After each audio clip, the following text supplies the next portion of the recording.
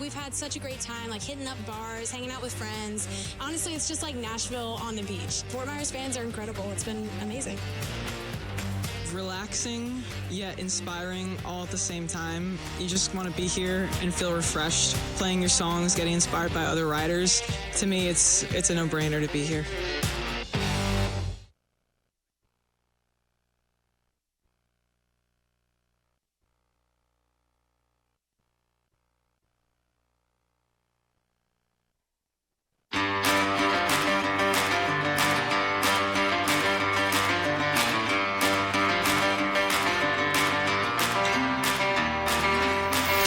Absolutely adore this place. Just the vibe, the music, just it's so fun. And yeah, it's what music's about really, but just what a beautiful setting to be able to play it in as well. Hi, I'm Nate from Essex County, and we hope to see you at Island Hopper 2023 because we're going to be there, so be there.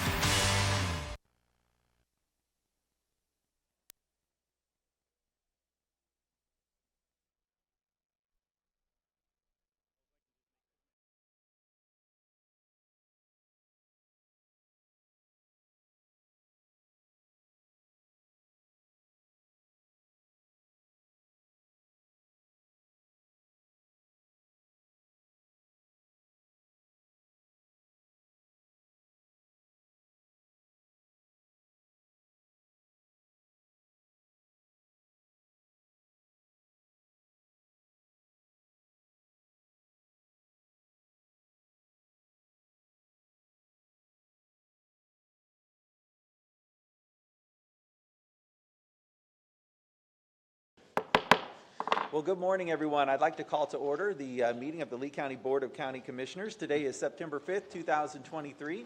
At this time, I'd like to ask everyone to please rise, and I'd like to call Pastor Benjamin Fletcher from Step of Faith Ministries up for the invocation. And after that, please remain standing for the Pledge of Allegiance. Good morning, Pastor. Let us pray. Father, we come before your presence. First of all, thank you for just such a beautiful morning. Thank you, Father, for giving us a day of rest yesterday.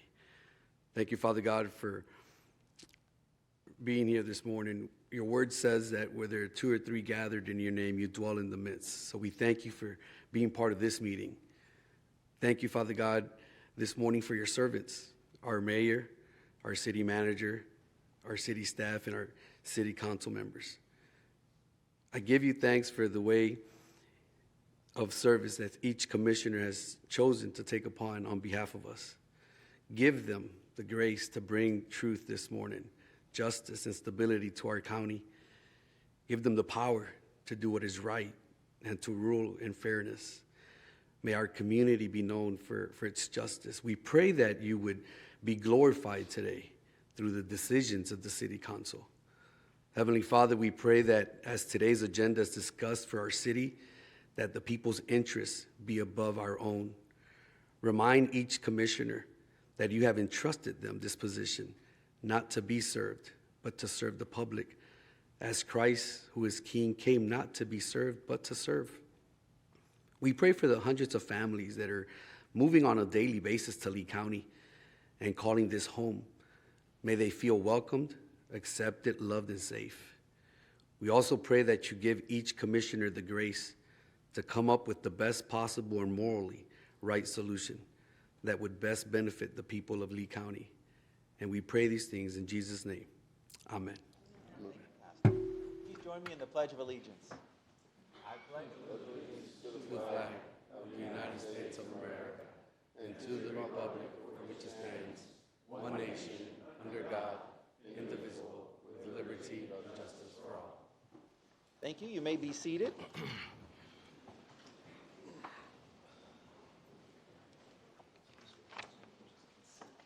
Consent number 5. Okay. Good deal. All right. Let's begin this morning with some ceremonial presentations.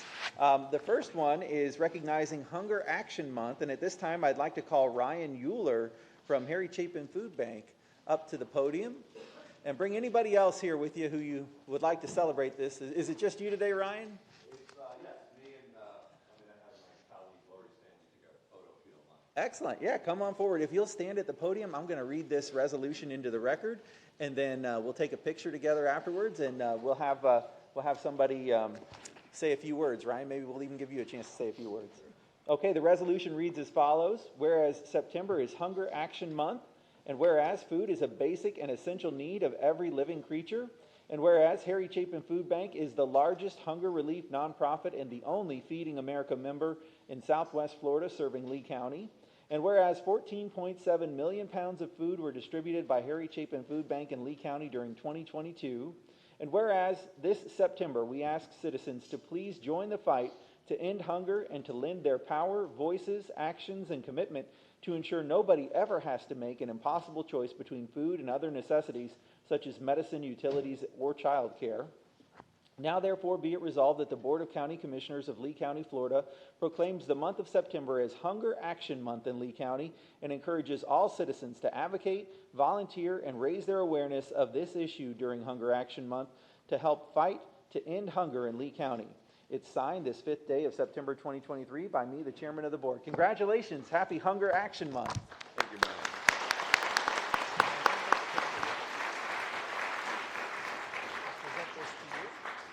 Congratulations, Ryan. Thank you. All right, so yeah, we got her around. Get the chair out of the way.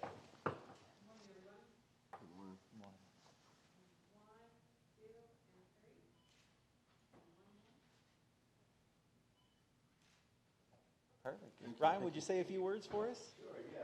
Thank you so much. Harry Chapin Food Bank, as a lot of people know, has been in the community for 40 years now. And we serve 250,000 people each month, and that's since COVID started. We really, we're here in cloudy skies, we're here in clear skies. So the Hurricane Ian, even tropical storm that we had, the coastal flooding, we're not first responders, but as soon as we're able to, we go into those areas and help ensure people have food. Our mission is to lead our community in the fight to end hunger. Our vision is that where we don't have hunger in our community, so we really want to institute that in Lee County. We want to make sure that our neighbors are fed. We feed children, seniors, families, veterans. So we just thank you very much and appreciate the proclamation. Thank you for all you do, Ryan. Congratulations.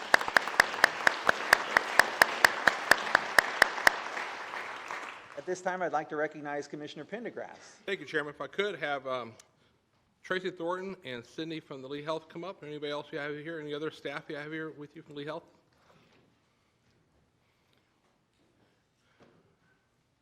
Michael and Nick's here. All right, good.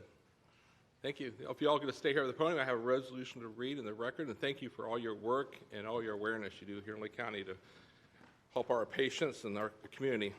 The resolution reads as, whereas over 23% of Florida residents are 65 and over or older, not in this room though. Whereas falls are the leading cause of fatal and non-fatal injuries among Florida's senior population, resulting in physical, personal, social, economic burdens. Whereas estimated that annually there are more than 150,000 hospital-treated injuries from falls among 30 and 65 and older, with medical charges exceeding $2 billion. And whereas 40 and 65 and older falls account for more than 75% of all fractures treated in emergency rooms and departments. Whereas falling and the fear of falling can lead to depression, loss of mobility, and loss of independence. And whereas injuries from falls are preventable community health problems. And whereas cost-effective home modifications, community strategies are available to improve safety and lessen the likelihood of falls and injuries that can result in. And whereas the State of Florida Department of Elderly Affairs Community for a Lifetime, the Florida Department of Health Office of Injury Prevention, Florida Statewide Falls Prevention Coalition, and the State Area Agencies on Aging, in partnership with Florida communities and residents, are working to increase awareness of this issue and encourage Florida residents to take steps to protect those who are not at risk of falling. Now, therefore, be resolved that the Board of County Commissioners, Lee County, Florida, proclaims September 22nd, 2023 as Falls Prevention Awareness Day. Here in Lee County, I urge everyone to join us in observance of this. Duly executed and signed by our chairman. Thank you. Very good. Congratulations, John.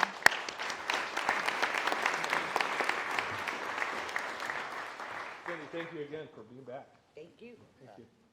Thank you. Congratulations. Thank you. Thanks again. Thanks for coming. Love doing this every year. Yeah, good to see you guys again this year. Like Michael's new haircut? Michael, congratulations. Yeah. Katie's here too? Thanks for doing that. Yep.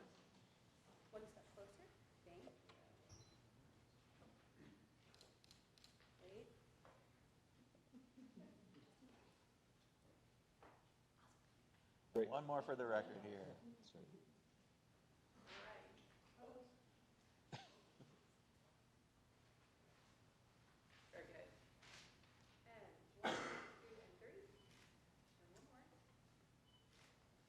Thank you. I'm not sure who's going to speak on behalf of the group. Is it Tracy, Sydney? Thank you. Sydney, I'm sure you're going to tell us all about how most of the falls account for like 64% of our trauma patients a lot of times in our ER. Pretty much. Yeah. So I want to thank the county commissioners as well as the community for your support in this. We also want to thank Lee County Emergency Medical Systems and our fire departments because they do help us spread the injury prevention word for falls prevention throughout our community. And we'll be doing several events, a couple with the fire departments this month and a big one out at Shell Point on the 22nd. And the community is welcome to all of those. 1 in 4 over the age of 65 will fall. Right. So thank you. Yeah, and thank you for everything you're doing because it affects all of us, even if you're not dealing with elderly parents, your neighbors, it could be a friend or somebody in the store. So again, thank you for everything you're doing, making awareness. Thank you. Thank you, guys.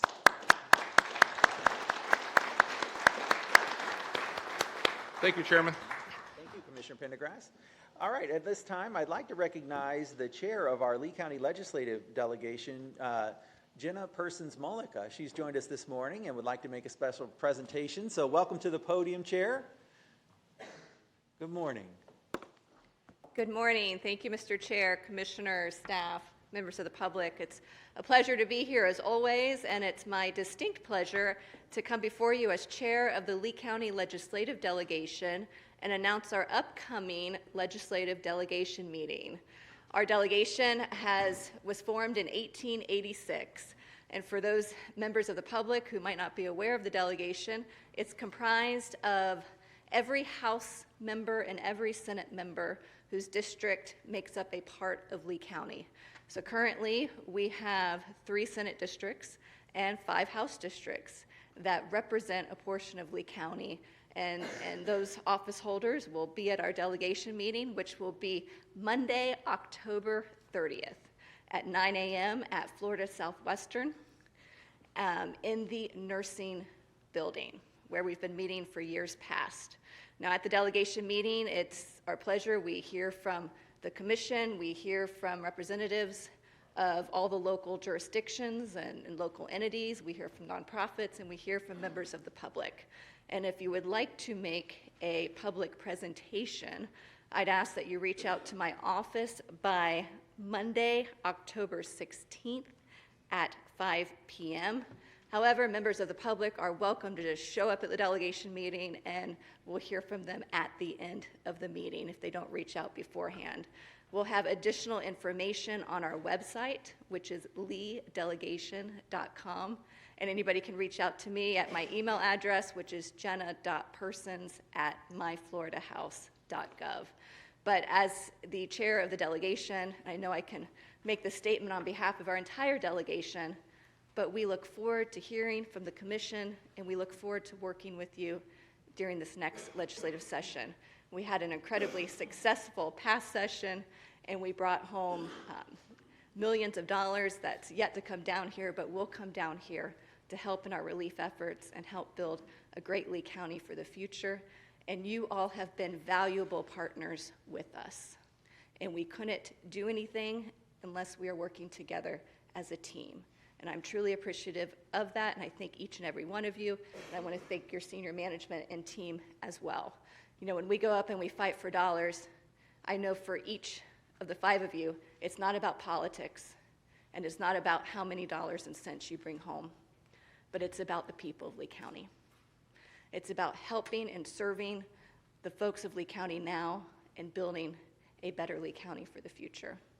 And while we've had a strong recovery and we've made great progress since the storm that devastated all of us here, we have a long road ahead of us. And I look forward to continuing to work with you all in the coming years So thank you, and again, everyone's welcome to our delegation meeting October 30th at Florida Southwestern State College at 9 a.m. in the nursing building. Thank you. Thank you, Chairperson Smolika. Any questions, commissioners, or any comments at all?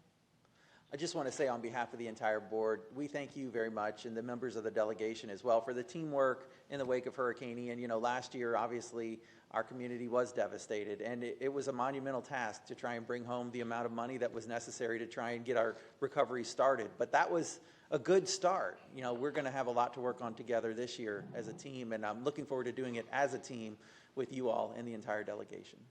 So, Thank you, Mr. Chair. All right. All right, that concludes our presentations for this morning. We'll take up the recap. This is the part of the agenda where we discuss any additions, deletions, or revisions to the agenda.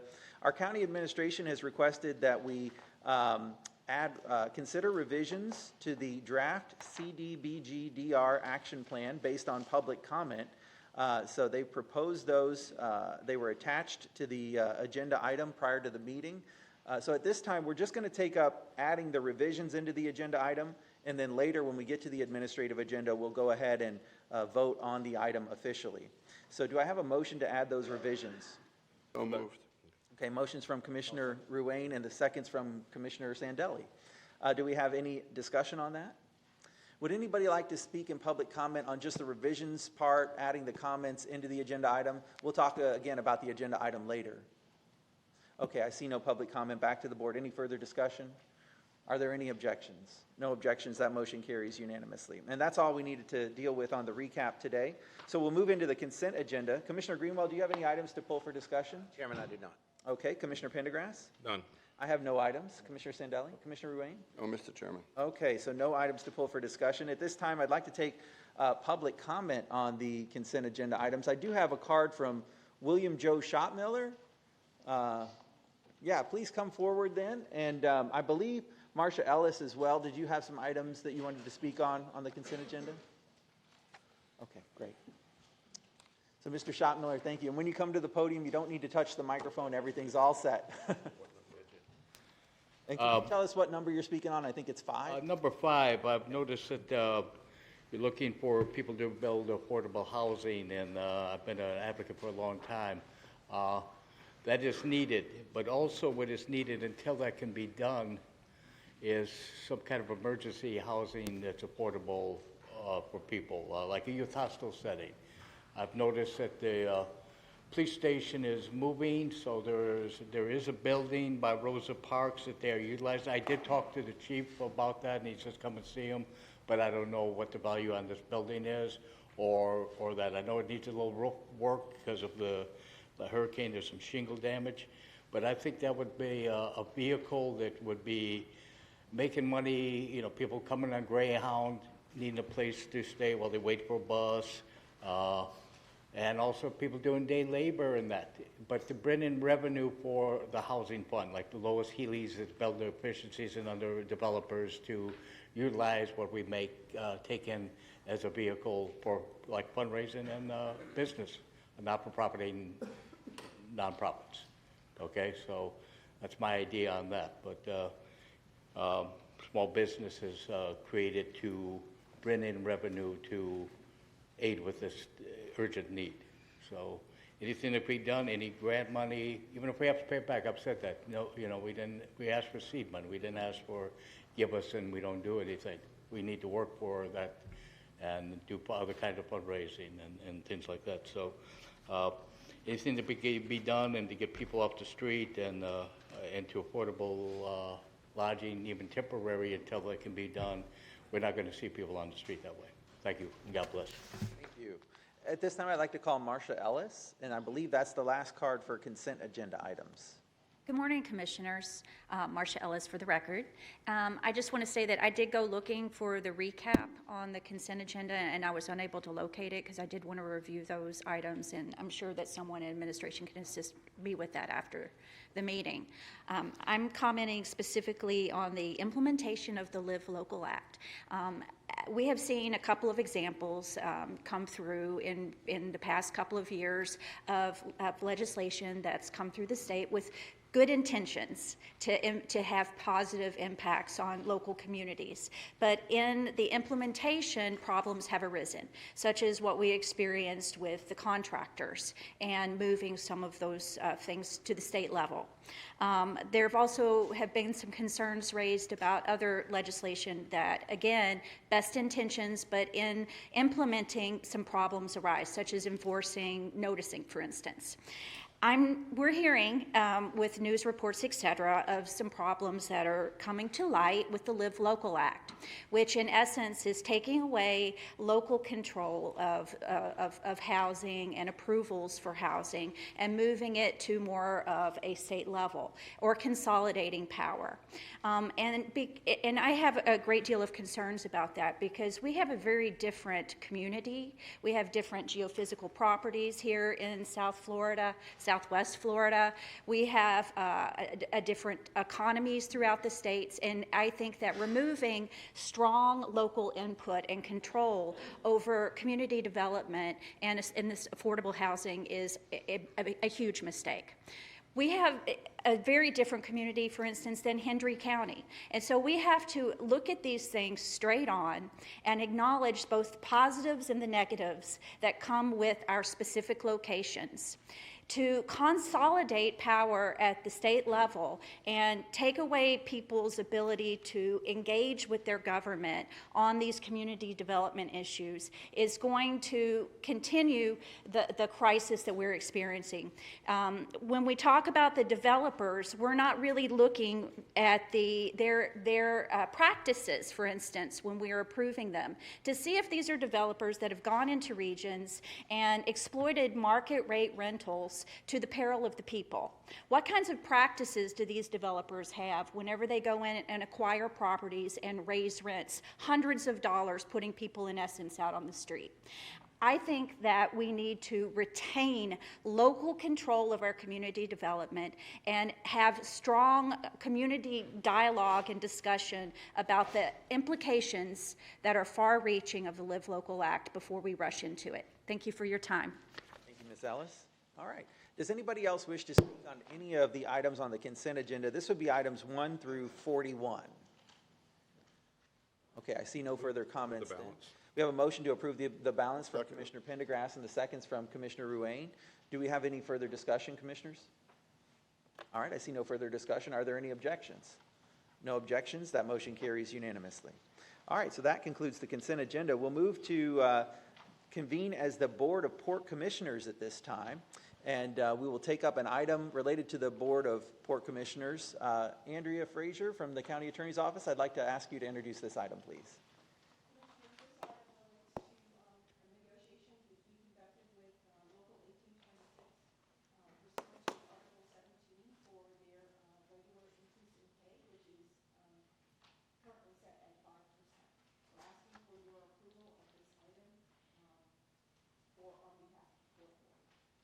Very good. We'll come back to the board. Commissioners, do you have any questions on this item? Move the item. Motion for approval from Commissioner Ruane, second from Commissioner Greenwell. Do we have anybody who's come to speak in public comment on the Port Authority item?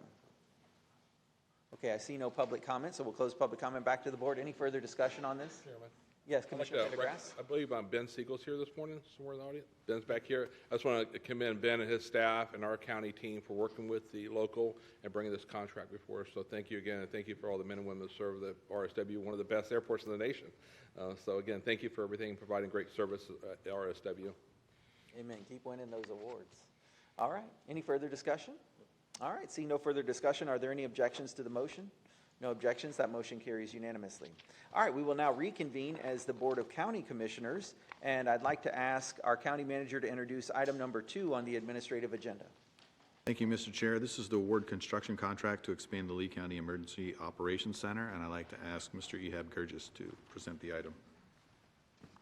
Good morning. Ehab Gurgis, Construction Management. Item number 2 is to approve a contract with Manhattan Construction for the EOC expansion. The project will add 36,873 square foot to the existing 29 square foot. The first floor will add 2,455 square foot courtyard, 15 offices, and a training center that will be converted to a sleeping area during activation. The second floor will add 10 offices and 52 consoles. The expansion will serve the public safety emergency communications, Lee County Sheriff Office communication, and the TOC for the Department of Transportation. I would like also to share a 2-minute video with you to show the expansion, how it will be connected to the existing, and some overview for the whole project. I think we should have sound.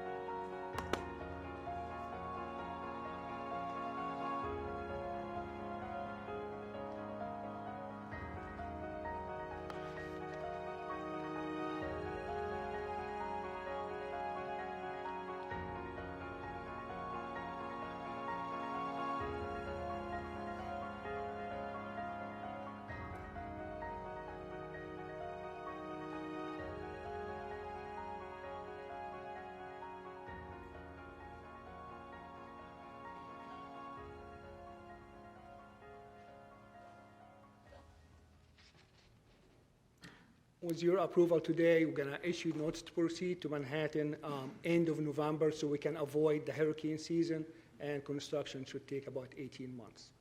Thank you. Commissioners, what questions do you have for the team? Yeah, Commissioner Green. I have a question. Does this add any additional parking? Correct. We're adding 67 parking spaces. Very good. Any other questions, Commissioners? Yeah, Commissioner Ruane. Just if you could identify some of the increased cost. I remember when we initially were presented this, we went to the legislator and received 13.7 for a match. I was under the impression that was 50%. Obviously, this amount's greater than that. So the funding for this job are 3 funding sources. We have $16 million from ARPA and $13.5 from state appropriation and about $6.5 million from CIP. I guess the question I had is how much does it increase when we were initially told the project? It's gone. So the job, when we got the first estimate, which was about 2 years ago, was about $19.5 million. And now it increased to $28,699,000. Thank you. Can I follow up on that question? Was that mainly due to cost increase in the construction market, inflation, things like that, materials?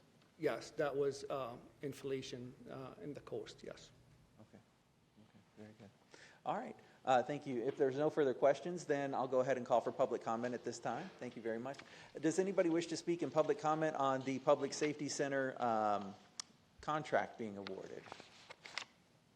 Okay, I see nobody wishing to speak in public comment, so we'll come back to the board. Does somebody wish to make a motion?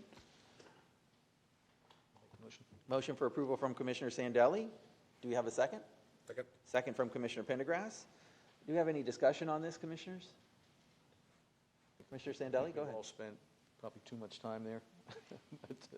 It's a phenomenal facility. The need is certainly there. And obviously, weather conditions are not going to change in Florida probably in our lifetime, so I think it's well used. Yeah. Any further questions or comments? I just had one too, Mr. County Manager. Could you talk about, so the second floor, so obviously the first floor will continue to be the situation room, is that correct?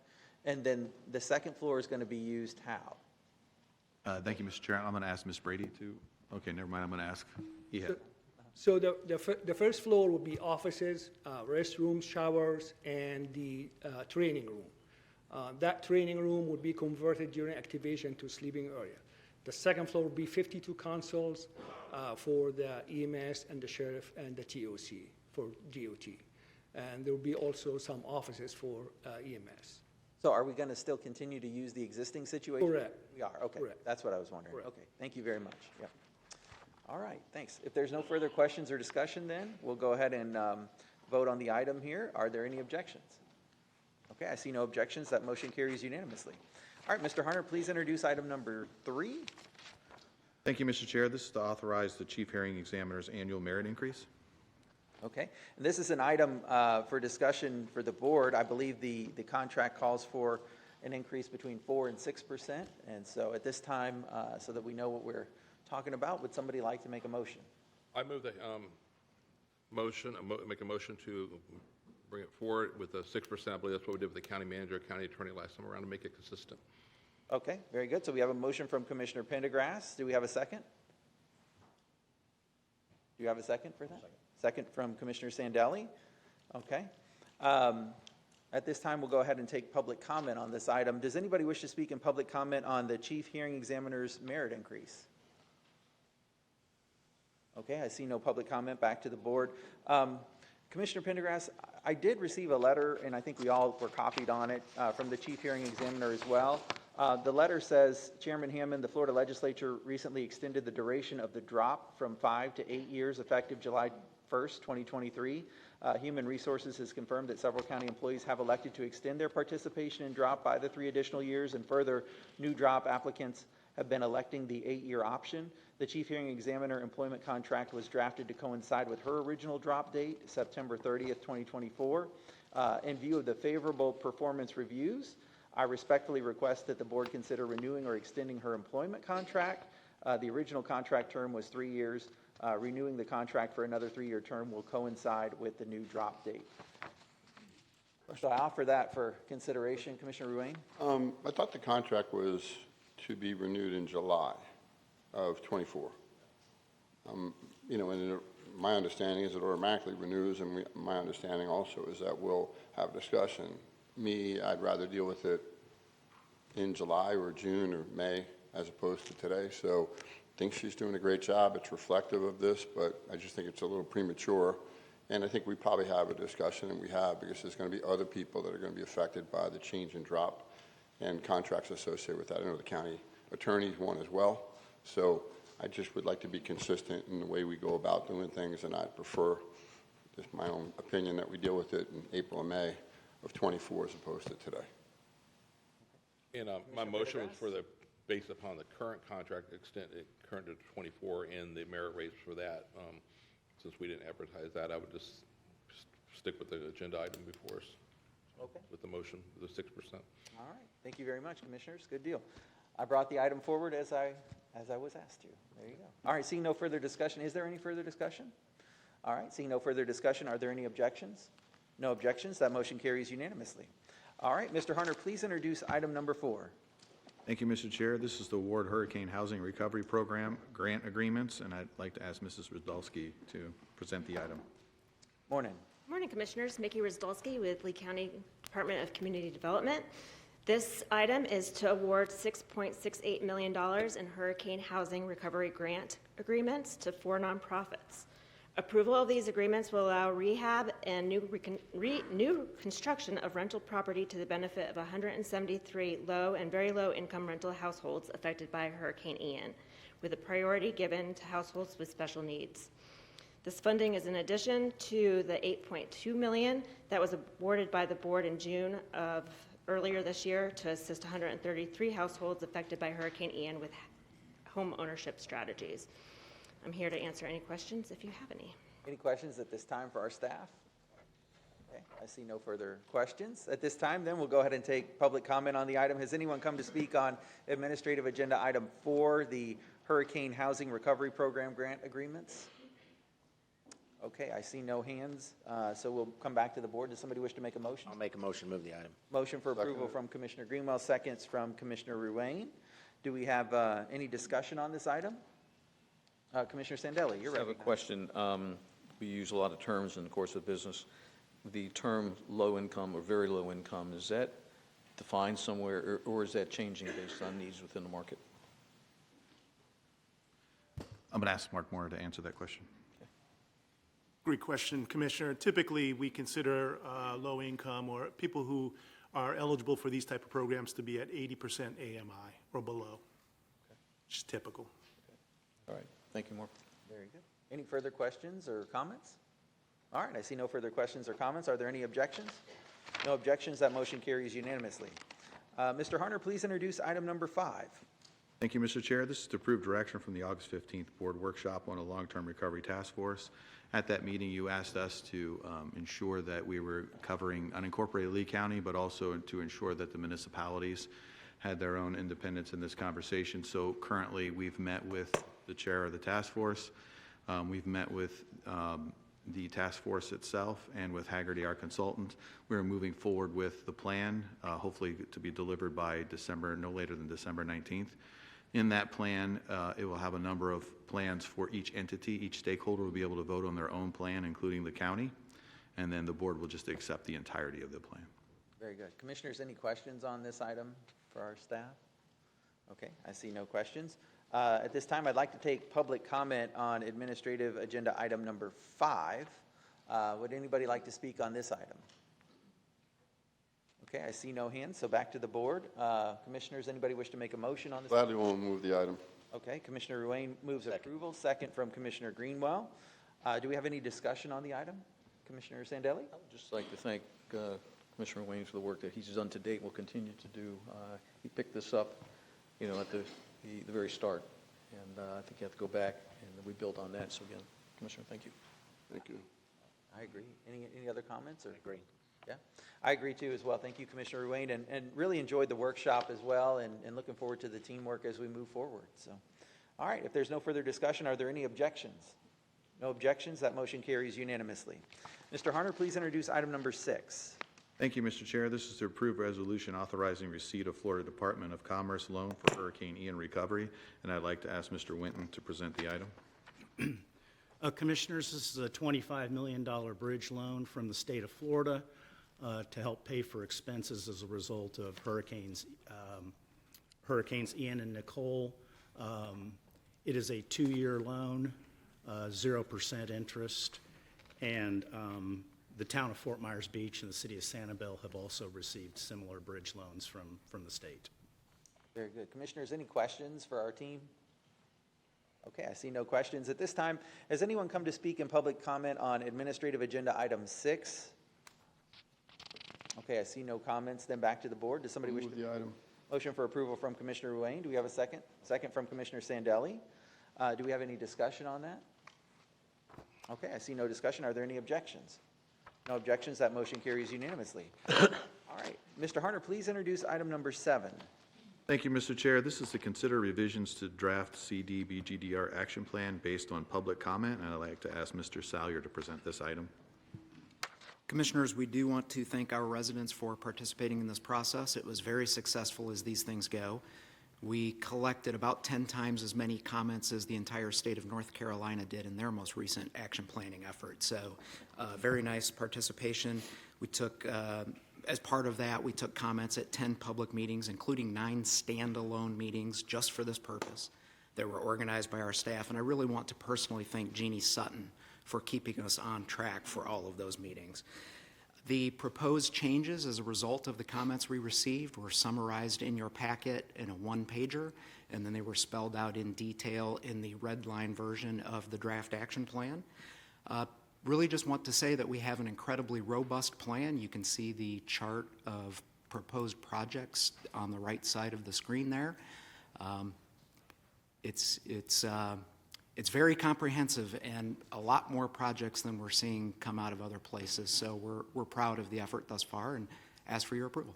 All right, Commissioners, do you have any questions for our team at this time? Commissioner Ruane.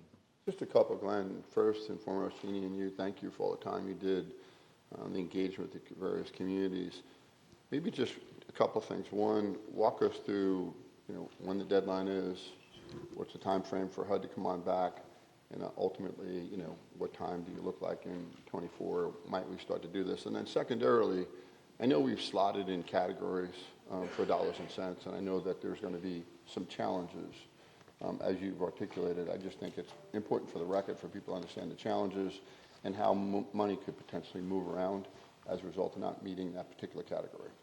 Yes, sir. Thank you for those questions. So the next time we're before you will be at your next board meeting with the revisions that you authorized today. With the board's approval on September 9th, that will be September 19th. And with your approval then, we will submit to HUD no later than the following day, September 20th. It has to be entered through their grants portal system.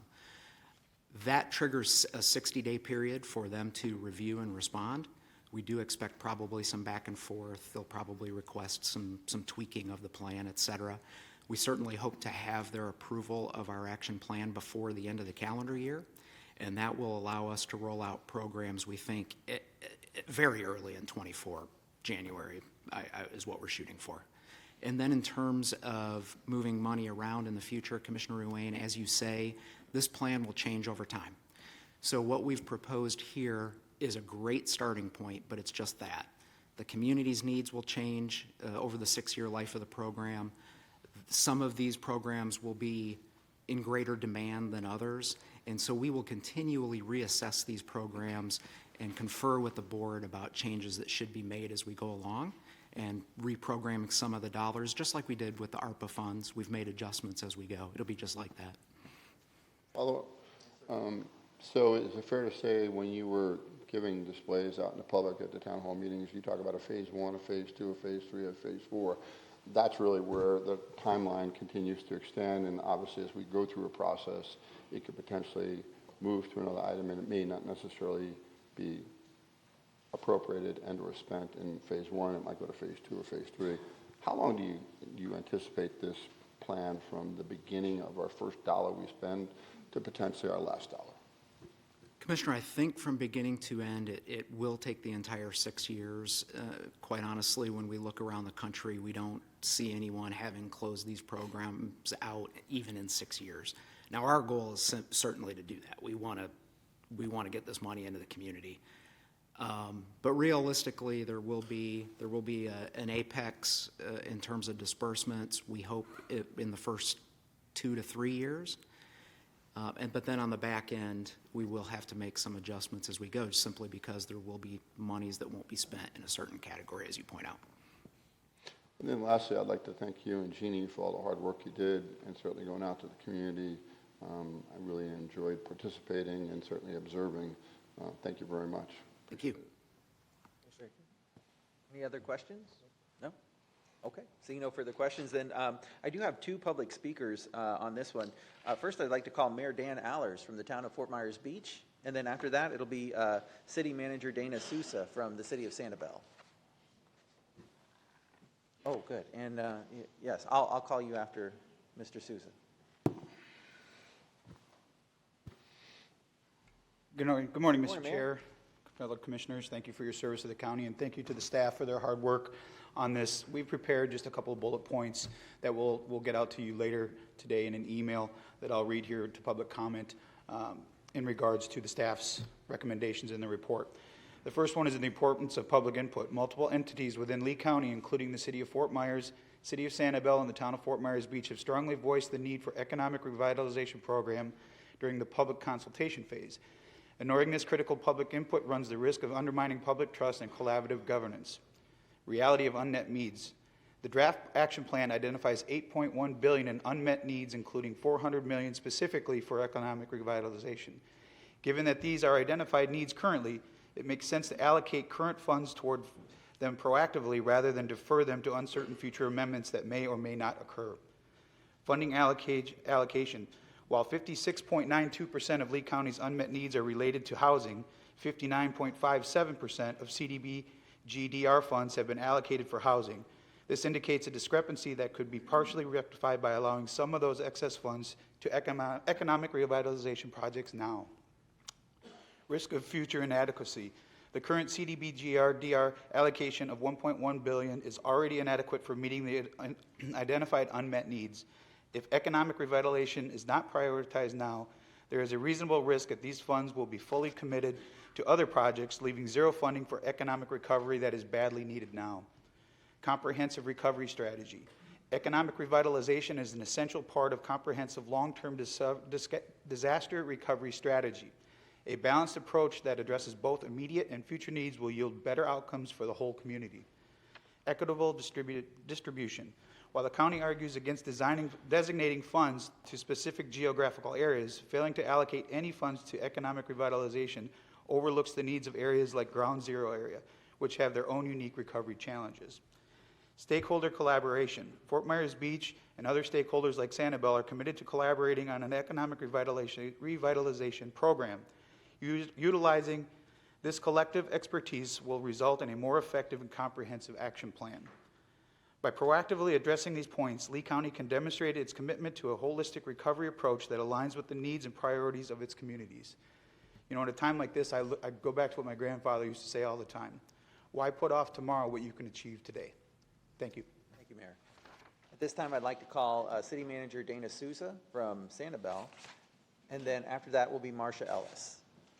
Thank you, Mr. Chairman, members of the Commission, County Manager, Assistant County Manager, thank you very much. We do want to make particular note to thank your county staff. You know that we had a hurricane that scooted our coast last week, and the public meeting on Sanibel had to be rescheduled, and county staff did that lickety-split, and we're grateful that Sanibel was included in that public comment process. And as you all know, recovering from a hurricane like Hurricane Ian is a significant task, and managing the CDBG-DR funds is also a significant task too. We think that the staff and everyone who has worked on the draft plan has done a good job, but we do have some comments that we'd like to share. Assistant County Manager Salyer said that the plan will be amended multiple times over the course of the 6 years, and we understand and we agree with that process. But as you know, the CDBG-DR funds are provided by the federal government in response to extraordinary impacts from a disaster. And there's a dilemma, particularly here, because statutorily there's a requirement to spend 70% of the funds to those on projects that will benefit low to moderate income populations within the county. But it is also required that CDBG-DR funds can only be spent to meet the recovery needs caused by the disaster, specifically stated in the appropriation. So there's some tables on page 70 in the action plan.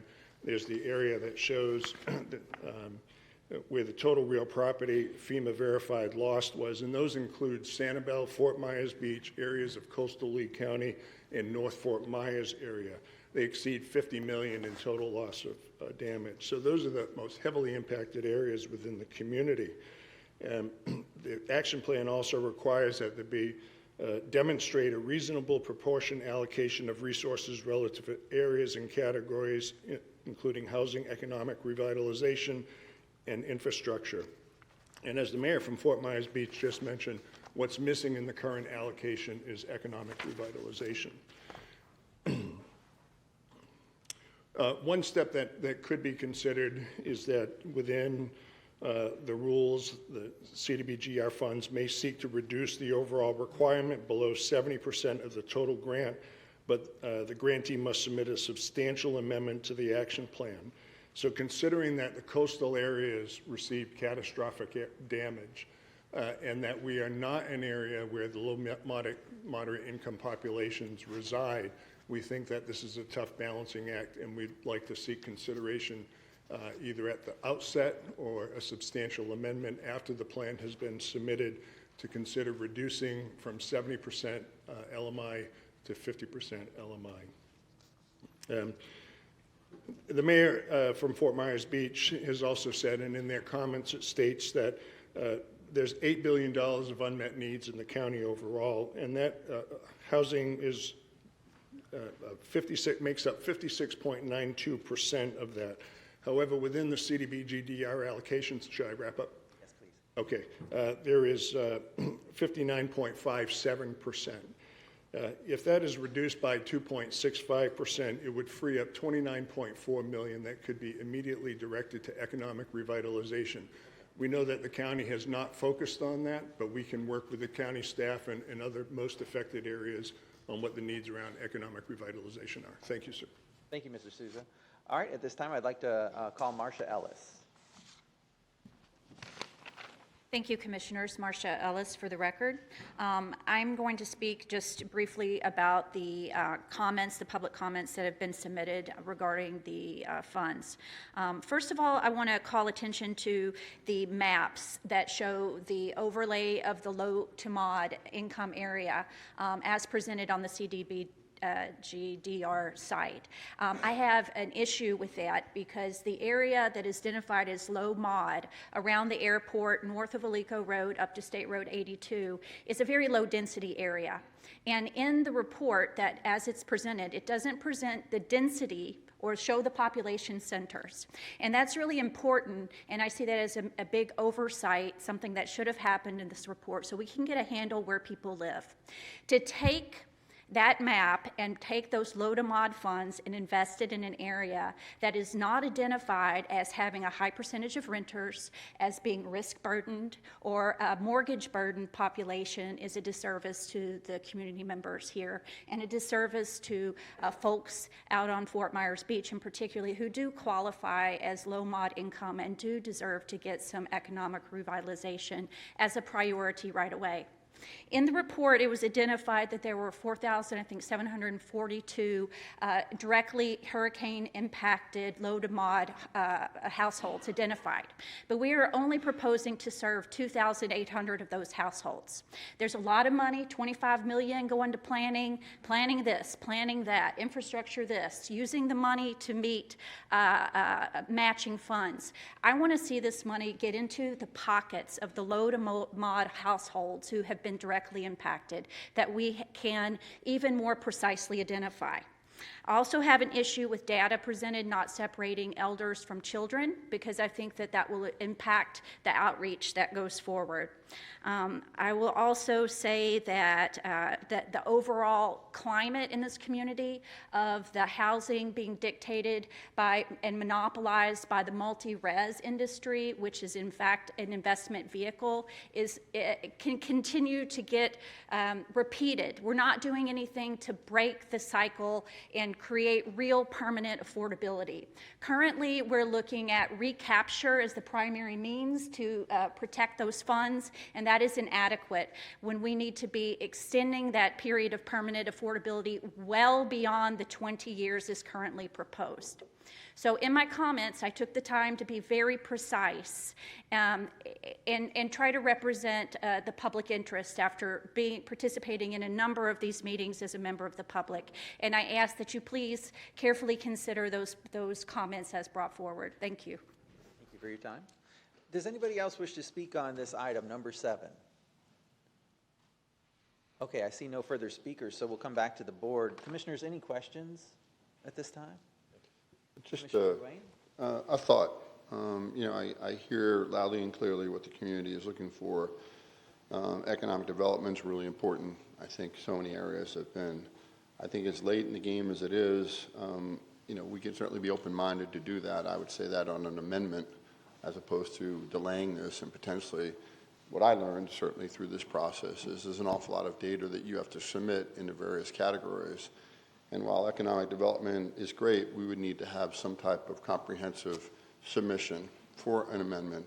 And perhaps I would, as one person, would want to talk to John Talmadge, and maybe we can talk about this sometime in the future. But Right now, given the late time, I think it's just really late in the game to try to do an amendment right now without adequate documentation. My understanding, and Glenn, correct me any place where I'm wrong, each item that we submit will have some type of documentation. And at this late stage, I'm 100% for economic development. I don't know that we have the adequate material to submit to obviously receive this plan, and would love to work on that opportunity and maybe perhaps have a more robust conversation for maybe it's our first amendment. I hear the community, understand what the community needs, and certainly want to help that community do so, but we need to obviously have a plan that we understand, and more importantly, that's going to be successful. Any other questions or comments? Okay. You know, and just to follow up to those comments as well, Mr. Harner, if you could direct it to the appropriate person, I believe it'll be Mr. Salyer. But, you know, when we've asked in our briefings about the economic revitalization aspect of this, you guys have shared with me your thought process behind the way our action plan was set up the way it is. So could you just share that today? You know, what was the thought process behind the way we handled the economic revitalization aspect of this plan? Yes, sir, Mr. Chair. So to follow on Commissioner Ruane's comments, we are certainly eager to work with the municipalities to see if we could effectuate a program design that businesses can actually utilize. The technical challenges of the economic revitalization program under CDBGDR are many. It's a complicated program in every instance, but particularly for that program. And so figuring out which businesses would be eligible, what kind of, we heard a lot about working capital loans.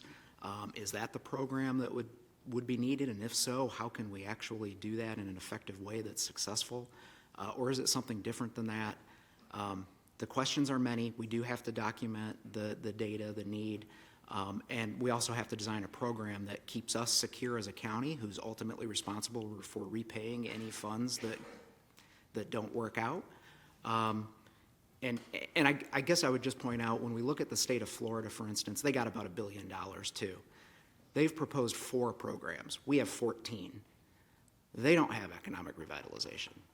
They only have, you know, I mean, it's just, there's a reason why it's a complicated affair and it's not in the initial draft. But we're absolutely committed to working with them on program design if the board wants us to do that. You know, just to follow up on that, one of the things we talked about, this is obviously federal money. It's not going to come without strings attached. We're going to be heavily audited on how we use this money and held accountable. And potentially money could be clawed back from the federal government if we don't use it appropriately. What did you find out was the most clawed back area and when these CDBGDR grants have been given to communities? Yes, sir. It is this program far and away. So the economic revitalization is the most clawed back area. So it's important to go into it with a really solid game plan to make sure that if you are going to do that particular part of this, you don't lose money or have to be on the hook to pay it back. We just want to do it right if we're going to do it. Okay, that makes sense. Commissioner Ruane?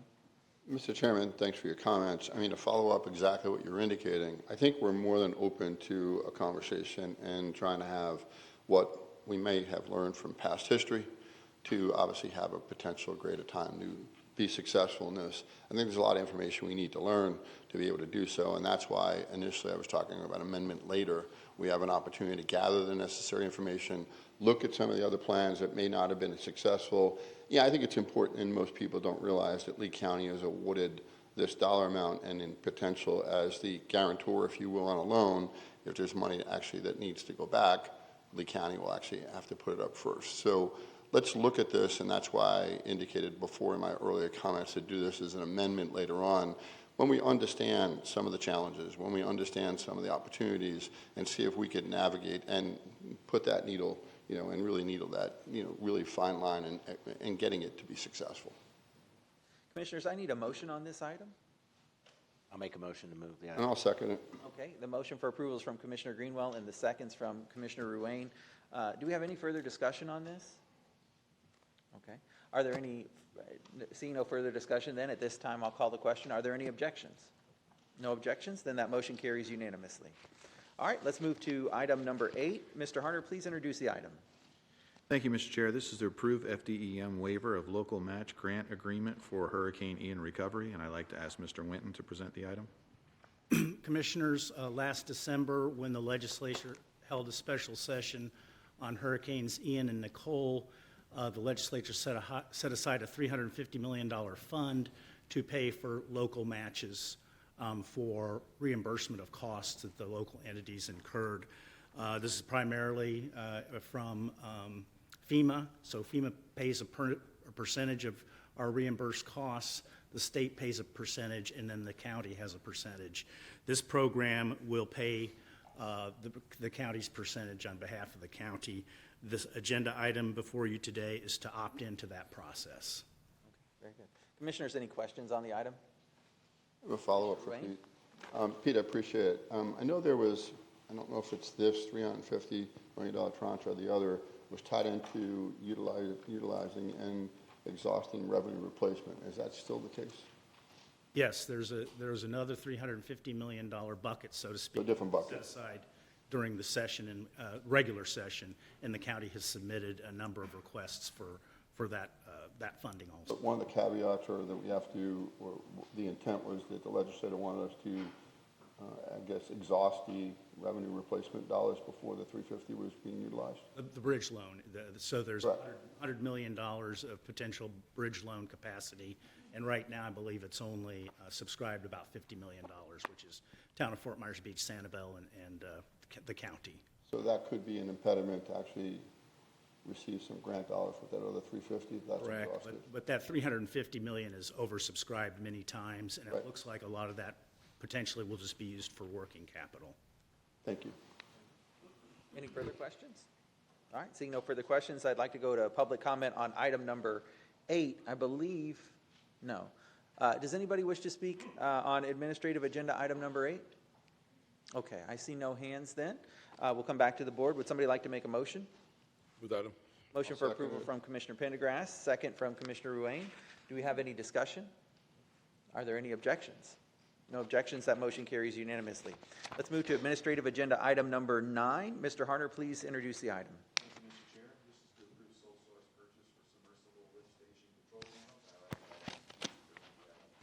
Good morning, Commissioners. Pam Keys, Lee County Utility. The next 3 items that I'll be talking about are all part of the utilities recovery from Ian. This first item is to approve a sole source purchase of submersible lift station control panels. During Ian, we had about 100 lift stations that were damaged due to storm surge. This will help us to harden those lift stations and be better prepared for future storms. This program has been approved by the DEP Hurricane Stormwater and Wastewater Assistance Grant Program, and most of the funding will come from that grant. Very good. Any questions, commissioners, on this? Okay, I see no questions then. Thank you. At this time, we'll take public comment on item number 9. Has anyone come to speak on administrative agenda item number 9? Okay, I see no hands. Back to the board. Would somebody like to make a motion? I'll move the item. Okay, motion from Commissioner Ruane, second from Commissioner Sandelli. Any discussion on that? Okay, I see no discussion. Are there any objections? No objections. Motion carries unanimously. All right, go ahead, Mr. Harner, and please introduce item 10. Thank you, Mr. Chair. This is to accept the FDEP Hurricane Stormwater and Wastewater Assistance Grant funding. I'd like to ask Ms. Keys to present the item. Commissioners, this is a grant for $4.7 million. It will cover the lift station control panel project I just spoke on. It will also help us with the Fort Myers Beach Water Reclamation Facility Electrical Support System project. These funds were specifically set aside for wastewater facilities to recover from Ian damages. Okay, commissioners, any questions on this item? All right, I see no questions. Has anyone come to speak in public comment on administrative agenda item 10? I see no hands. Back to the board. Would somebody like to make a motion? I gladly will move the item. Just for record, this is a grant given to us by the Florida Department of Environmental Protection. Just want that on the record. Thank you very much. So we have a motion for approval from Commissioner Ruane. Second is from Commissioner Greenwell. Any discussion or questions on that? Okay, I see no discussion. Are there any objections? No objections. That motion carries unanimously. And then, Mr. Harner, please introduce item 11. Thank you, Mr. Chair. This is to approve piggyback purchase for switchgear replacement. I'd like to ask Ms. Keys to present this item as well. Good morning. Good morning. This is a piggyback purchase for our Fort Myers Beach Water Reclamation Facility switchgear replacement. Procurement management helped us with a market analysis and found that by using this procurement process, we could potentially save 5% of the cost to comparable projects. This is funded by Resilient Florida grant funds, which have been awarded. We anticipate that we'll bring back that agreement to the board for your approval in October or November of this year. Very good. Commissioners, what questions do you have on this item? Okay, I see none. At this time, I'll call for public comment. Does anybody wish to speak on administrative agenda item 11, the piggyback purchase for switchgear replacement? Okay, I see no speakers, so we'll come back to the board. Does somebody wish to make a motion for approval from Commissioner Sandelli and the seconds from Commissioner Greenwell? Any further discussion?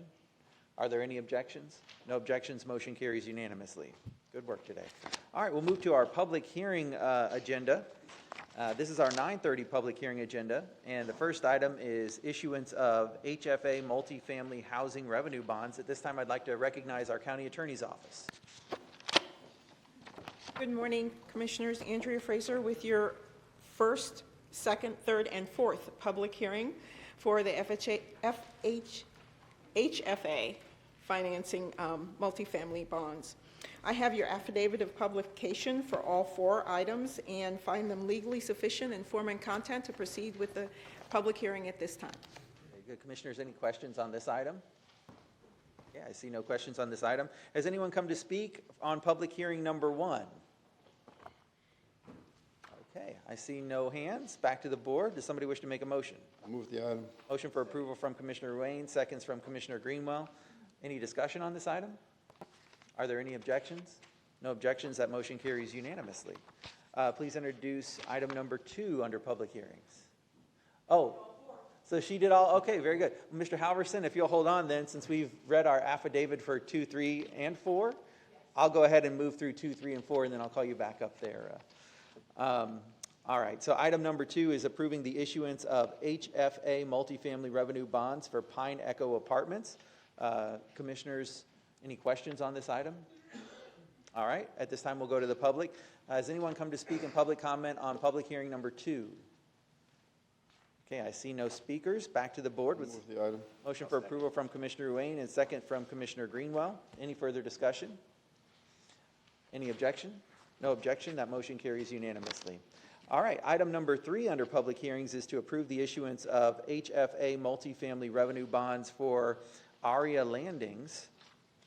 Commissioners, do you have any questions on this item? Okay, I see no questions. Has anyone come to speak in public comment on public hearing number 3 at this time? Okay, I see no speakers. Back to the board. I'll move the item. Motion for approval from Commissioner Wayne. I'll second. Commissioner Greenwell. Any further discussion? Are there any objections? No objections. That motion carries unanimously. And item number 4 is approving the issuance of HFA multifamily revenue bonds for crossings at Cape Coral. Any questions on this one? I see no questions. Has anyone come to speak in public comment on public hearing number 4? Okay, I see no speakers. Back to the board. I'll move the item. Okay, the motion for approval is from Commissioner Wayne, and the second is from Commissioner Greenwell. Do we have any discussion? All right, I see no discussion. Are there any objections? No objections. That motion carries unanimously. All right, Mr. Halverson, please introduce item number 5. Morning. Thank you, Mr. Chairman. Good morning, Commissioners. David Halverson, County Attorney's Office. I have your 5th public hearing item this morning. This item has been duly advertised, and I've provided the affidavit of publication to the clerk. Thank you.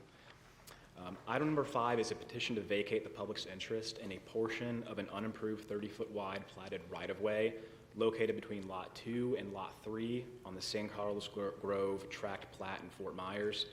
There were no objections to the requested vacation, and staff has opined that this vacation will not alter any existing utility or drainage operations. If there are any questions, staff is available, and I believe the attorney for the petitioner is present as well. Very good. Any questions on this item? Okay, I see no questions. Has anyone come to speak in public comment on public hearing 5? Okay, I see no hands. Would you like to speak, Mr. Hartzell? Steve Hartzell for the record, here on behalf of the petitioners, only if you have questions. Any Any questions for the attorney? Okay, I see none. Thank you. Thank you, Mr. Hartzell. All right, if there are no further speakers then, at this time we'll come back to the board. Does somebody wish to make a motion? Motion for approval from Commissioner Sandelli. I'll second. Second from Commissioner Greenwell. Any discussion? Are there any objections? No objections, that motion carries unanimously. Please introduce public hearing number 6.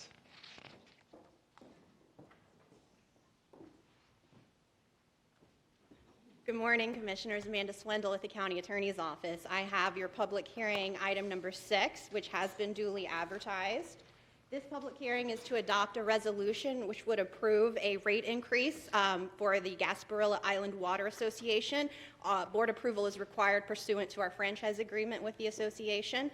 This item would also authorize the county manager to approve future annual rate increases not to exceed the CPI index, which is in line with the resolution adopted by the Water Association. Utility staff is here if you have any questions. Very good. Commissioners, any questions on this item? All right, I see no questions. Thanks, Ms. Swindell. Has anyone come to speak on public hearing number 6, the Gasparilla Water Association? Okay, I see no speakers. Back to the board. Move the item. Motion for approval from Commissioner Pendergrass, second from Commissioner Ruane. Any discussion?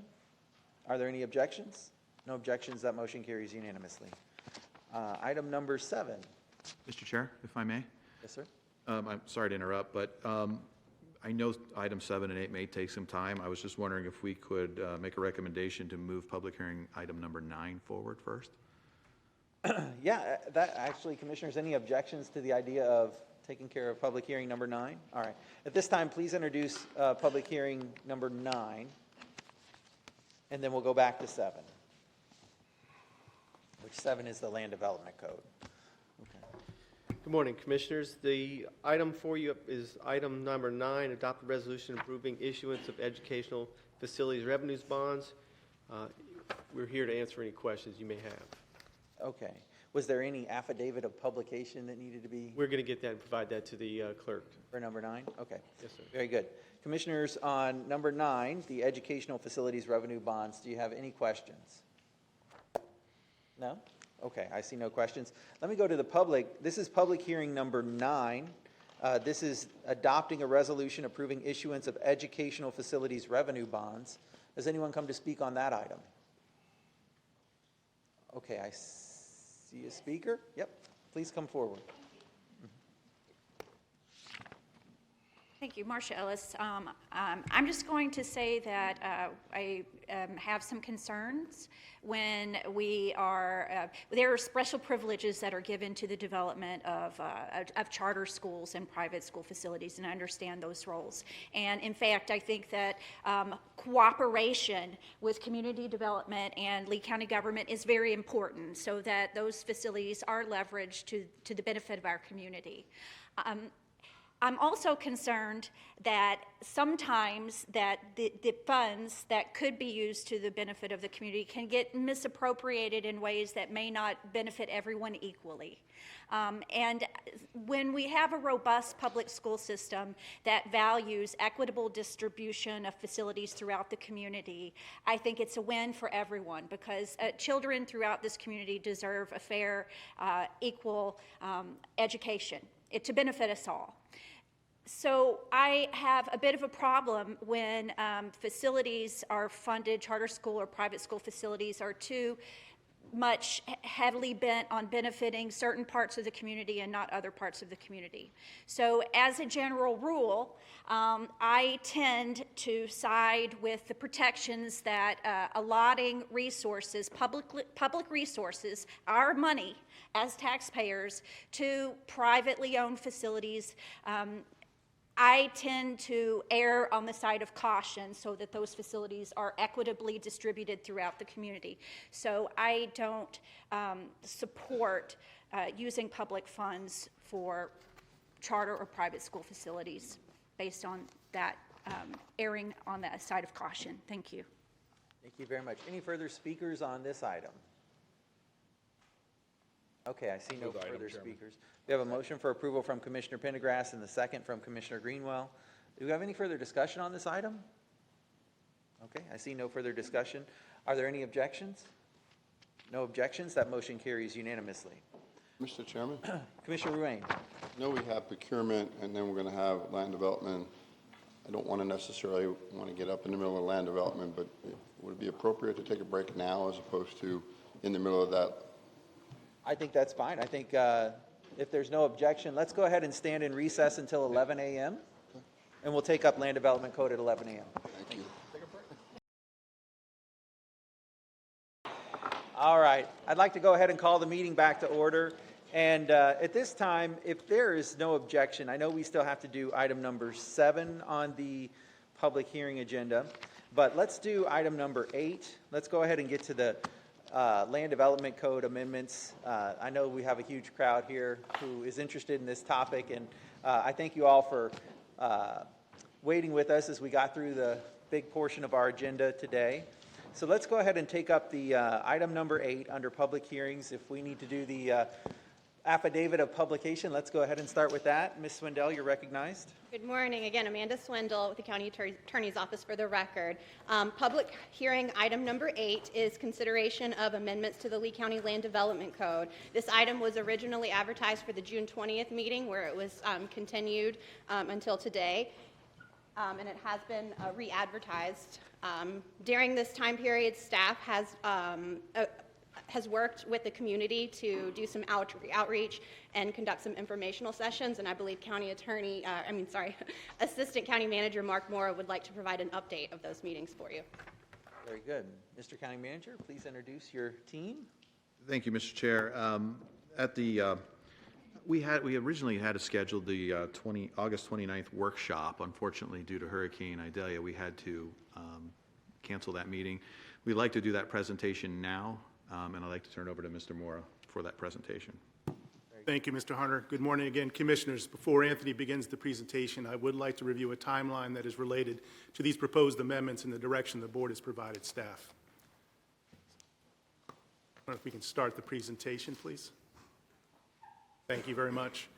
On January 17th, the board directed staff to amend regulations that address countywide height, setbacks, and other development limitations potentially restricting ability to rebuild homes and businesses in a manner that reduces potential flooding threats. These proposed amendments to the Land Development Code were presented as required to both the LDC-AC and the LPA. Both those committees approved the proposals and recommended moving the items to the board for consideration. And you can see from this timeline, the board directed to public hearing these proposed amendments on June 6th. The public hearing was held on June 20th. At that time, the board directed staff to continue the public hearings to September 5th. During that timeline, during that period, beginning on July 13th, staff did go to Captiva, Pine Island, Sanibel, and we held a session here at Fort Myers to engage with the community and hear input. Also, a presentation similar to what you're seeing today was presented by Anthony, and we made clarifications of any misunderstandings of the proposals at the time. Bless you. Thank you. As Mr. Hunter mentioned, August 29th was a scheduled workshop, and unfortunately, because of the storm, we had to cancel. So we are here today on September 5th, hearing these LDC amendments. Tomorrow, there will be a public hearing of the Lee Plan amendments that are companions to these proposed amendments. So, Anthony, I will now turn the presentation over to you. Anthony is a Community Development Manager who will provide an overview of the proposed amendments and summarize the community input heard during the public meetings. Thanks, Mark. Good morning, Commissioners. Morning. For the record, my name is Anthony Rodriguez. I am the Zoning Section Manager with the Department of Community Development. And I'm going to take you through the technical aspects of the proposed Land Development Code amendments. But before I do that, I wanted to just kind of take a moment to summarize some of the public comments we heard during our public outreach exercise over the summer. We heard, by and large, from a variety of members of the community, and really what we've heard can be kind of distilled down into these 6 bullet points before you. The first thing we've heard is that the proposed amendments will allow unlimited height on Captiva. The proposed amendments will also remove all density restrictions. We also heard some concerns and speculation about what South Seas and the Timbers Group in particular are going to do with respect to future development of the property. We did also hear some support for rebuilding usable space above base flood elevation. We also heard a request for staff to look at build-back provisions that are codified in the Land Development Code and the post-disaster ordinance to eliminate some possible inconsistencies, to allow development that is both marketable and insurable. And we also heard a desire from the communities to keep the height regulations that are related to community plan areas in particular in Chapter 33 where they're currently located. So the proposed amendments before you today are really intended to achieve kind of three things: regulatory certainty, insurability, and economic resiliency. So we talk about resiliency, and resiliency really is a broad term that can be defined as a variety of things. But it is really more than the construction methods we use to build buildings. It's more than environmental preservation and restoration, and it's more than just development itself. Economic resiliency is critical to a successful recovery and to assuring social resiliency, getting folks back to work after a storm event, preventing those long-term business disruptions we see when we have that storm event, and also allowing businesses to change and adapt to market conditions.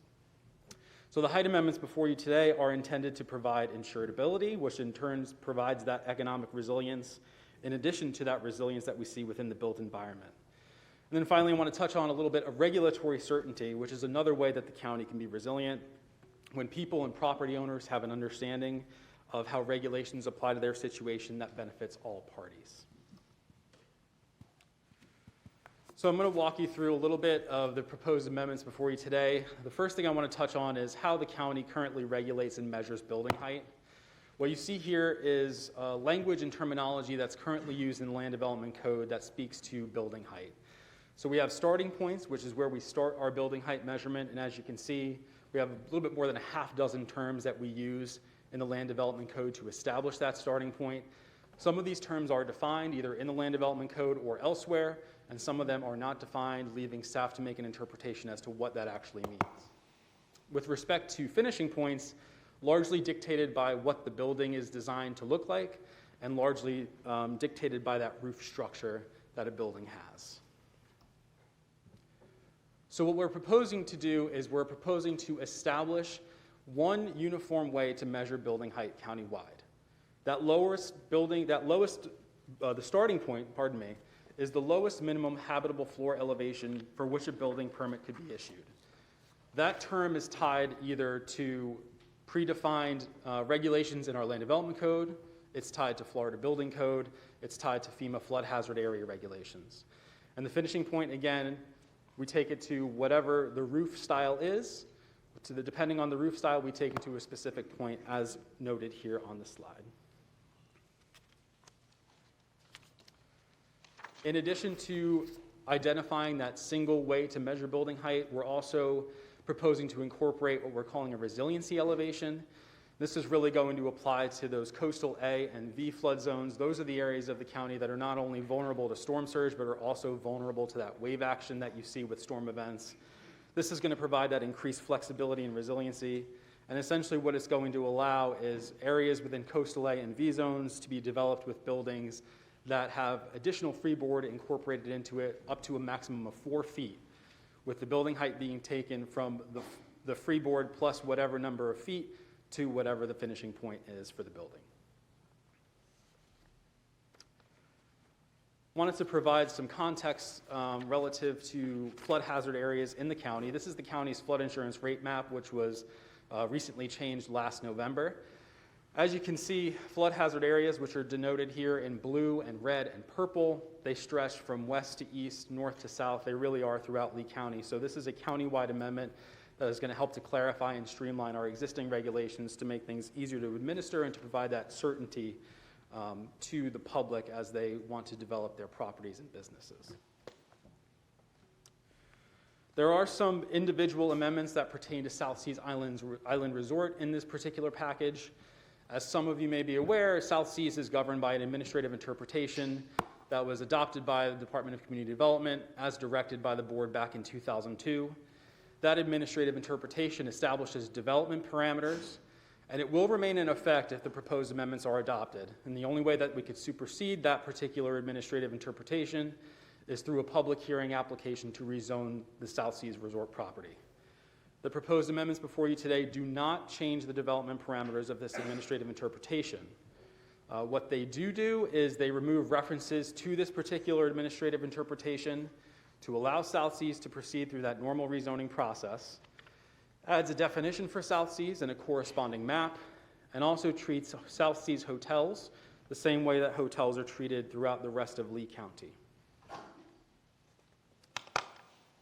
As we touched on through the... Question? Yeah, Commissioner Pendergrass, go ahead. Thank you for all the information. I'm just trying to make sure we stay on top of this because it's the last few months, I think there's 2 conversations going on. And thank you for clarifying some of that information today, but I wanted to go back to something. Earlier you had public comment, some of the concerns that people obviously thinking is unlimited density, unlimited heights. You just confirmed that in your last presentation here.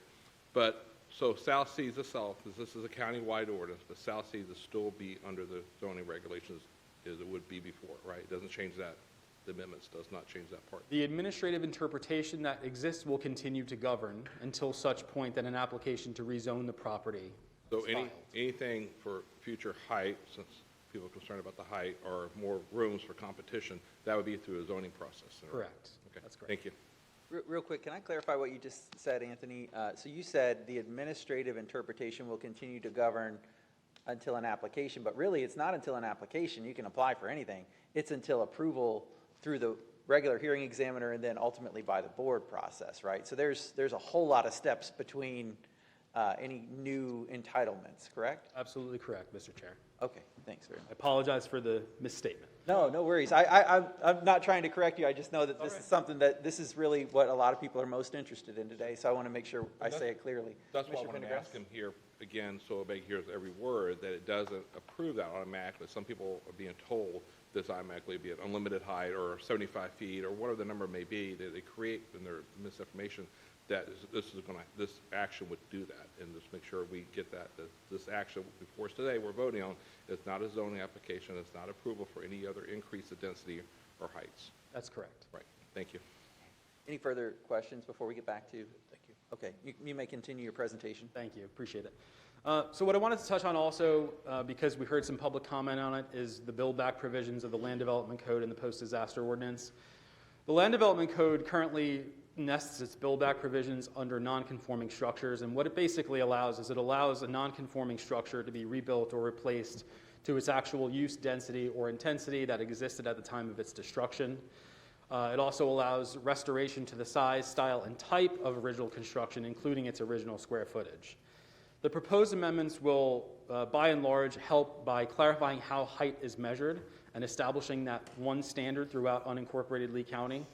And it will also allow for that additional elevation for resiliency and insurability to allow further enhancements to built-back buildings and structures.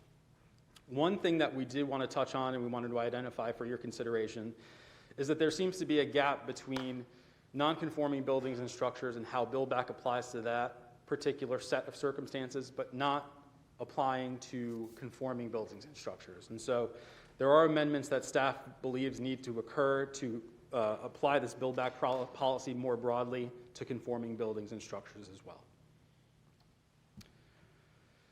Wanted to illustrate some of the impetus for these amendments as it relates to new construction, and I'm using South Seas as an example. So on the left-hand side, you see how height is measured in South Seas Resort by that administrative interpretation, and it's either the lesser of 35 feet from grade to the midpoint of the roof or 42 feet from sea level to the midpoint of the roof. When we have building height regulations that don't necessarily speak to compliance with Florida Building Code and FEMA requirements, we end up with a situation where we're squeezing the actual livable area of a building. So on the right-hand side, the red rectangles are intended to represent those, a building that gets built subject to height regulations that do not incorporate any sort of base flood elevation compliance or any sort of building code compliance. And the red rectangles are intended to illustrate the areas of the building that get kind of wiped away by ultimately being built. So that volume of building is lost in order to comply with FEMA and Florida Building Code standards. The final thing I wanted to touch on, and this goes back to the public comment slide that I started off the presentation with, is the concern about the proposed amendments allowing for unlimited density. Density is a function or a term that we use to identify the number of residential dwelling units per gross acre. It is tied to the county's comprehensive plan, the Lee Plan, and each future land use category has a maximum residential density assigned with it. On the other side of the coin, you have intensity, which is a measurement of non-residential uses, and it's typically based on architectural features or architectural character of a building, demand on public services, traffic, water, sewer. So those two terms are separate and apart, and they regulate two separate elements of development: residential on the density side, non-residential on the intensity side. As it relates to hotels, hotels that are approved as part of a planned development, they are not subject to the density limitation by current regulations except for in captiva. And all other aspects of development, including height, traffic, intensity of use, and other development program elements, must be compatible with the surrounding area and must also be consistent with the LEED plan. And those two criteria in particular are important because those are two of a broader set of criteria that staff and the hearing examiner and then ultimately this board uses to evaluate whether or not a request meets the criteria for a rezoning. So I just wanted to bring that to your attention as well. In conclusion, that summarizes the presentation we have for you today. Staff is available to answer any questions you all have, and we'll be available too through the public input process for further clarification. Okay, commissioners, what questions do you have for our staff at this time? None right now. Commissioner, Love to. got a question? Sure. Anthony, I know you went through an awful lot of different meetings. If you could quickly summarize for the commissioners where we were June 6th and where we are today, the obviously input that was substantive and changed. Well, staff has not made any changes to the ordinance that's before you today. We've summarized public comment. We've heard the community. We've heard their concerns. We could potentially be in a position, if this board would like to walk through some changes. That would require some time to pull together, though. Is that your question, Commissioner? I guess, one of the things that was very confusing was certainly build back, and I thought we clarified there would be a lot of ambiguity associated with build back. So that was one that, obviously, love to hear your thoughts on that. Did we strengthen build back? Is it clearer? Is there less ambiguity associated with that? I think there's an opportunity to further clarify and eliminate any ambiguity and inconsistencies as it relates to build back. Ultimately, like I said in the presentation, the way that build back currently applies is to non-conforming buildings and structures as it's determined or as it's defined in the Land Development Code. We have an opportunity to broaden that, to further clarify that, and to allow for a very clear regulation that helps to eliminate that ambiguity and inconsistency that I think sometimes we have a hard time wrestling with. Thank you. Any further questions then at this time? I just want to say, I attended some of the public meetings, and I've obviously been engaged the last few months with all the parties on each side. I learned a lot. I was really concerned early on hearing that from the fire department, they had concerns about safety, obviously from public safety background. And, talk to the members of the fire department, I think I've learned a lot that they don't have a ladder truck now. They currently have over 39-foot buildings out there now. They have to service with multi-agencies. I do that from a few weeks ago, too. So I was concerned because I had some fire personnel come to me saying they were kind of pushed to come before and send us that letter a few months ago against this, and it's unfortunate, but I look forward to voting on this in a few minutes. Very good. If there are no further questions, does this conclude the presentation then, Mr. Harner? Yes, it does, Commissioner. Okay, so if this concludes the presentation, then now's a good time to go ahead and take the public comment? Correct? Okay. All right, at this time, I'm going to go ahead and open the public hearing up to public comment. Before we start with public comment, let me just kind of share with you how it's going to go. So I'm going to go ahead and call a speaker, and then at the same time that I call the speaker, like for instance, I'll call Mayor Richard Johnson, I'll go ahead and say, and the next speaker is, and I'll call the next speaker's name. If that person who's on deck getting ready to speak could kind of go stand at the back of the room by the doors there and be ready to come up, that way we'll keep the things flowing as quickly as possible. When you come up, you don't need to touch the microphone. It's actually a really sensitive microphone, and when you touch it, it goes kind of crazy. So don't touch the microphone. There is at the top corner of the podium, you can probably see it right there, a green light, a yellow light, and a red light.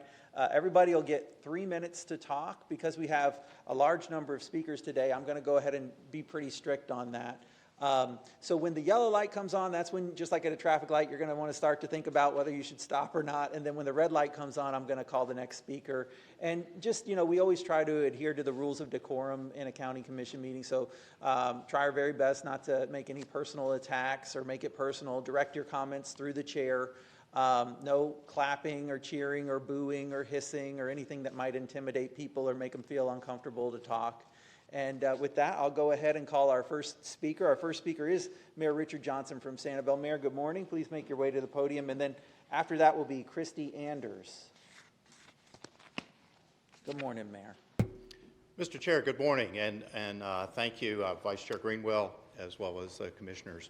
I want to say, before I get started with my comments, I'm joined here by my colleagues, Vice Mayor Miller, Councilwoman Smith, Councilman Crater, Councilman John Henshaw would be here, but unfortunately he's not available this morning. So with that, thank you for the opportunity to speak to you today. I very much appreciate that the Commission recognized that they are going to have, we needed to move this date back to this hearing today because it most importantly provided an opportunity for the public to engage.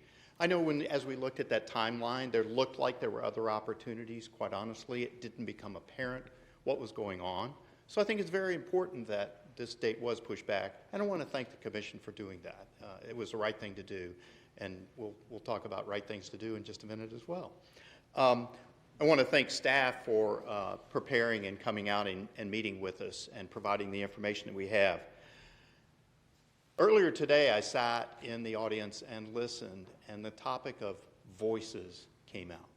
And I think that's very important because there are a number of voices, as you have a stack of comment cards there with you. There's a number of voices here. And I'd just like to mention a couple of them. Captiva Community Panel, Captiva Civic Association, SCCF, Dean Darling Wildlife Society, Crow, Committee of the Islands, City of Sanibel, representing our residents, business owners, and island guests. City Council itself, City Attorney John Agnew, as well as our City Manager, Mr. Souza, and his staff. We're talking about all those voices, and I appreciate that you're taking the time to listen to all those voices.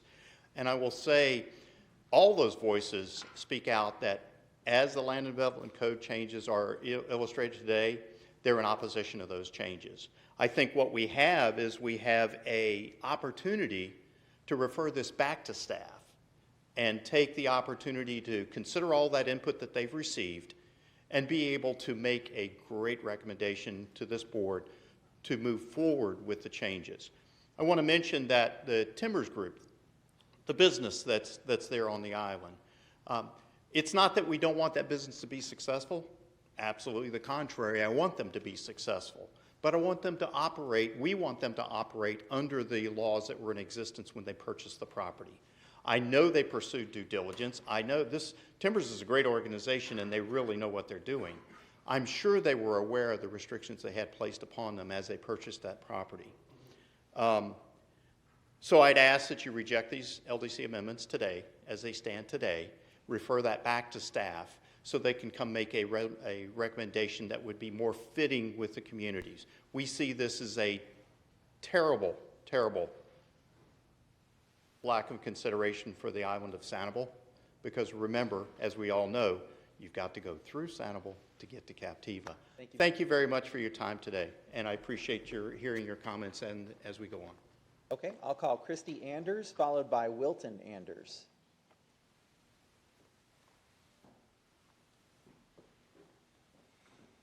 Good morning.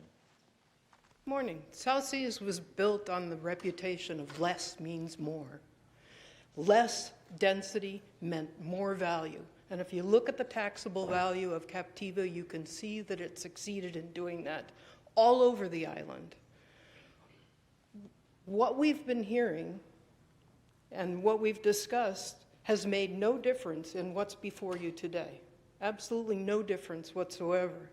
And yet, I've watched Captiva drive a road away twice in 1 month, to the point where emergency trucks have had to come out and put fill in there.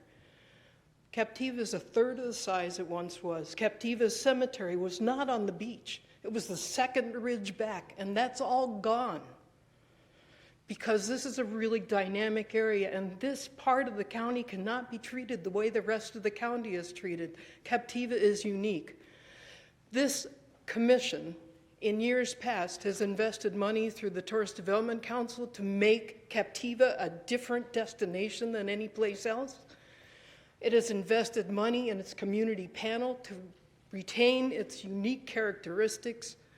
And what you're about to vote on throws all that out the window, because you're asking to eliminate the code as it's written to protect the island the way it is today.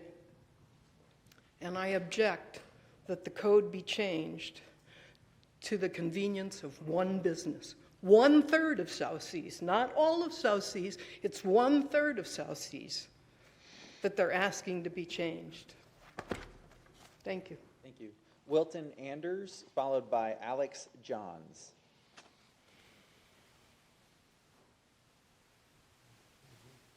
Thank you, Commissioners. My name is Wilton Anders. I'm a fisherman and Sanibel resident.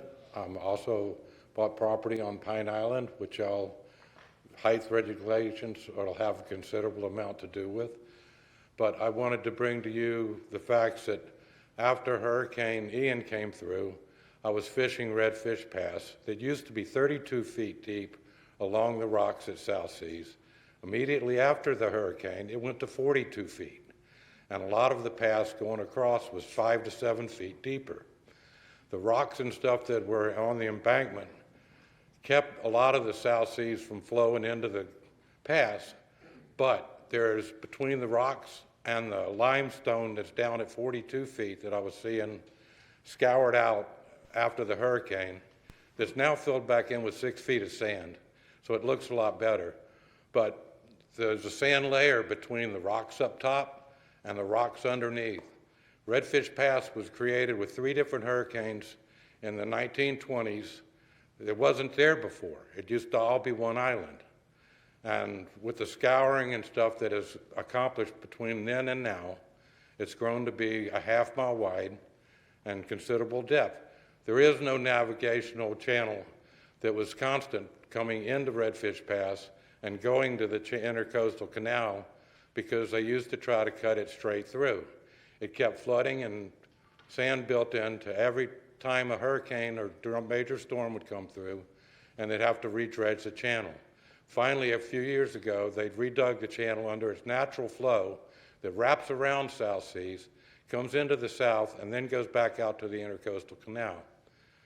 But the storms changed that bottom. Every storm that comes across is totally different, depending on the weather or the wind direction and how strong the weather gets. So if the people at South Seas think that it's going to last by just putting a few more rocks in, I think they're sadly mistaken. Also, I've noticed at South Seas that they've built up 4 to 5 feet on the golf course there that they were showing so nicely in the picture worth of sand. So now the existing ground level is taller than what it was. And if they go from the existing ground level that they have now and ask to add the 8 to 10 feet, then it's a lot different than the surveyed ground for the golf course that was last year. You can change the existing ground level just by bringing in lots of loads of dirt, which they have done. So the fact that they can't make any money off of their 160 apartment or hotel dwellings they have now, and they want twice that much, is not a truth. They got that price at $250,000 per unit. Thank you. Alex Johns, followed by Bill Finley. Hi, Commissioners. I think there was a mistake. I was trying to speak after the non-conforming billboard section, not the... At the end. Okay. At the end. I think the place... non-conforming billboard section, which Yes. is part of the Land Development Code. Okay, so you want to talk at the very end of public comment, because you're talking related to the billboard? Yeah, regarding what you guys speak about the non-conforming billboard, I think it was the end of public hearing. I don't, if we could just pause the timer real quick.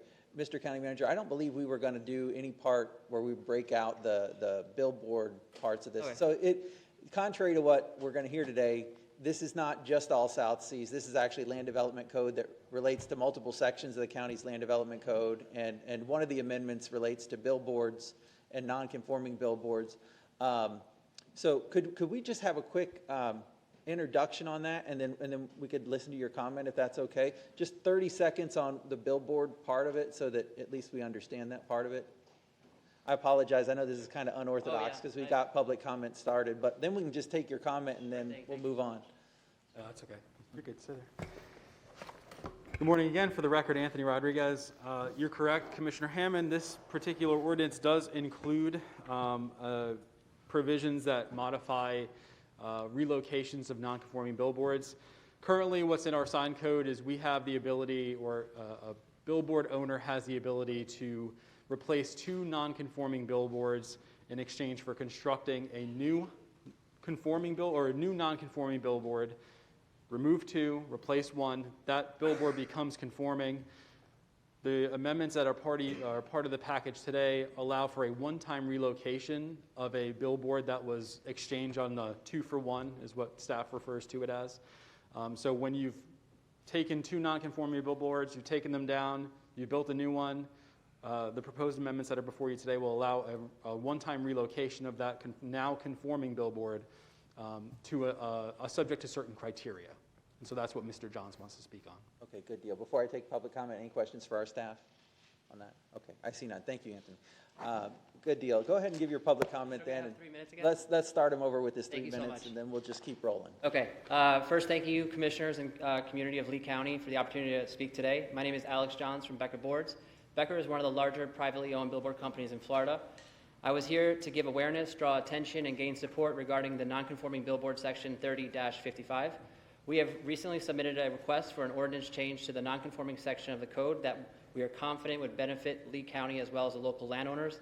The way the code reads today, section 30-55-4B, the only way a non-conforming billboard can be rebuilt is if a second billboard is torn down. In addition, after meeting with zoning and after months of research, there appear to be no, if any, conforming billboards in your county. What this means is the current 2 vendors that work in Lee today are the only 2 companies that can ever work in Lee under this ordinance. The current 2 vendors are well aware of this and take readily advantage by paying the lowest possible rent and continuously lowering rents over the course of their leases. As a landowner cannot work with any other company because of the non-conforming section. The current 2 vendors essentially have a monopoly over the market. This not only hurts local landowners, but the county itself, as it lowers the property value, land value, and does not receive fair tax amounts, as landowners are receiving extremely low amounts on their billboards. We have met with over a handful of landowners who have echoed this story and have come forth written letters expressing their horrible stories of their experiences. We have submitted these letters to zoning as well as our proposal. If the ordinance were to change to allow the rebuilding of non-conforming billboards without a cap and trade, landowners would have the option to work with any billboard company of their choosing, which would drive fair market rents and to be paid to landowners, increasing land value as well as county tax.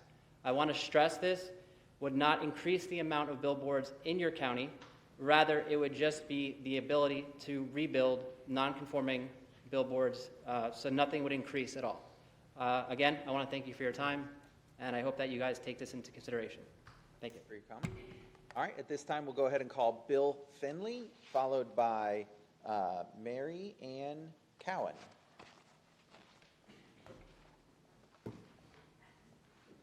Should I start? Yes, good morning. Hi, my name is Bill Finley. I'm president of Marina Villas Condominium Association. We're 40 privately owned units. We're situated directly opposite the hotel rooms we're talking about. When Timbers bought, they announced a new rental program. It says that if the resort is expected to reach 80% of capacity, then an owner's adult children or grandchildren that are with them are not allowed to use any of the amenities on the resort. So it sounds to me like we already have a density issue even before any new building. Two of our owners also own homes on Sanibel that were destroyed. And when we think of resilience, we think about adding what they're doing, steel and concrete. We're not talking about insurance or economic resiliency. We have one small road serving the north end of the resort. Timbers is going to add a restaurant and condos on the beach opposite of us. They're also going to develop the land next to us. On the third side is water, and on the fourth side is the hotels. So we're against adding a 175-unit hotel that could go up to 75 feet. Why exempt hotels on South Seas? Timbers used the hotel and was renting it before the hurricane. They bought roofing to put on the existing hotel to use it. So that's just a flawed argument that they need the additional revenue from that hotel when they were going to use the existing hotel. Timbers knew what they were buying, and they seemed to be taking the idea, why let a crisis go to waste? Ralph Waldo Emerson wrote, "A foolish consistency is a hobgoblin of little minds, adored by little statesmen and philosophers and divines. Surely we're smart enough not to damage our islands with the idea that there has to be consistency across the whole county."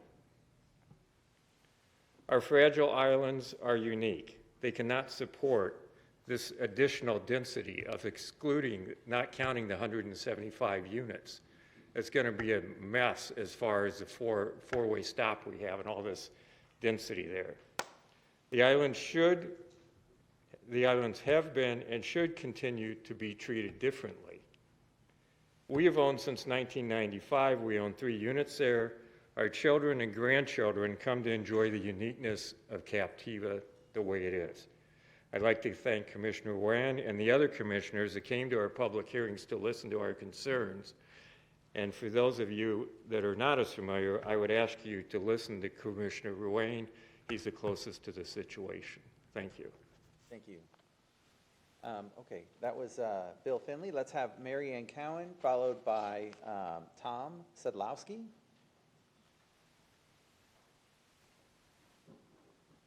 Hello, good morning. Good morning. My name is Mary Ann Cowart. It's an honor to be here, and thank you for having me. I've been a resident of Lee County since 1981, and I've been blessed to work on Captiva Island since 1990. I've listened to multiple presentations by Greg Spencer, who represents Timbers, Wheelock, and Ronto. I've read Greg Spencer's memories of his childhood memories of Sanibel and Captiva. My first vacation to Southwest Florida was 1966. But it wasn't until 1979 that my family took me to South Seas Plantation on a catamaran named Strider, where we walked the beach and enjoyed the wonderful restaurants including King's Crown, Captain Al's, Chadwick's, and Uncle Bob's. I knew where I wanted to live. My career on the islands began in 1986. Throughout the years, I have worked for 4 owners of South Seas. I worked for the Mariner Group, Maristar, Blackstone, and Timbers. My family and I are deeply enrooted in this community. We love South Seas. Throughout the years, we celebrated holidays, vacations, weekends, and even my son's wedding. On a professional level, we do our best to be responsible stewards and welcoming ambassadors to a magical place that so many refer to as their happy place. Timbers, Wheelock, and Ronto calls their future plans for South Seas resiliency. I disagree. The ordinance in front of you isn't about resiliency. It's about increased density, increased intensity, and building new buildings up to 75 feet high. I believe it is the responsibility of all of you to please do not accept these changes. Thank you for your time. Thank you. At this time, we'll call Tom Sedlowski, followed by Hala Sandridge.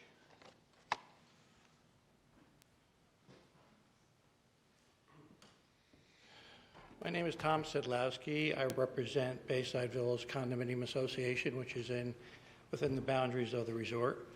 I represent 102 property owners. And I myself have been an owner of a unit within South Seas for 14 years. Well, since we were here last, there were a lot of public informational meetings, and I thank the committee for those meetings, and I also thank South Seas for the meetings that they had, informational meetings that they had with some of the owners in the resort. As a board at Bayside Villas, we decided to wait until all these public informational meetings had concluded for us to reach out and individually poll all our owners on whether they opposed or supported the current changes to the code. We got all our responses back within the last week and a half. The majority of our owners are in opposition to the increases in density and increases in height on not required by resiliency. They do not support the current code changes that are being proposed today. One of the things that's very interesting about that vote is that a significant number of the owners within Bayside Villas are within South Seas Island Resorts rental programs. They depend on South Seas for the revenue. And even with them supporting or being supported by the revenue, they chose to oppose the proposed increases in density and height. We, as an association, support our owners need to have revenue. We support Timbers and their financial success. We support them increasing or improving their amenities, but we do not support at all their proposed increases in density and the increases in height, which have zero to do with resiliency. Bayside Villas, along with the other associations within the resort, have been more than open to discuss all these proposed changes to the codes with South Seas, and South Seas has chosen to discontinue their conversations with the Board of the Presidents as of recently. Thank you. Great, thank you. All right, Hala Sandridge, followed by Sarah Spector. Good morning. Good morning, Mr. Chair and Commissioner members. My name is Hala Sandridge, and I am legal counsel for South Seas. As you have heard, South Seas property rights have been governed and subjected to an ADD for many years. However, the county has advised South Seas that it cannot amend the ADD. That means that the resort currently has no legal vehicle to petition the county to address its constitutionally protected property rights. Not only do the federal and Florida constitutions protect South Seas property rights, but they both guarantee that, that South Seas has the right to petition the government, that includes Lee County, to address its property rights.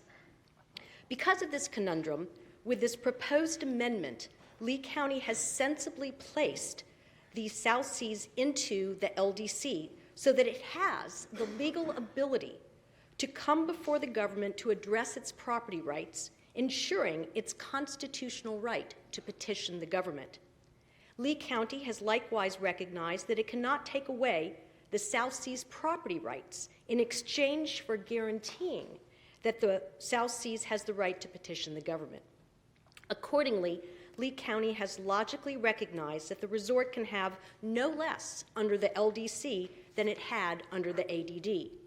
Moreover, per this amendment, the county has correctly recognized that when placed in the LDC, the Constitution requires the county to treat South Seas equally to all other landowners falling under the LDC. This is good policy, and the county's decision to amend the LDC to reflect this policy is prudent. But the objectors see it otherwise, and as you have heard, they have various reasons. They are asking Lee County to make the resort pay for its constitutional rights to be in the LDC by stripping South Seas of the property rights it holds under the ADD. The county should reject these demands for several reasons. First, and most obvious, following the objectors' demands would deprive South Seas of its constitutional rights, subjecting the county and its taxpayers to claims for damages. Second, the objectors' complaints relate to future zoning matters. In other words, the opposition's objections are premature. For instance, the objectors complain about transportation and traffic. Those are issues to be raised in subsequent quasi-judicial hearings upon any application that South Seas brings before this commission. The issues the objectors raise now relate to the LDC are not policy related to the commission's legislative function, but rather evidence for a future quasi-judicial hearing. All these issues are for another day. Thank you for your time. At this time, I'd like to call Sarah Spector, followed by John Brown. Or Jay Brown, sorry. Good morning. Good morning. Sarah Spector with Retzel and Andrus, and I'm here on behalf of Royal Shell Vacations and RLR Investments, which are collectively known as Royal Shell on the island community. Royal Shell has sold, rented, and managed both residential and commercial real estate on the islands for over 26 years. It currently manages and rents over 500 properties on Sanibel and Captiva Islands for third-party owners while holding significant residential and commercial assets on both as well. I tell you this not only to demonstrate that Royal Shell is an integral part of the island community, but also to establish that it has an interest in economic resiliency, as many do. However, even with such a vested interest, RLR does not believe that the Land Development Code should be revised in such a way as to benefit one party, and it does not seem that that was the intention of the commissioners back in January of 23. During the commissioner items portion of the agenda on the January 17th, 2023 Board of County Commissioners hearing, Commissioner Ruane made a motion that brings us here today. That motion was to direct staff to review and bring back proposed amendments to Lee County regulations addressing height, setbacks, and other development limitations that are potentially restricting residents' ability to rebuild their homes and businesses in a manner that reduces potential flooding impacts, or threats, I should say. This includes review and proposed amendments to provisions of the LDC applicable to the development of South Seas. We were of the belief that this direction to staff was for the purpose of hardening our buildings while allowing build back of what was present prior to the storm. During the discussion prior to his motion, Commissioner Wayne referred to height, setbacks, and other development limitations. It seemed that his main goal was to address the unprecedented storm surge and the resulting damage, all in the name of resiliency, but more specifically, building resiliency as it relates to the buildings that were destroyed. That is, we did not think that the task was to address economic resiliency so as to allow more to be built back, even with the motion referring to the development of South Seas. Here we were of the understanding that the term development was referring to building back South Seas, not building a newer, bigger, and better South Seas. But that is essentially what several of the proposed changes allowed for. Commissioner Wayne's goals of achieving building resiliency can be achieved for all by adopting the principles offered by the Captiva Community Panel and others, which I'm hoping you will hear about today, but I believe that you've seen previously. Essentially, the principles allow everyone to build back stronger while not adding additional density that will overtax the current infrastructure that is restrained by environmental conditions that cannot be altered. Thank you very much. Jay Brown, followed by Michael O'Donnell.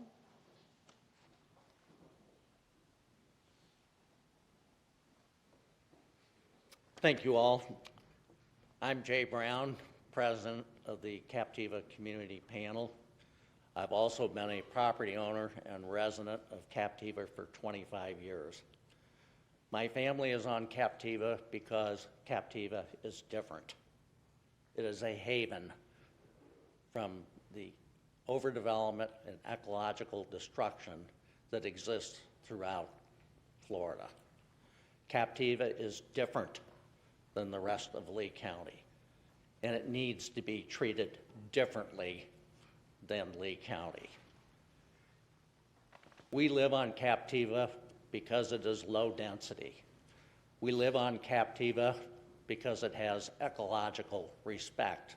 We want to live in the natural surroundings that we have now. You're all here today not for resiliency purposes. Everybody is for increased resiliency. Everybody encourages county staff to do whatever is necessary to make sure it is clear that people can build back what they had before and build back based on current flood elevations. So this is not controversy, has nothing to do with resiliency. This has all to do with treating timbers differently than everybody else on Captiva. Timbers needs to be subjected to the same density requirements as the rest of Captiva.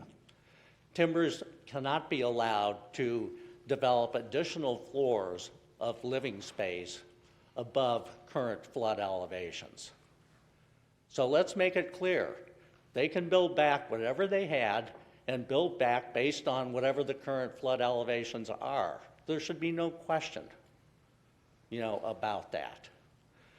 But the way the amendment reads now, they can build back with additional floors of living space. And that's what Captiva doesn't want. We have a long history of 2 floors of living space above flood elevation. And that's what our community wants to continue to have. They don't want additional floors of living space built, which is what Timbers is going to do if you allow this pathway, for them to come back to you with a specific development plan. You are also making these changes in the LDC with no idea what Timbers wants to do. You have no plan before you. You're just granting them unfettered ability to increase density and to increase livable floor space. Why would you do this? Nobody else on Captiva supports this. You have thousands of emails. You have a petition with over 13,000 signatures. Go ahead and call Michael O'Donnell. Please respect that. Thank you.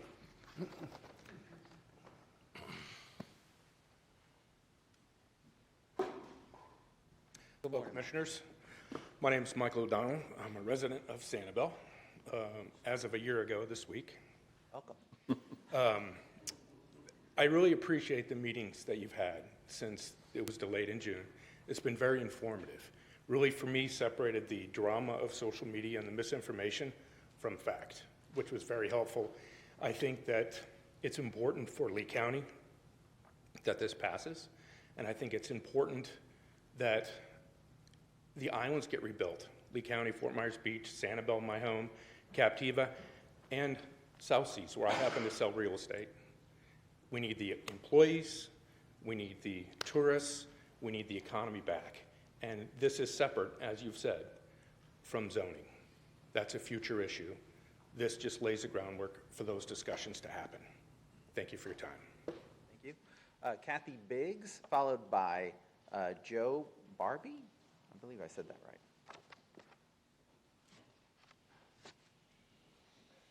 Hello. Good morning. I'm asking for a no vote for the proposed land use changes concerning the Timbers organization. I thank you for postponing the first meeting vote until today. I think that it gave us some very important time in the public meetings. The county staff who attended listened carefully and respectfully and constantly took notes as people spoke. I am, however, concerned that because of the storm, the workshop was canceled. You haven't been presented with all of the staff's findings and opinions. Without that, I don't know how you can quite understand what the public had to say. It also did not give you opportunity to change some of the language in the first proposal, which I think could be done and be fine with everybody. Timber should not be exempt from the Captiva rules. It just gives them a blank check, and that just is not the right thing to do. It would only seem fair, unless you all have decided to vote no on this, it's only fair to have the workshop that was planned. It was part of the process. So I'm assuming that unless you're voting no, that you will plan another workshop so that you can hear everything, so that everything can be discussed, and you can possibly reword some of the issues. I don't understand really how this whole thing is even on the table. This is proposed as a resiliency issue. This is not a resiliency issue that's being asked for. They're asking for to be exempt from the rules. That is not asking for resiliency. They want to be exempt from the current rules. I also believe that they are a smart enough business that they knew what they were buying when they bought it. You can't come into a neighborhood and say, oh, I love your neighborhood. I want to move here. I'm going to buy the nicest house out here. Oh, by the way, once I do, I'm going to change everything. That's going to be my desire.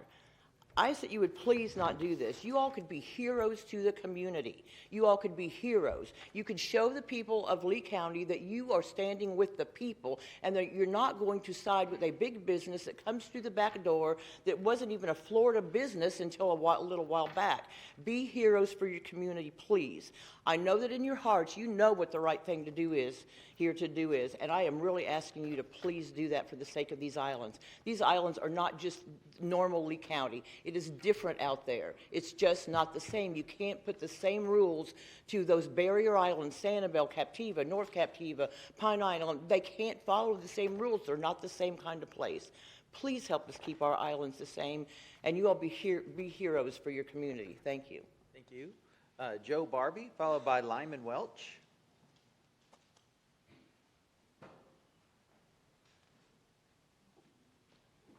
Morning. Thank you, gentlemen. My name is Joe Barbie.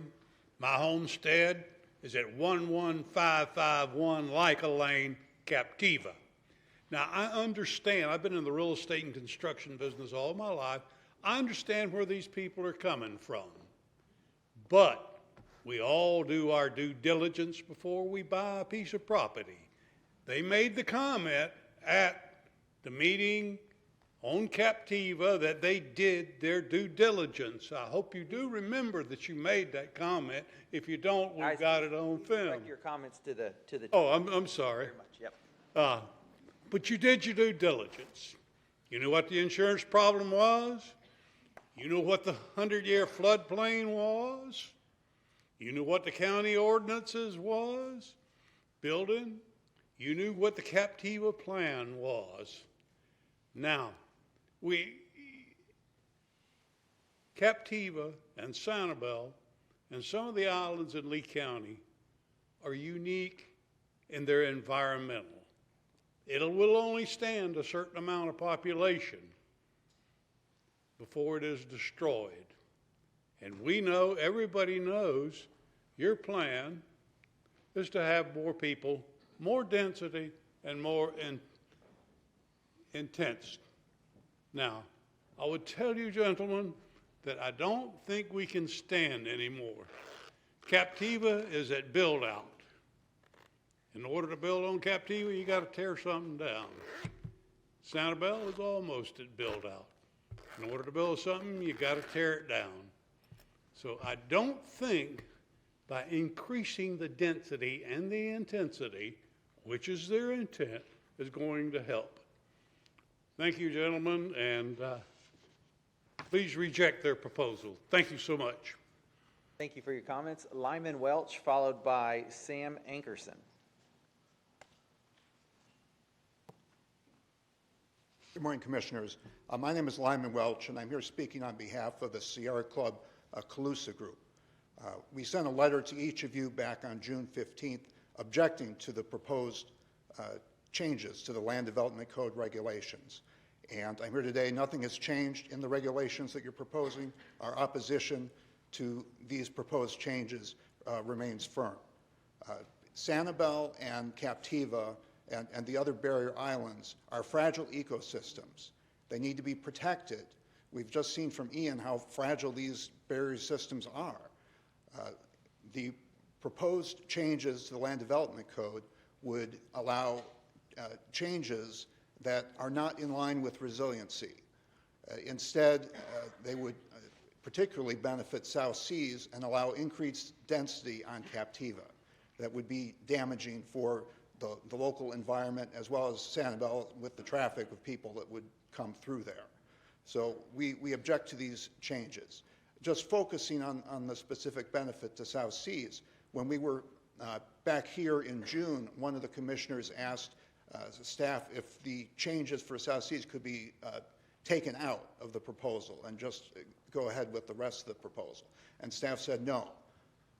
That just boggles my mind. You have very smart people on staff. You have very smart lawyers available to you that can be able to work this out. Even your own staff here today said that there are changes that could be made to the build-back provisions of the Land Development Code to clarify ambiguities and make this better. So I don't think you should approve these changes. We are opposed to the changes that are proposed here and think you should retain the restrictions that are in the administrative determination for South Seas. Thank you. Thank you. Sam Ankerson, followed by Vice Mayor Mike Miller.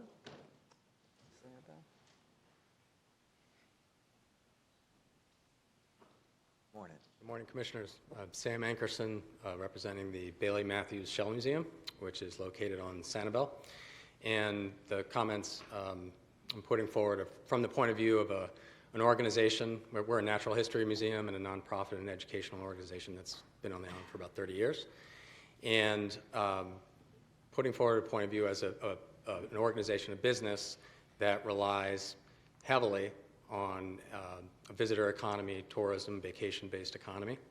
And intuitively might expect that conditions for greater numbers of vacationers and visitors on the islands would be to our benefit. We know from taking zip codes at the museum that about 90% of our visitors are vacationers to the islands. So it's important to us. That said, we also know through surveys of our members and of visitors that the character of the islands and the very deliberate way in which their development has been managed on the islands for the past several decades is one of the distinguishing characteristics and a competitive advantage for why people are coming and visiting and staying.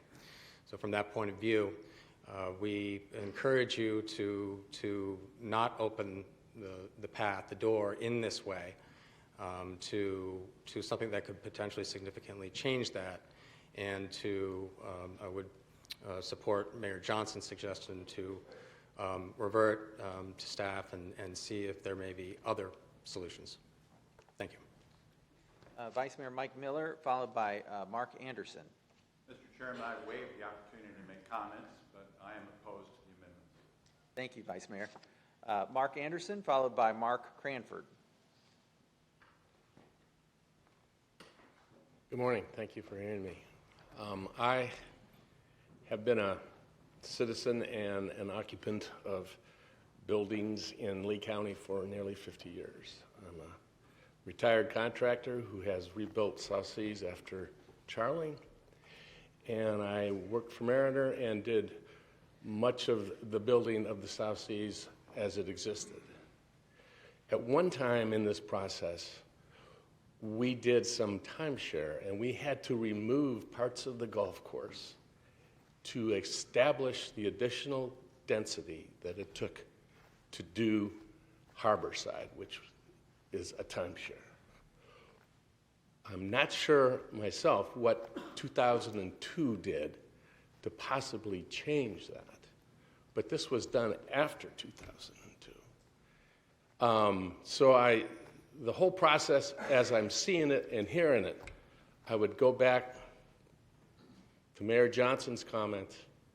We need to look closely. We need to understand this special place. It has history, it has a place, but not with increased density. We have water issues. Right now, South Seas is contributing to those because of plant failures, and we're going to load this place up with more density? It seems outrageous. Thank you. Mark Cranford, followed by Holly Smith, Council Member Holly Smith. Hello, County Commission. Thank you for having me today. My name is Mark Cranford. I've been a resident of Lee County for 36 years. Through a 2016 City of Fort Myers Art and Culture Grant Award sponsored by the Robert Rauschenberg Foundation, I'm recognized as genius, conceptual artist, and American revolutionary.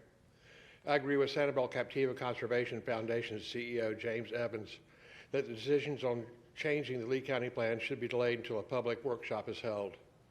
The citizens are not prepared to understand the environmental, cultural, and government plan for Lee County that was devised by ex-CIA and first mayor of Sanibel Island, Porter Gauss, with Robert Rauschenberg, conceptual artist, and an unknown academia called Occult and Art Metaphysical Academia.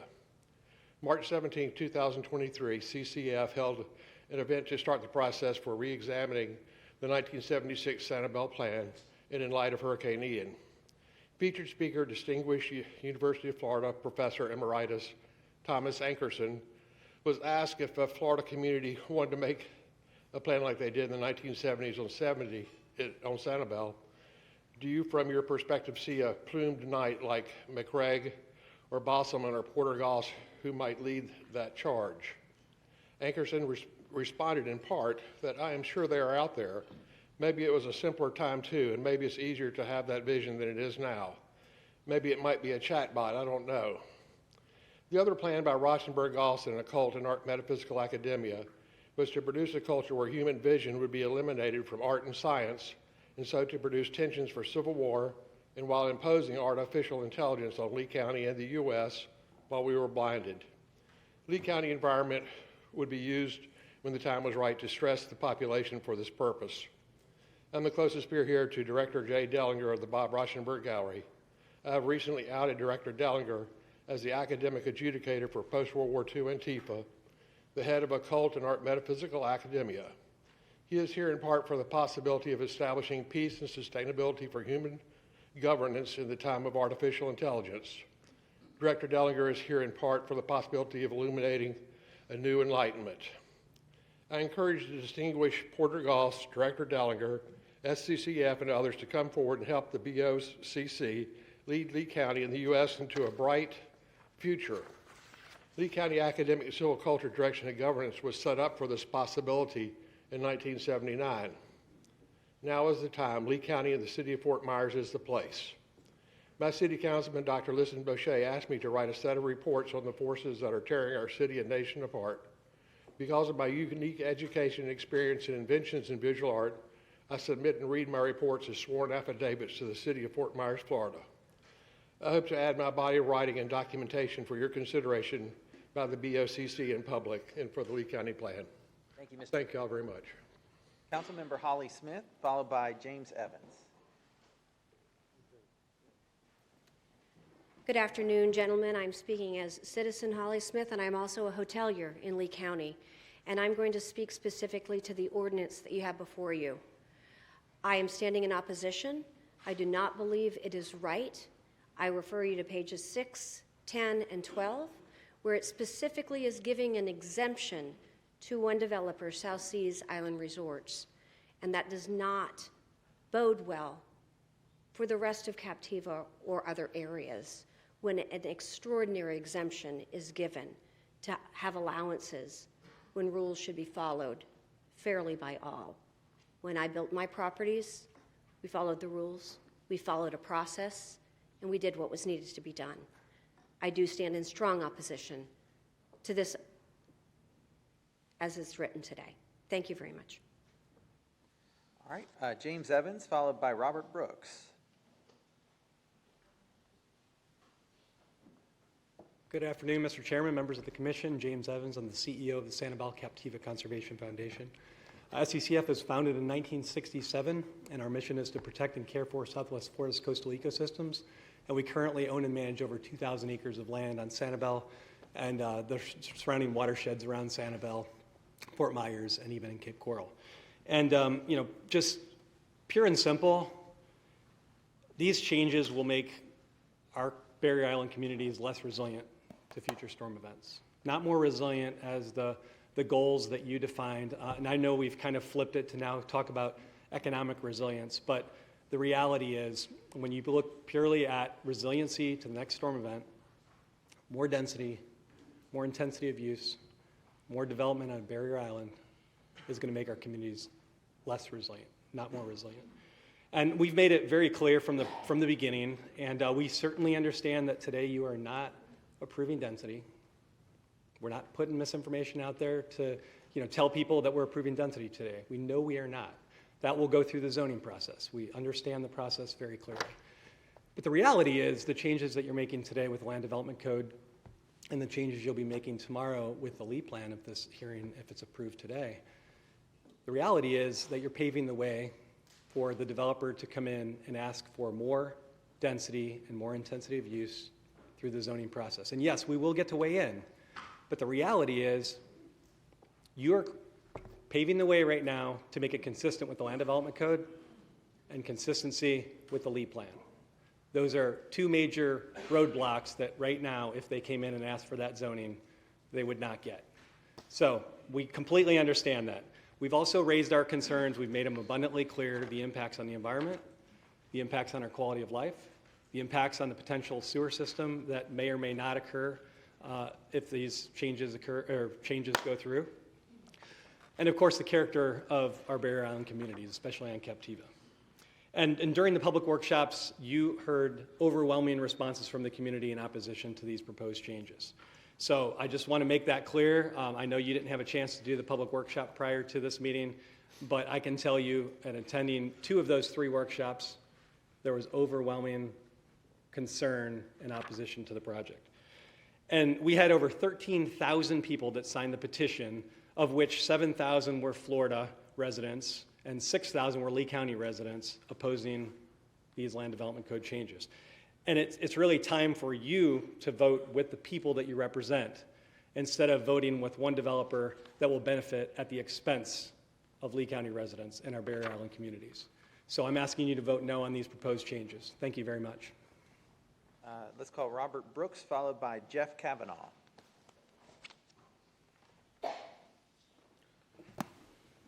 Good afternoon. Today I come to you with a heartfelt plea, a plea to accurately represent the will of your constituents when an overwhelming number have implored you to vote no on a critical land development code issue. The power vested to you, our elected officials, is derived from the people you serve. You are entrusted with the responsibility to be the voice of our community, to safeguard its interests, and to act in accordance with the collective will. A significant portion of our community has come forward, expressing their concerns and reservations regarding these code changes. They have spoken passionately and in unity, urging you to reject this proposal. It is not an isolated cry. It is, in fact, a chorus of voices echoing the sentiments of many. Representing constituents means more than just sitting on a dais and counting votes, casting votes. It means embodying the desires of those who put their faith in you. When a substantial majority expresses its wishes so resoundingly, it becomes your moral duty to heed their call. In fact, I heard in our invocation this morning the same message.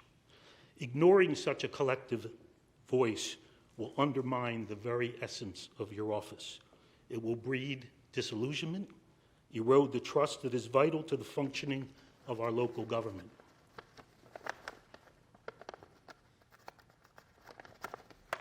Excuse me. I urge you to consider the implications of your decision carefully. Remember that true representation requires you to be the bridge between the objectives of your constituents and the policies you create. Your credibility will be defined by how faithfully you uphold this duty.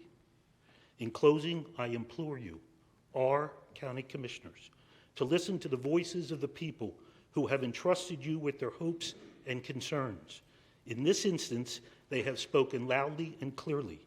It is now your responsibility to truly represent their will by voting no on the code changes. Will you stand for your constituents, or will you abandon your electorate for the benefit of one special interest? The choice is yours. Thank you. Okay, Jeff Kavanaugh, followed by William Harkey.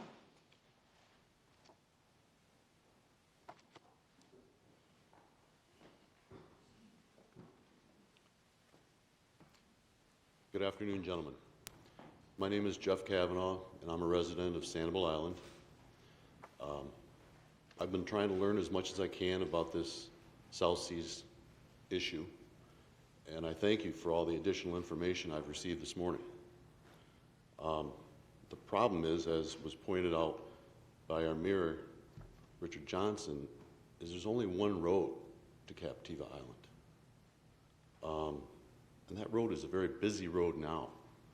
We've got gridlock in the summer, and that only used to happen during season. I was married on Captiva Island in 1989, and we spent our wedding night at South Seas Plantation. It was a magical place, and still is. Very laid back, upscale, very cool. If we start adding density and taking away height restrictions, I fear we're going to lose that good feel. 1 year ago, we bought our full-time, year-round home on Sanibel's west end because of existing land development code on Sanibel and Captiva. In my mind, at that time, we came to terms with the city of Sanibel and Lee County that this is how it's going to be going forward. If our agreed upon terms are changed by you, there will be even more trucks full of materials and people and on our roads. And when it comes time for a hurricane evacuation, I fear it's going to be an even bigger problem. And I'm just not interested in that. Thank you. William Harkey, followed by Carrie Schumann. Good morning, gentlemen. I'm William Harkey, Lieutenant Colonel, U.S. Army, retired. I'm a resident of Sanibel. While I serve on the board of the Ding Darling Wildlife Society, Friends of the Refuge, I'm here representing myself this morning. It's my opinion that the proposed changes are rather disingenuous. They seek supposedly consistency and standardization of the rules governing density, building height, etc. My feeling, however, is that they are more important. The primary reason for requesting these changes is to put more bodies in their property at South Seas Resort. I think that they're using the destruction wrought by Hurricane Ian as an excuse to ask for the changes to these rules that they knew were in place when they bought the property. I'm a simple soldier, but to quote Burt Reynolds in the movie Best Little Whorehouse in Texas, I'm intelligent enough, and I think the people on Captiva and Sanibel are intelligent enough to know when someone is peeing on my boot, but trying to tell me that it's raining. I certainly hope that the Board of County Commissioners is similarly intelligent and that they will see this for what it is, which is an attempt to change the rules for the benefit of one entity and to the detriment of our two islands. Thank you. Thank you. Carrie Schumann, followed by Emily Ankerson. Hello, Commissioners. So I'm Carrie Schumann, the Coastal Resilience Manager at SCCF, and thank you as always for the opportunity today to give public comment. So I do believe the public meetings that have been held in between June and now show that there really could be a potential pathway forward that would have more community support and really could result in better local outcomes. There seems to be clear agreement that Build Back provisions should be updated in a way to make Build Back more accessible, including everyone having access to what they have before, including South Seas. And I really think at large, our island communities agree that we should be exploring the right way to elevate structures that gets them out of the reach of storm surge and floodwaters more generally. However, I don't think that's the only thing contained and addressed in these proposed amendments and these proposed changes. These changes potentially right now, the way that they're written, pave the way for increasing total habitable floors and density associated with new structure on Captiva, and the language that specifically excludes South Seas from particular provisions does create, yes, we understand that there would be those future zoning hearings, but it creates a particular pathway for a group to ask for those increases in height and density, while also forcing the burden that comes with that growth onto communities that have not been part of a collective process to agree to that increased burden. Our islands realistically do have a very clear carrying capacity, which both islands have fought very hard to maintain. And we need to view that carrying capacity through a lens that is forward-facing. So, for instance, there are residents on both islands that will confirm we have been seeing worsening problems, for example, with flooding, and that sea level rise will certainly compound those issues. And so those stressors mean challenges our communities have already been grappling with, like providing for increased traffic, for services like better telecommunications, for better wastewater management. That's only going to get harder even with just the current population we have. So it hardly seems responsible to potentially be placing more people on these islands, especially in light of that. And incredibly importantly, this needs to be done right in terms of really understanding potential environmental impact. If we stress our dunes, our mangroves, our wetlands, our water quality, if those aspects suffer, then our resilience, our ability to respond to disturbance in the forms of storms, sea level rise, and other stressors really does suffer. And because Sanibel and Captiva's brand so strongly hinges on those natural systems, our economic resilience, which has been discussed over the course of these recent community meetings, will also suffer. So I really urge you to not accept the proposed changes as is. We really need that transparent process that works collaboratively with Sanibel and Captiva. And I think the folks here are telling you that they're willing to be engaged with you as representatives of the county and with county staff about what the right changes really are that are appropriate for our communities. Thank you very much. Thank you. Emily Ankerson, followed by Scott Crater.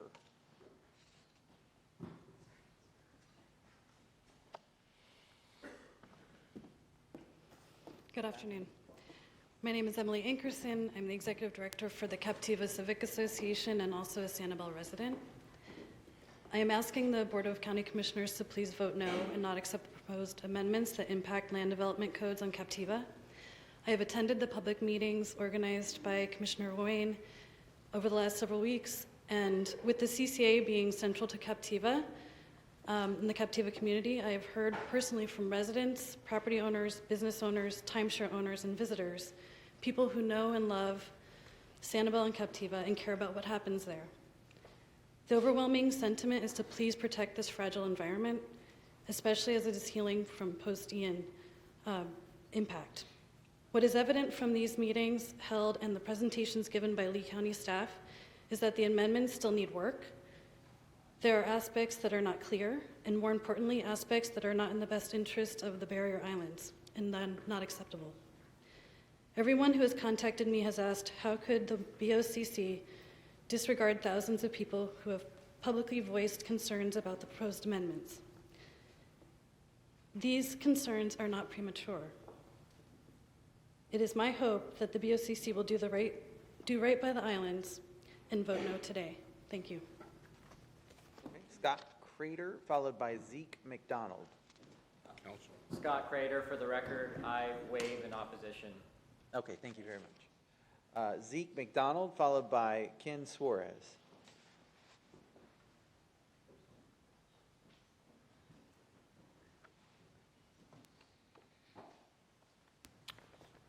Good morning or good afternoon, Mr. Chair and Commissioners. I'm Zeke McDonald. I used to live on Captiva, but now I live on Upper Captiva. I first visited the islands in 1957. Earlier spokesman for Timbers said that they had a constitutional right to develop their land that they bought. Well, does this include a constitutional right to yell fire in a movie theater? The proposed actions of the company are to have a great effect on all the residents and visitors to Captiva and Sanibel, and that effect is very negative. As said before, the barrier islands, the very barrier islands on the west side of our county, are a very unique place. For instance, Upper Captiva was deemed to be rural back in the 60s. Well, it's got nearly 500 houses on it now, and it's bursting. The Land Development Code has been torturous in its building, and it has been built with fire for good reason over a good number of years. The proposed amendment to the LDC uses sustainability, I think, as a wolf in sheep's clothing. It seems apparent to me that their end goal is more income, more impact on their neighbors. It should be known that they get a de facto revenue generating density increase by the fact that they've torn down the employee housing at South Seas, and they can now build back what they wish. And if they want to build to 70 feet perhaps, maybe you guys would let them. I certainly hope not. I understand that this is not a question on density so far, but I think it's a preceptor to it. I urge you to vote against, I urge you to send this question back to staff and more thoroughly investigate the effects it will have on the surrounding communities. Thank you very much. Ken Suarez, followed by Robert Locker. Good afternoon, Commissioners. When we met privately, each one of you told me that you had to do what was right for Lee County. So I asked the question, where do you get that information from? County staff, county attorneys, and then you make a decision. As a fourth-generation Floridian, I realize, and I'm sure you do too, how special Sanibel and Captiva are. And where in Florida can you find that? Nowhere. So what's right for Lee County?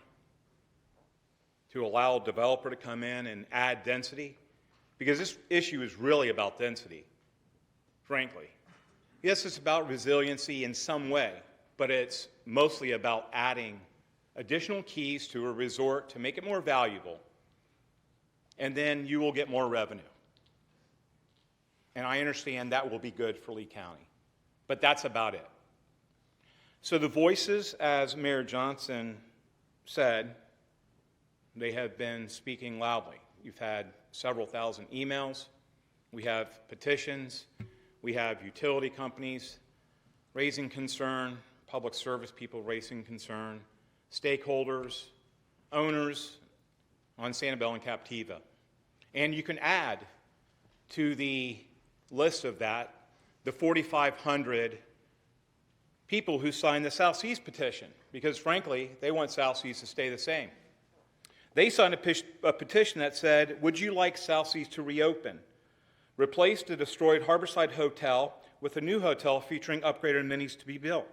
New and improved resort amenities, services throughout South Seas. New upgraded food and beverage concepts. To experience amazing sunsets at Sunset Beach. To experience renovated, enhanced Bayview Pool Complex. To build back the resort in a resilient manner to avoid destruction from storms in the future that has happened as Hurricane Charlie, spelled wrong, Irma, and Ian. To help bring back the workforce whose livelihoods depend the opening of the resort, to allow South Seas to move forward in a resilient and thoughtful manner to help rebuild the fabric of South Seas for generations to come, which, guess what? We agree with. And apparently, past guests agree with the same. They don't want change. We don't want change. We want resiliency. We want improvement. We want Timbers to succeed. But vote no for this, or send it back to staff, because this is not about resiliency, it's about density. Thank you. Robert Locker, followed by Chet Sadler.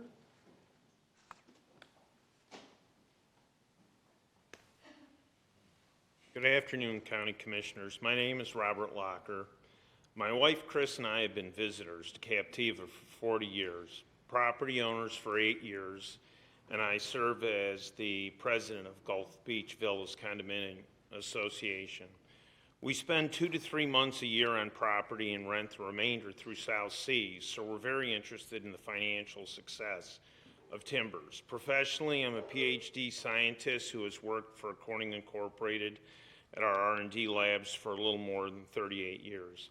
I'd like to address the issue of density in the LDC amendments that I believe deserve closer assessment, but I do share the concerns voiced by others on height. I want to present data on a seaside island community of resorts. The community supports a population, the community spans approximately 6 square miles of livable real estate and supports a population of a little more than 9,000 people and hosts about 2 million visitors a year. The community has a rainy season and a dry season with an annual rainfall total of about 12 inches. The community isn't Sanibel and Captiva, but rather Lahaina, Maui, Hawaii. On August 8th, about 3 months into their dry season, a perfect storm of conditions fueled by high winds and drought led to catastrophic wildfires. In little more than 24 hours, the tragedy was complete. We still lack a clear understanding of the total loss of life, with over 100 confirmed dead, over 300 still unaccounted for as of Friday, September 2nd. Many lost their lives trapped in a single-axis evacuation road, Highway 30. I want to compare Sanibel and Captiva's similarity to Lahaina. The population of Sanibel and Captiva is approximately 25% lower than Lahaina, on approximately 3 times the livable land. We enjoy almost 1.5 million visitors a year, about 25% less than Lahaina. Our community leaders over the decades have done a good job managing the population density on our islands for quality of life and likely also human safety. Sanibel and Captiva also suffer from wet and dry seasons like Lahaina, but a greater fire concern on Sanibel and Captiva is the sporadic destruction of large stretches of dead mangroves and palmetto forests that too often occurs following hurricanes, creating greater risks of wildfires in our islands. Density is a concern in safely evacuating communities like Sanibel and Captiva with single-access roads. I strongly recommend that the county commissioners do not approve the density provisions for South Seas, and in so doing, also consider the topic of resiliency as it pertains to human safety and life at the end of a 13-mile single-access road. Thank you. Chet Sadler, followed by Susan McCallan.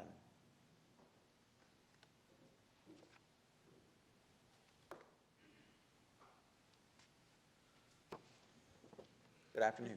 Good morning. I'm Chet Sadler. I'm a 27-year resident of Sanibel, and I also am on the board of the Committee of the Islands, or CODI.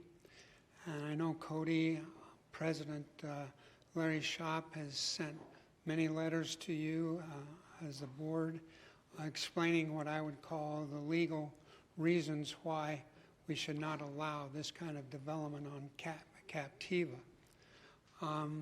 I like to think of Sanibel and Captiva as the jewel of Florida. There's nothing like it. There's something special. We all know how important it is to us. The two main things that we want to stress is, number one, the height. The Sanibel plan calls for a height of approximately 45 feet. That approximate has a lot of definitions, but one of them isn't to make more money. The second issue is increased density of people. Having lived on Sanibel and seen the increase in the traffic and on the bridge, it's unbelievable the number of people that can jam up Sanibel and cause so much hazards to people, to the animals on the island, and to the people around the environment around it. I want to urge you to consider the importance of Sanibel and Captiva and understand that it's something that we've got to maintain as the jewel of our county, of our state, and probably the world, of the world visitors that come to Sanibel. So please rethink and reconsider and turn down this request. Thank you. Thank you. Susan McCallion, followed by Sean Farrell.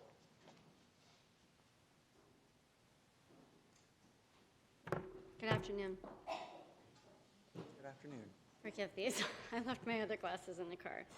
My name is Susan McCallion. I'm the mother of 4 children, a very active Lee County resident whose home happens to be on Sanibel Island. Our office, both my husband and I own a real estate company. We have 2 physical locations. One is on Sanibel. We serve Sanibel and Captiva, and one is in Fort Myers. Our concern is density and resiliency. The islands are fragile and can't be held to the same building guidelines used in the mainland. I fear that if we make our islands more dense, we risk the safety of guests and residents. that visit or reside on the islands, especially when we consider evacuations. I fear that if we had another hurricane in the future with more and more individuals trying to evacuate, it could be dangerous. I also worry that if we open this discussion further, development guidelines that have been employed effectively over decades will begin to erode.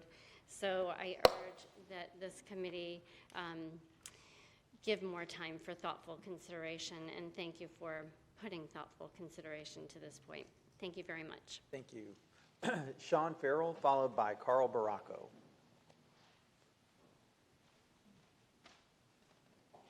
Morning, Commissioners. Morning. Thank you. Afternoon. My name is Sean Farrell. I've been a Lee County resident for just under 13 years. I relocated to this area to be the general manager of South Seas. My wife and I fell in love with the area and the resort. Decided to raise our children here. One of the things that really stuck out to us was how important South Seas is to the local community. Every new person we met in the community or at a school function either had a family member who worked at the resort or a special memory coming to the resort, vacation, or for a special event. If you're a team member at South Seas, you carry a certain amount of pride to be connected to the resort and what it means to your family, neighbors, and community.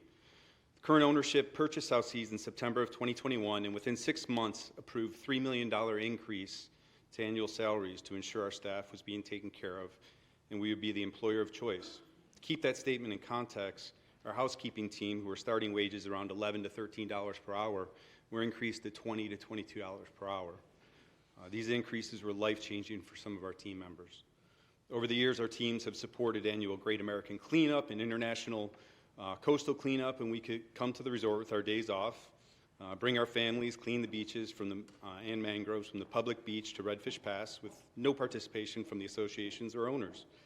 The team transport injured wildlife to Crow when the staff can't pick them up. Our teams focus on carpooling and utilizing shuttle services to minimize traffic out onto the island, even if it adds time to their already long commute.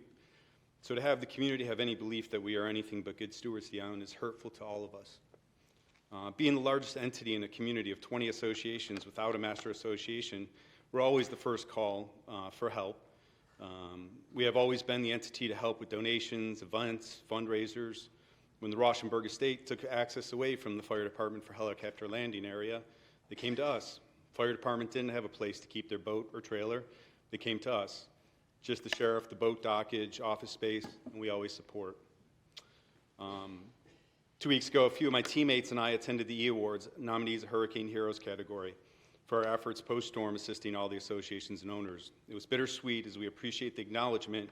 We filled half a table in the back of the ballroom compared to our historical 4 tables filled with nominees, their families celebrating the annual celebration. I'm asking that you hear the voices of the 350 to 400 associates that want to get back to work at South Seas and the businesses we support with our tourists and bring the revenues in for our partners, the other owners. I'm asking you to vote yes and allow our teams to work through zoning and permitting and get the resort back open and get my team back to work. Thank you. Thank you. Carl Baracco, followed by John Curry. Good afternoon, Mr. Chair, Commissioners. For the record, I'm Carl Baracco. I'm a professional engineer in the state of Florida. And you may hear a lot of what you heard from Mr. Rodriguez earlier. I'm here on behalf of Timbers, but in preparing my comments, I thought it was really incumbent upon me to also speak as a citizen of Lee County for almost 60 years.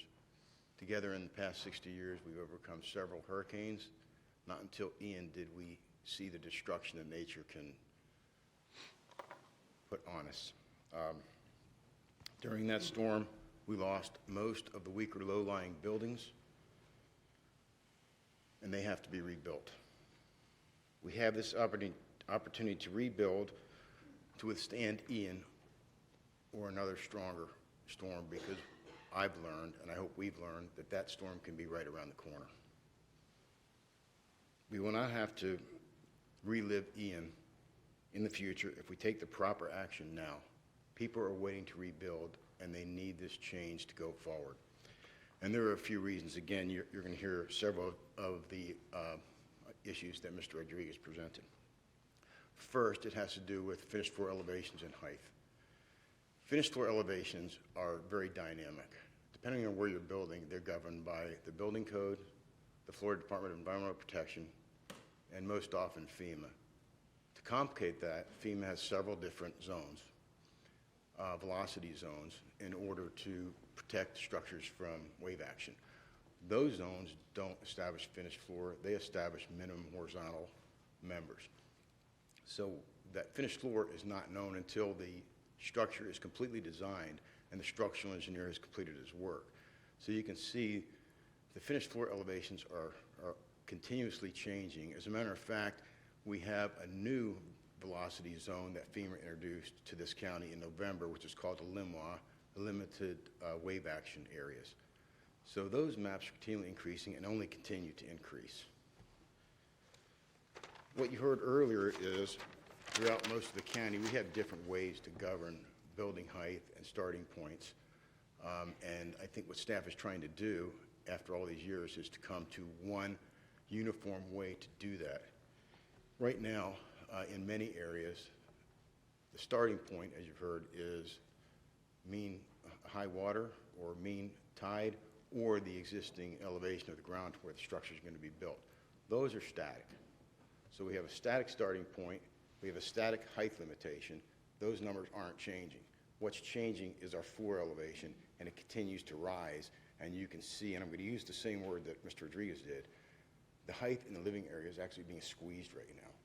That's the problem that staff is trying to solve. I am running out of time. I have a lot more to say, but thank you. We'll call John Curry, followed by Lucy Gallo.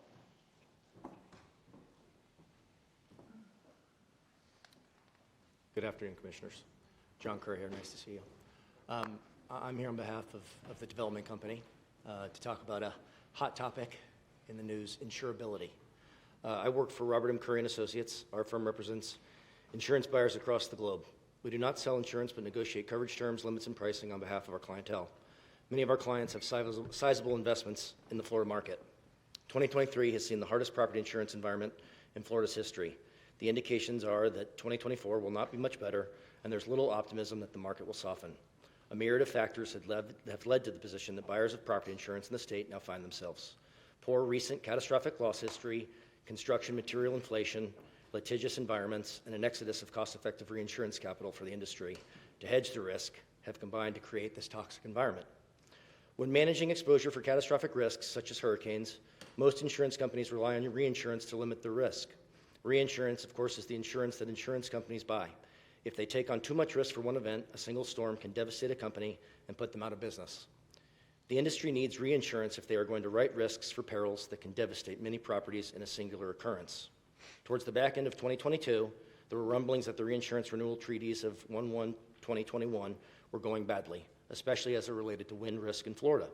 The cost of the reinsurance capacity increased dramatically, along with capital that had historically invested in these risks, exiting the market entirely. The result of the added cost of the reinsurance capital forced the insurance carriers to reassess their wind exposure entirely. The pool of carriers only have so much wind coverage they can deploy, and while there's a massive demand of limits right now, they end up writing small portions of a risk while offloading their additional capacity and operating costs to the reinsurance market. All buyers of wind coverage in Florida, commercial and personal, are paying a lot more and usually for a lot less limit, and many assets have become commercially uninsurable. This crisis is a bit complicated, but can be simplified as an issue with supply and demand. There isn't enough insurance to go around. The limits have become more valuable than ever, and the carriers are being more selective than ever on the assets that they wish to insure in Florida. Without being able to insure these catastrophic perils, the buyer, commercial or personal, will not be able to create a program that would meet even the most lenient of lender insurance standards. Access to debt, as a result, would be made extremely difficult without the insurance backstop on the collateral. Again, this is a crisis that seems to have no end in sight. The insurance carriers are simply not going to support customers with assets that are not constructed in a manner that mitigates hurricane and flood risks significantly. Thank you very much. Thank you. Lucy Gallo, followed by Noah Valenstein.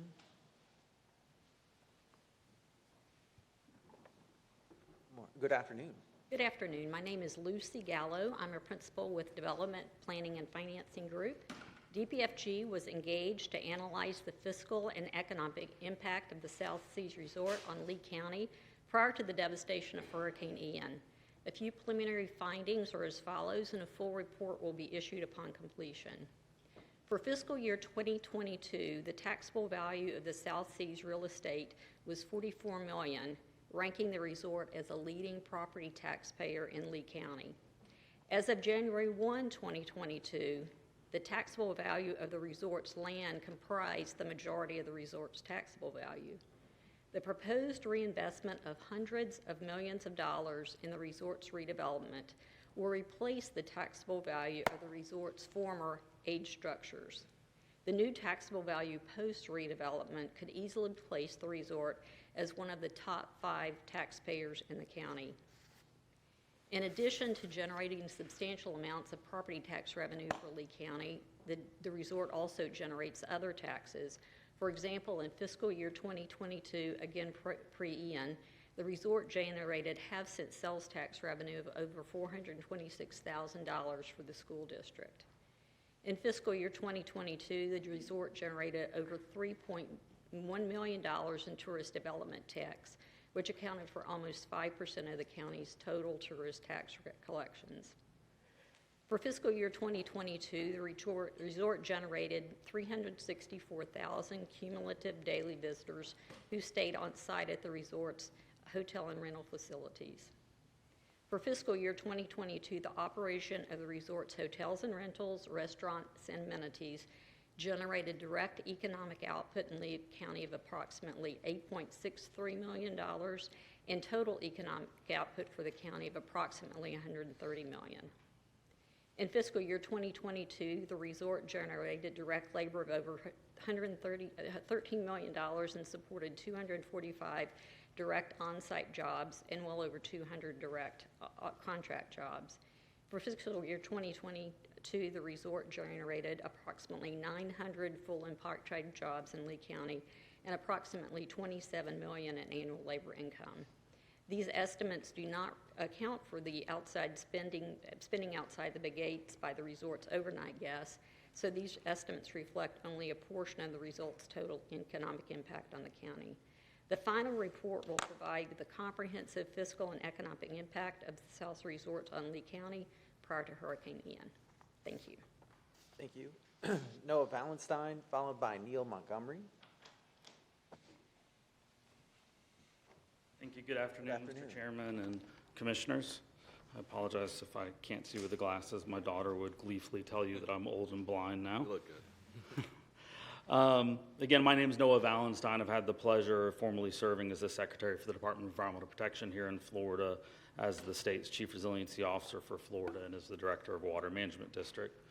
Currently, I've had the pleasure of working with the ownership group for South Seas Island Resorts as they strive to exceed standards for resilience and environmental protection on their property.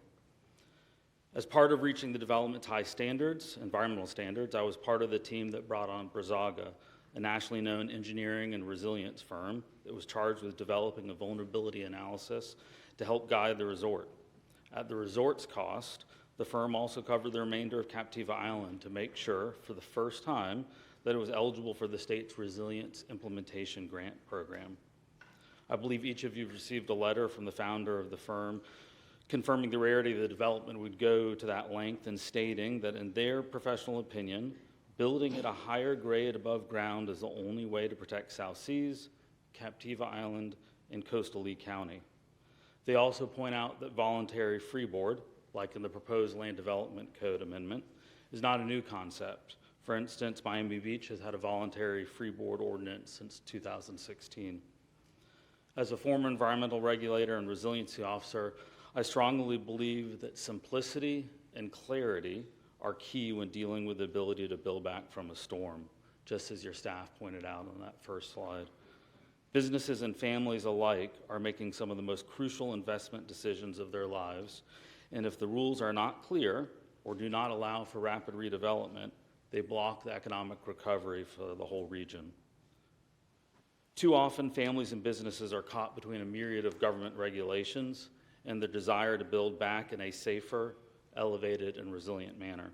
The county's land development code amendment embraces both the critical resilience element of allowing development to elevate to avoid storm damages, and also does so in a way that's clear and actionable. We ask you to support these changes and vote yes. Thank you for your time. Thank you. Neil Montgomery, followed by Alexis Crespo. Good afternoon. Good afternoon. Neil Montgomery for the record. I want to echo what Mr. Baracco said, which I believe is on page 5 of the staff PowerPoint. You have 7 different starting points now in your land development code, and they are inconsistent and challenging at best to implement. We need to have clear and consistent regulations that apply across the board, that people know what they can do. I also want to go back to the slide the staff had on the administrative interpretation, and I appreciate some of the questions that you commissioners asked. I would submit that this county attorney's office would never allow you to adopt a document like that. The administrative interpretation was a zoning created by staff, DCD director in the county attorney's office. They used the provision of the land development code that said when your LDC is ambiguous, you can come and ask staff for an interpretation so you can clearly understand what the land development code says. That's not what this is. This is a staff-created zoning district with regulations, and to date, impossible to amend except for minor administrative. But even that has been difficult because back in '85, they tried to do a site plan amendment through a quasi-public hearing process to remand by the board, 14+ hearings in front of the hearing examiner, and a forced joint stipulation with some of the folks you've heard from today to rearrange what they already had to no avail. Nothing was able to be done with that. So what we need is the ability to ask for a zoning that's actually in your land development code under today's rules so they can be treated fairly. They need due process. The other thing I want to talk about is staff pointed out density and intensity and defined those. The problem is in the data and analysis for the community plan, they said we have a problem. We have residences that are being redeveloped with 6 and 8 bedrooms and bathrooms. We have this, out of 1,147 parcels, only 126 have home exemption because everybody's renting all their houses. Well, because we have a problem with vacation rentals, well, we're going to limit density in motel and hotel on South Seas. So you didn't do anything to solve the problem, and you allowed the people who created the problem to continue. And so what you have is something that's not fair and it's not equitable. And the hotel-motel units on Captiva should be treated like everywhere else, and the hotel-motel people shouldn't be punished because of what the vacation rental folks are doing. Thank you. Alexis Crespo, followed by Bob Walter. Thank you. Good afternoon, Alexis Crespo. I'm Vice President of Planning with RVI Planning and Landscape Architecture. I'm here on behalf of South Seas. I'm requesting that you vote yes on the staff-initiated LDC amendment. First and foremost, as has been outlined today, this is providing much-needed predictable ways to measure building height, especially in your coastal areas, to be in conformance with FEMA. So it's certainly curing that. What we've heard a lot about today as well is it's going to provide predictability in terms of establishing the process in which South Seas can move forward with their redevelopment plans. There's been a lot of discussion about paving the way. This is simply allowing us to make a request, to file an application for that plan development rezoning that Neil mentioned, because we cannot amend our administrative interpretation at current point. I've been working in the planning industry in Lee County since about 2005. I've never represented a property owner where their key issue with the pending amendment was they would not be able to file an application. That's what's being asked today, is to limit their ability to even ask for zoning on their property. They own approximately 120 acres on the north end of Captiva. They're the largest private landowner on this island, and to handcuff them to an antiquated administrative interpretation approved in 1998, but then also really cemented in the early 1970s. We're talking about entitlements dating 50 years ago that they would be bound to without the changes within the code. This was touched on during some of the discussion amongst the commissioners, but this PD process is onerous. It costs hundreds of thousands of dollars to prepare these applications. The LDC amendment would give them the confidence to pursue that process. That will involve traffic studies, that will involve evacuation studies, environmental reports. It will go through a detailed review by your staff. We will go forward with community review as required by your process, and then also extensive public hearings before the hearing examiner, as well as the board. So this is, again, not paving the way or rubber stamping any sort of allowance for density or height on the property, simply allowing us the ability to ask. With my 30 seconds, I want to touch on Build Back. We at RVI have the pleasure of working for Pink Shell, Outrigger, numerous resorts, trying to redevelop post-Ian. None of our clients are using Build Back. While it does allow you to build back to use, height, density, intensity, it says you are bound by the size, style, and type of development that existed before the disaster. And I would submit that something approved and developed in the 1970s is no longer marketable, financially feasible to redevelop in that exact manner, and that is why we are seeking the PD. So please vote yes today. Thank you.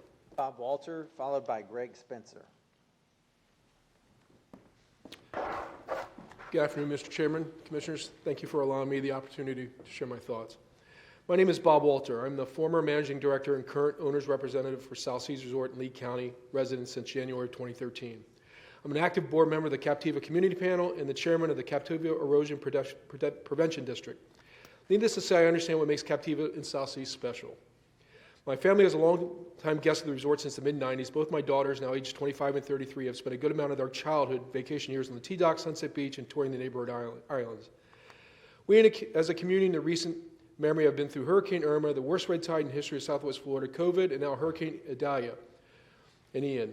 Since 2020, we had to lay off over 350 of our team members 2 times who simply want to get back to their work family and take care of their families and personal obligations. The misinformation, half-truths, and exaggerations that rip through social media about this topic, frankly, make me sad. We are simply attempting to reopen for our future and bring our team members back and make memories for our guests. Not one time during any of these conversations with the local community has one person asked or commented on the fate of our 350-plus associates. South Seas Resort has been on the market to sell for many years. Previous ownership had no desire to do anything except maintain the resort, sell, and walk away. That all changed in September of 2021. The resort sold to a partnership that truly cares about the island and the resort. More capital improvements and dollars have been spent in the 2 years they've been owners to improve the ambience and experience in the last 10 years combined. Our new owner commissioned a Captiva-wide vulnerability study, which you've heard about today. That study was completed shortly before Ian struck, and the incredible accuracy was frightening to the potential damages of vulnerable areas. Actions needed to focus on resiliency for the next several years were front and center in our mind. Then came Ian, almost 1 year today since the resort was purchased. We were lucky. Our friends at Sanibel and Fort Myers Beach weren't so lucky. We began to rebuild. We realized that our hotel buildings had been added to a different flood zone approximately 50 days after the storm hit. This triggered a 50% rule, which required a complete rebuild as the base flood elevations increased. There are different flood zones throughout Captiva, and each requires a unique flood elevation, meaning the height of the first habitable floor. Starting point. All we ask is the county vote yes and provide us with clear direction on building heights so we can rebuild and bring back the glory of South Seas. Many coastal areas within Lee County are faced with similar situations, and we have been very clear that we would like parking and 3 habitable floors above parking and being able to build in a resilient manner. Please note, parking or use space plus 3 habitable floors currently exists in 55% of the structures in South Seas. Once we have clear direction on height, we may begin planning or sharing our ideas to improve South Seas and once again make us all proud to walk the streets of our community. I look forward to a yes vote to allow us the opportunity to ask for these changes and make South Seas the #1 family destination resort in America. I thank each of you for taking the time and consider the importance of allowing South Seas to move forward in a resilient, thoughtful manner so we can do our part to help rebuild the fabric and islands of generations to come. Mr. Walter, I'll call Greg Spencer at this time. I ask you to please vote yes. Thank you very much. After Greg Spencer will be Verdell Eckberg. Good morning, Commissioners and residents of Lee County. My name is Greg Spencer, and I'm the president of South Seas Resort. We fully support the county's proposed changes to both the LDC and comp plan. Since our last meeting, we have conducted numerous information sessions regarding the proposed changes and discussed the need to have a dynamic measurement of height that accounts for federal flood requirements. All of the efforts over the last 90 days, after all of our efforts over the last 90 days, no one can honestly say they aren't aware of the request before you. Our efforts to rebuild our hotel, to build any new product, and to even build new amenities are totally stalled at this point without this decision. South Seas is both a tourism and economic engine for Lee County. We are one of the largest property tax contributors in the county, represent almost 5% of the tourism development tax, provide significant school taxes, and generate employment of over 900 individuals directly and indirectly. Provided we can get clarity on height to finish our plans, the proposed redevelopment of South Seas will generate more than $800 million of future private investment that will further increase our share of the above taxes. A vibrant South Seas means a vibrant Lee County. Several members that have spoken today have attempted to make this a zoning meeting, which it is not. This is a county-initiated change which is needed to address antiquated starting measurements for height. The reality is that today we are governed by a static measurement of height despite the FEMA flood elevations being dynamic in nature, having changed 10 times since 1984. We are clear on what we stand for. We want to return South Seas to its prior grandeur with a focus on creating the #1 multi-generational resort in the U.S. Prior to Storm's landfall, we raised our starting wages to $20 an hour, the highest of any hotel in Sanibel and Captiva. We plan on investing between $50 and $60 million in new amenities and building new 5-star hotel and condominium product throughout the resort. This will be a game changer for the tourism experience in Lee County. You've heard comments that no one supports any changes for South Seas. This is simply not true. Nearly 5,000 owners and guests have signed a petition in support of South Seas. You've heard from our current and former employees that they support our ownership trying to rebuild. You've heard from local businesses that want and need South Seas to reopen, given the significant number of visitors that our resort brings to the local economy. You've heard from your own county staff as to why these changes are needed. In closing, as I committed to at the last hearing, prior to submitting any zoning request to Lee County, we will have a meeting with all owners within South Seas and we'll be clear on what we are asking for. We can't complete our planning until we know how we are being measured and have certainty of the zoning process. We simply ask that the county follow its own process for considering zoning requests, which is well documented. Due process is fundamentally American principle and is something we should be afforded. The cancel culture approach taken by some towards the county's own initiated action is simply an attempt to deny us an opportunity to follow the process outlined in the county's own ordinances. Respectfully, we are trying to recover from a generational storm while trying to fix a resort that has been broken for well over a decade.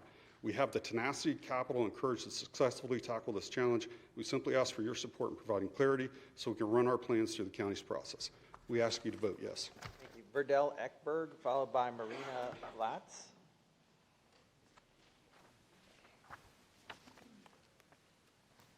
Thank you, Commissioners. My name is Verdell Eckberg. I'm the Director of Sales and Marketing at South Seas. I'm a Lee County resident and have been at South Seas for the past 7 years. Additionally, I've overseen the Inns of Sanibel, Sundial, Sanibel Harbor Marriott over the course various times for the last 20 years. I only say that to say that I've been pretty intimately involved in the community for quite some times. You know, now, since the hurricane, we've gone through Irma, Red Tide, COVID, Ian, and twice in 2 years, we've had to let go 350 employees. For anybody that's in business, that is a bitter pill to swallow. And I find it disheartening. The resort, at no fault of its own, has become the target of such controversy and vitriol coming from the community. It's hard not to take personal. We have been a good neighbor with Crow, CCP, Fish, Captains. We've given countless dollars, time, energy. So I just want to say we've been a good community sponsor. We want to reopen. We want to bring our community back, our employees back. You know, we account for roughly $25 million in outside resort spending. I think that alone is worth rebuilding. So I ask you to vote yes. Thank you. Thank you. Marina Bletz, followed by David Hinson. Sorry if I didn't pronounce that correctly. That's okay, Marina Blutz. Oh, there you go. Yeah, good afternoon. Again, my name is Marina Blutz. I'm a Sanibel resident for the past 15 years. We've been visiting, or my family has been visiting this island since I'm 10. So we've seen Sanibel, Captiva, we grew up here, and now I see my children grow up here. They are attending the Sanibel School, they are attending the Sanibel Recreation Center for after-school programs, sporting events, summer camps, fun days. So we are very involved in the community. But I'm also here as the Director of Owner Relations at South Seas Island Resort. And therefore, again, we're spending most of our time on Sanibel and Captiva, and today I'm asking you not to further delay any decisions to allow South Seas to rebuild with more resiliency and to continue to reopen, bringing back our team members. Besides all the social media storms that we have experienced in the past few months, I believe it says a lot about a company of how they treat their employees. And Timbers has gone above and beyond for all of us. Not only is the Magic Team supported by Timbers, which is a charity group led by team members from us, celebrating our successes, give back to the community with volunteering our time and funds to help team members that experience hardships, but also increasing the hourly wages from our team members from $12, $13 an hour to $21 to $24 an hour, which is unheard of in our area. After the storm, Timbers has set up a relief fund for our team members, offered housing to team members during and after the storm, including myself. Paid employees volunteered their times to help other team members clean out their houses, tarp their roofs. Personally, I was lucky enough to receive that help as well. Your decision today to vote yes for Timbers and South Seas to finalize their plans to share them for approval and bring back our South Seas family is offering all of us job security in Lee County. In the future, to continue to charge the strong rates that we are having seen and the high occupancy that we received in the COVID tourism years, we must move forward with the next chapter with upgrading amenities and a product that will help provide job security for our 400 plus employees, a strong return of investment for our owners, as well as creating wonderful memories for our guests. Thank you. Thank you. David Hinson, followed by Terry Smith. Good afternoon, Commissioners. I'm David Hinson, and I'll be reading a letter from Al Tenbrock, South Seas original developer. So he is responsible for a lot of the resort, as people know it today and as people have known it for a long time.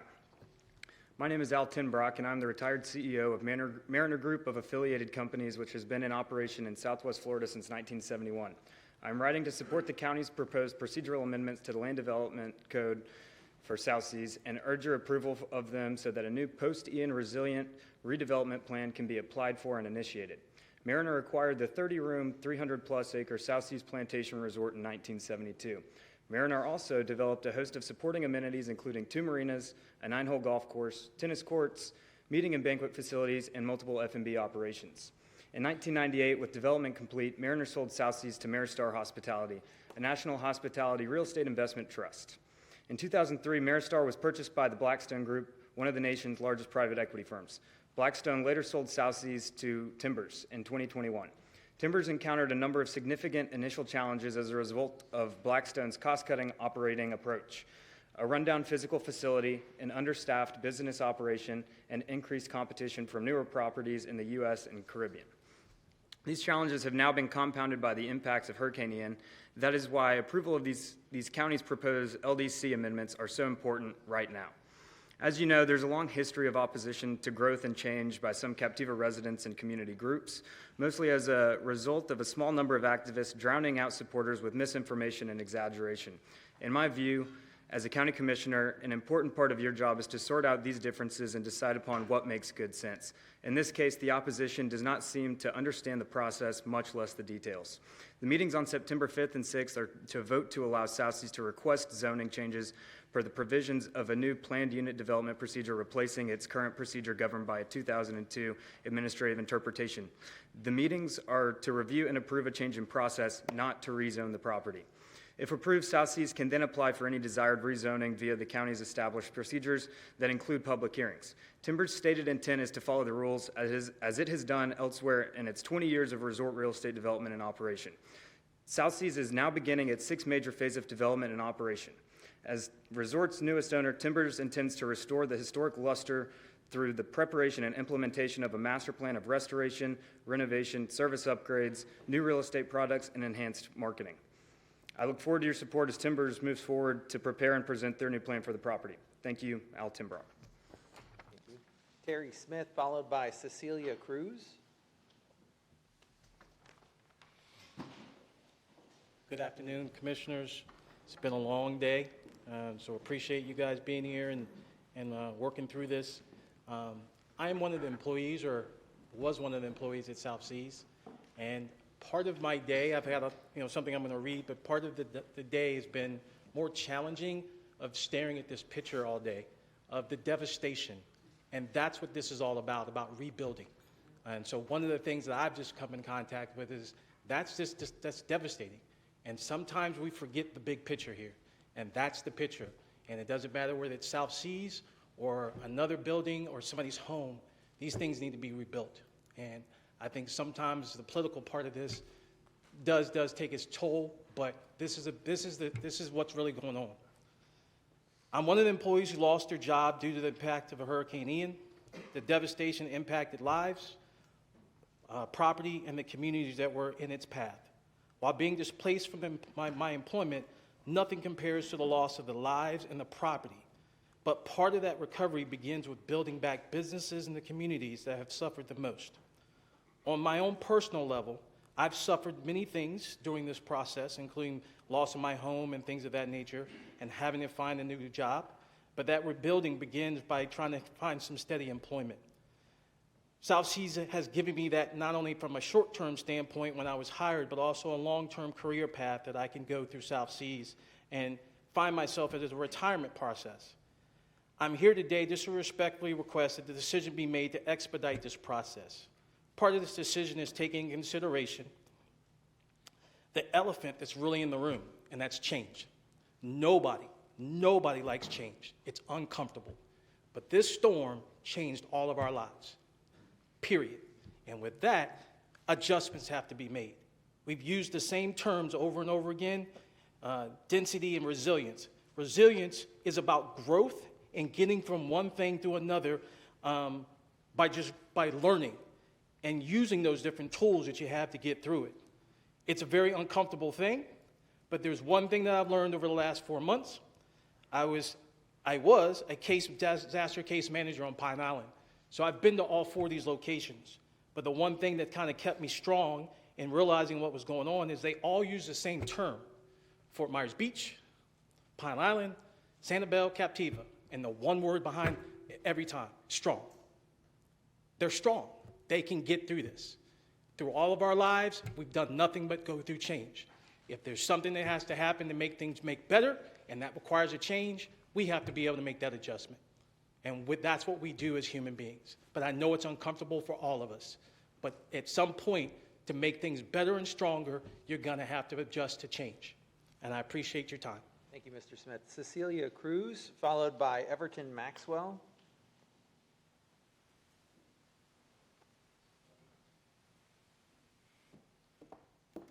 Good afternoon, Commissioners. My name is Cecilia Cruz Swenner. I am here to tell you about my experience with South Seas. I would like to tell you about my almost 4 decades working at South Seas Resorts. While I was vacationing in Fort Myers in 1983, I visited Sanibel and Captiva Islands. This is when I discovered South Seas Island Resort. I said to myself, this is captivating. Being an island girl, I immediately fell in love with South Seas Resorts.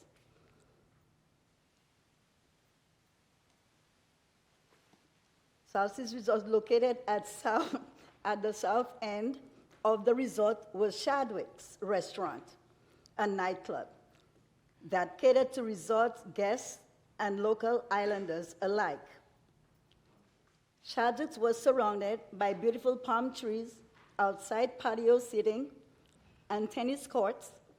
It was a very relaxing and inviting atmosphere. Very old school Florida. The beach wasn't too far away from South Seas either. I was fascinated with South Seas Island Resort and that I applied for a job and was hired. I spent many memorable decades working there, enjoying the guests, live music, and special events. With its old Florida charm and emphasis on natural surroundings, Chadwick's and South Seas Island Resort is truly a magical, one-of-a-kind place. I was employed at South Seas Island Resort in 1983 until Hurricane Ian came and I was devastated. Then I had been through this before. We had weathered Hurricane Charlie 20 years earlier, and although it took many, many months, South Seas Island Resort was rebuilt and reopened. Now it looks like Hurricane Ian's aftermath will take all that magic away from me and my coworkers and the guests. What a mistake it will be to lose the legacy that South Seas Island Resort, thousands of people identify with the island through the resorts. Local merchants and businesses stand to lose millions of dollars in revenue generated by the guests that historically visit South Seas Island Resorts every year during the season. Millions of dollars in tax revenue and fees to the islands and Lee County will be lost as well. How sad. Through the many decades. I need to call Everton Maxwell now. Thank you very much. I appreciate your testimony today and your comments. Thank you. Everton Maxwell, followed by Mark Mashad. Sorry, Commissioner. Everton had to leave to go to work. Okay. He wants to come back to work with South Seas. Okay. Mark Mashad. Commissioners, thank you so much for allowing me to participate in this process. My name is Mark Mashad. I am a non-management employee. I want to point that out. That's why I don't have the suit on. No one asked me to come here today. My employer did not ask me to come. I went to them and asked permission to come here today. I've worked for South Seas for 10 years. Different owners, different management companies that said owners put to work. I can honestly say the reason I'm here for two reasons. First of all, I know none of the technical issues. I know you're talking a lot of technical stuff today. It's like Chinese to me. But I'm here because of all the persons I worked for on South Seas. The most professional organization is Timbers. That's why I'm here today. I don't know what the outcome will be, but I know it's going to be spectacular. They are the most professional organization I've worked with in the 10 years that I've been at South Seas. That's why I'm here. I'm also here to mention that. I'm also here because I am a line employee, and I get calls that management doesn't get because they connect with me. And I get calls. It's almost been a year, and I still get calls from people asking me on the updates of the resort. Needless to say, I can't give definitive updates. I just don't know. It's a complex situation right now. But I'm asking you to vote yes. And when you're thinking about all this, keep in mind persons like myself, regular Joes. South Seas is a special place. I wouldn't have lasted 10 years if it wasn't a special place. And Timbers is a great company, and I just want to get all my associates back there working as soon as possible. Thank you so much for your time. Thank you. All right, please raise your hand. Has anybody else come that would like to speak? Miss Ellis? Okay, great. So we'll have Miss Ellis, and then if you'll please go to the door, and I'll call you up afterwards. Hi, Marcia Ellis for the record. So I see this as an issue of respecting constraints. And we all have constraints in life that we have to respect and follow. We've heard from the insurance industry who have reminded us of a very difficult, painful truth, which is we are in an unstable market and an unstable future. I see at issue here two processes. I see the land development code, which in my mind should not ever be for sale. And I see development by threat, which is when you bring in property rights into a discussion about community development. I believe that that Southeast has a right to petition, but not a right to adversely impact others or supersede local community plans. I would also like to say that the existing conditions, I think, can satisfy the needs of South Seas moving forward. Just build 2 floors and move on. Keep that charm. People will come there and everyone will be happy. There is a common sense solution in all of this. The reason that I think that's the best solution is because we do have to honor the carrying capacity of this ecologically fragile environment. There is no place that's more fragile or dynamic than our barrier islands. We have to respect those constraints. We don't want to give up on that. We know it's a magical place. But to do that means that we can't adversely impact others. And I think that balancing those interests is a play. You have to decide whether or not it's appropriate to hire attorneys and try to go in through the back door, set up lobbying, set up channels with the attorneys, the county attorneys, or whoever, and then bring in changes to the land development code in order to bring forth developments like this. Is it okay for people to stand up in front of you and threat property rights litigation to get their way? I don't want to see this community lose the wise stewardship of our governing plans and fold to these threats of development or these backhand ways. I believe that we can have respectful, honest conversation and build within constraints. Thank you.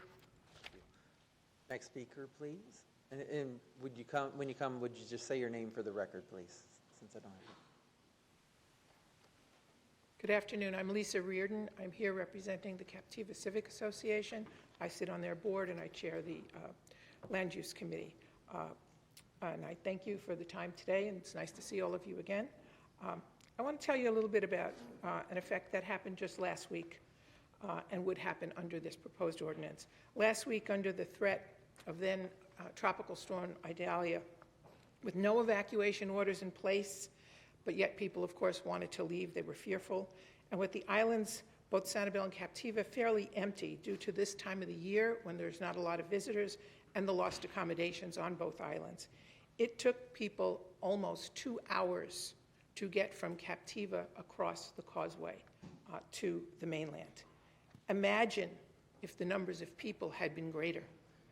I know this because my neighbors were in that backup and called me to ask me to please make sure that I pass that information on to you today. And I can't help but note that most of the people in favor here today, speaking to you, are paid in one way or another, either as employees of South Seas or as contractors of South Seas. And I don't mean the gentleman who said he's here on his own time, but the majority of others are. It's not lost on it that the people who are here speaking in opposition are here on our own time, caring about the community. And I can't help but note, too, that in the pastor's invocation, he asked you to decide in fairness. And that's what we as a community have been asking, for you to look at the fairness of this situation. As it was stated earlier, there's almost 13,700 signatures on petitions. We presented you with 10,000 of those signatures a week and a half ago, and if you want the rest of them, we'll be happy to present them to you as well, with 6,300 of those people being Lee County residents. In addition to, of course, the emails that you got previously. And gentlemen, these are your constituents. These are the people who are asking you to do that. And a lot of them can't understand why we've had to go to these lengths to get to where we are today. And it raises several questions, starting with why. Why has the workshop not been rescheduled? You understand fully why it had to be postponed. But the same meeting that was scheduled that evening from the CDBG-DR to be held on Sanibel was rescheduled. The workshop was not.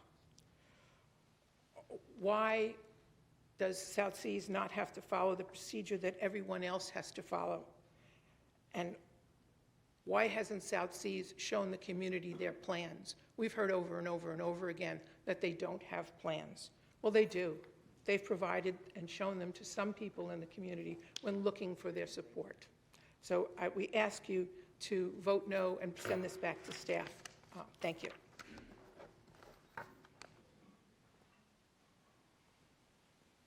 And if there are any more speakers, again, just please line up at the door in the back and we'll call you forward. Good afternoon. Please state your name for the record. David Mintz, I'm the Vice President of the Captiva Community Panel. I think you've heard almost everything that has to be said today and before today. Nevertheless, it's important to remember that there are two separate issues here. I want to stress that. The first is increasing building heights outside of the gate of South Seas from 2 stories above base flood to 3 stories. That has nothing to do with South Seas. It will make Captiva less resilient. It'll eventually change the special character of the village where most of the homes on Captiva exist. It will kill our central sewer project, and nobody asked for it, and nobody wants it. It's an easy fix.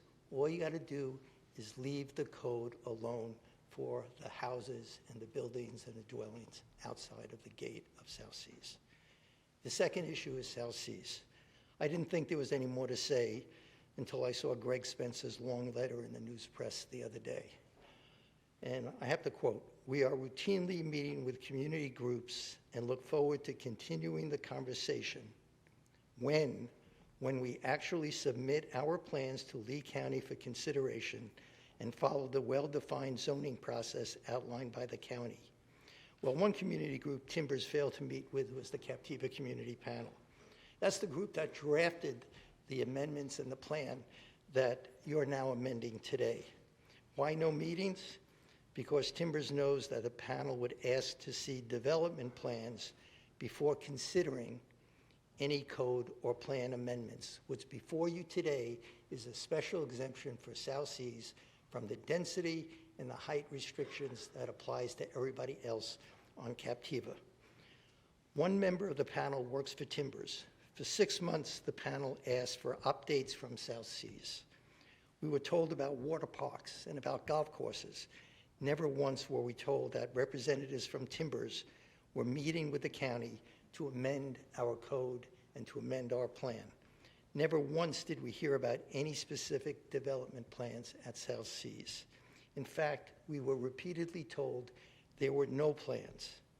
And now we're hearing that there are plans that are being shared with some people, maybe even some of the commissioners, but not all of you, but not with the community. So we don't know if there are plans or if there are not plans. We just don't know. And if there are plans, they're not being shared. And if the plans are not being shared, why would you vote to exempt South Seas and only South Seas from Captiva's height and density regulations before you see the plans? And if there are no plans, why would you vote to change the code and plan now before any plans are developed or submitted? Thank you for your comments. I have to call Mr. Ballard now. Thank you. Go ahead, Mr. Ballard.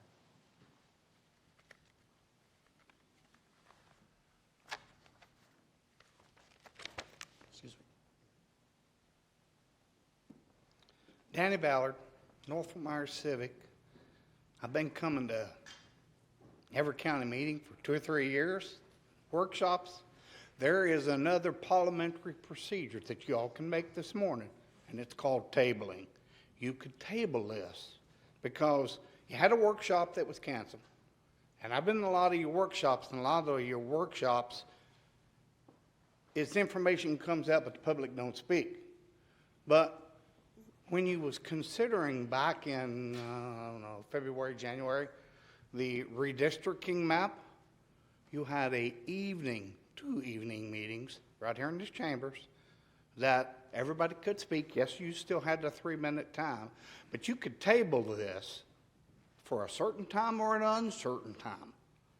And you could have that open forum in an evening and get all the facts. I don't think all the facts have been told.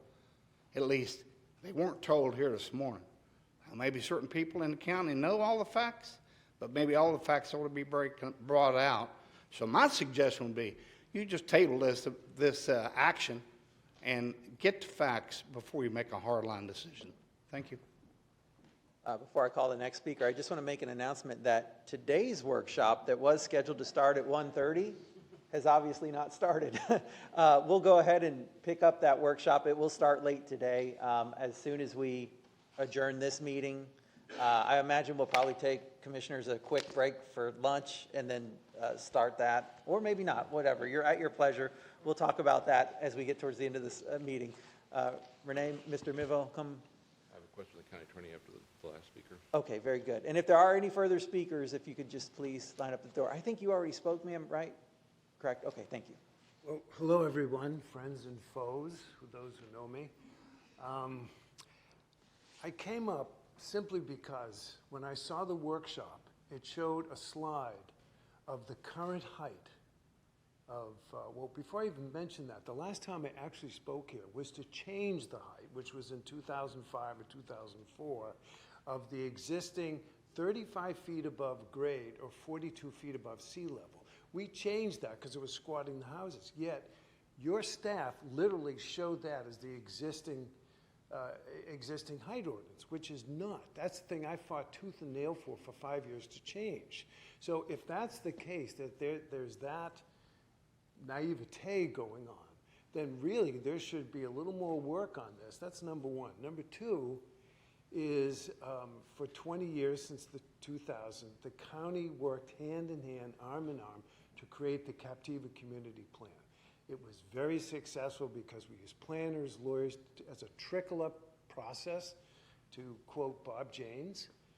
And it was so successful that the county created a staff to create other community plans, like in Lehigh Acres and other places. Some of them didn't do so good. So then they came up with an idea, the county, well, let's have one plan for everybody.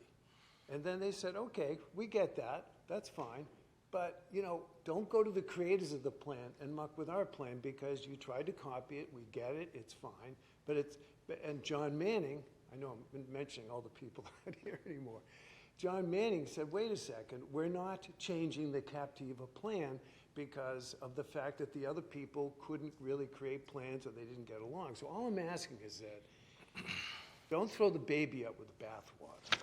And I know Timbers will do a fantastic job, but Timbers is looking for a twofer or a threefer. They were going to rebuild, then they get insurance money to rebuild, and now they saw a loophole where they can go in and change it. And come on, it's an obvious play. Let's do the right thing. Take some time, work together. Now, if you force them to work together, they'll work together.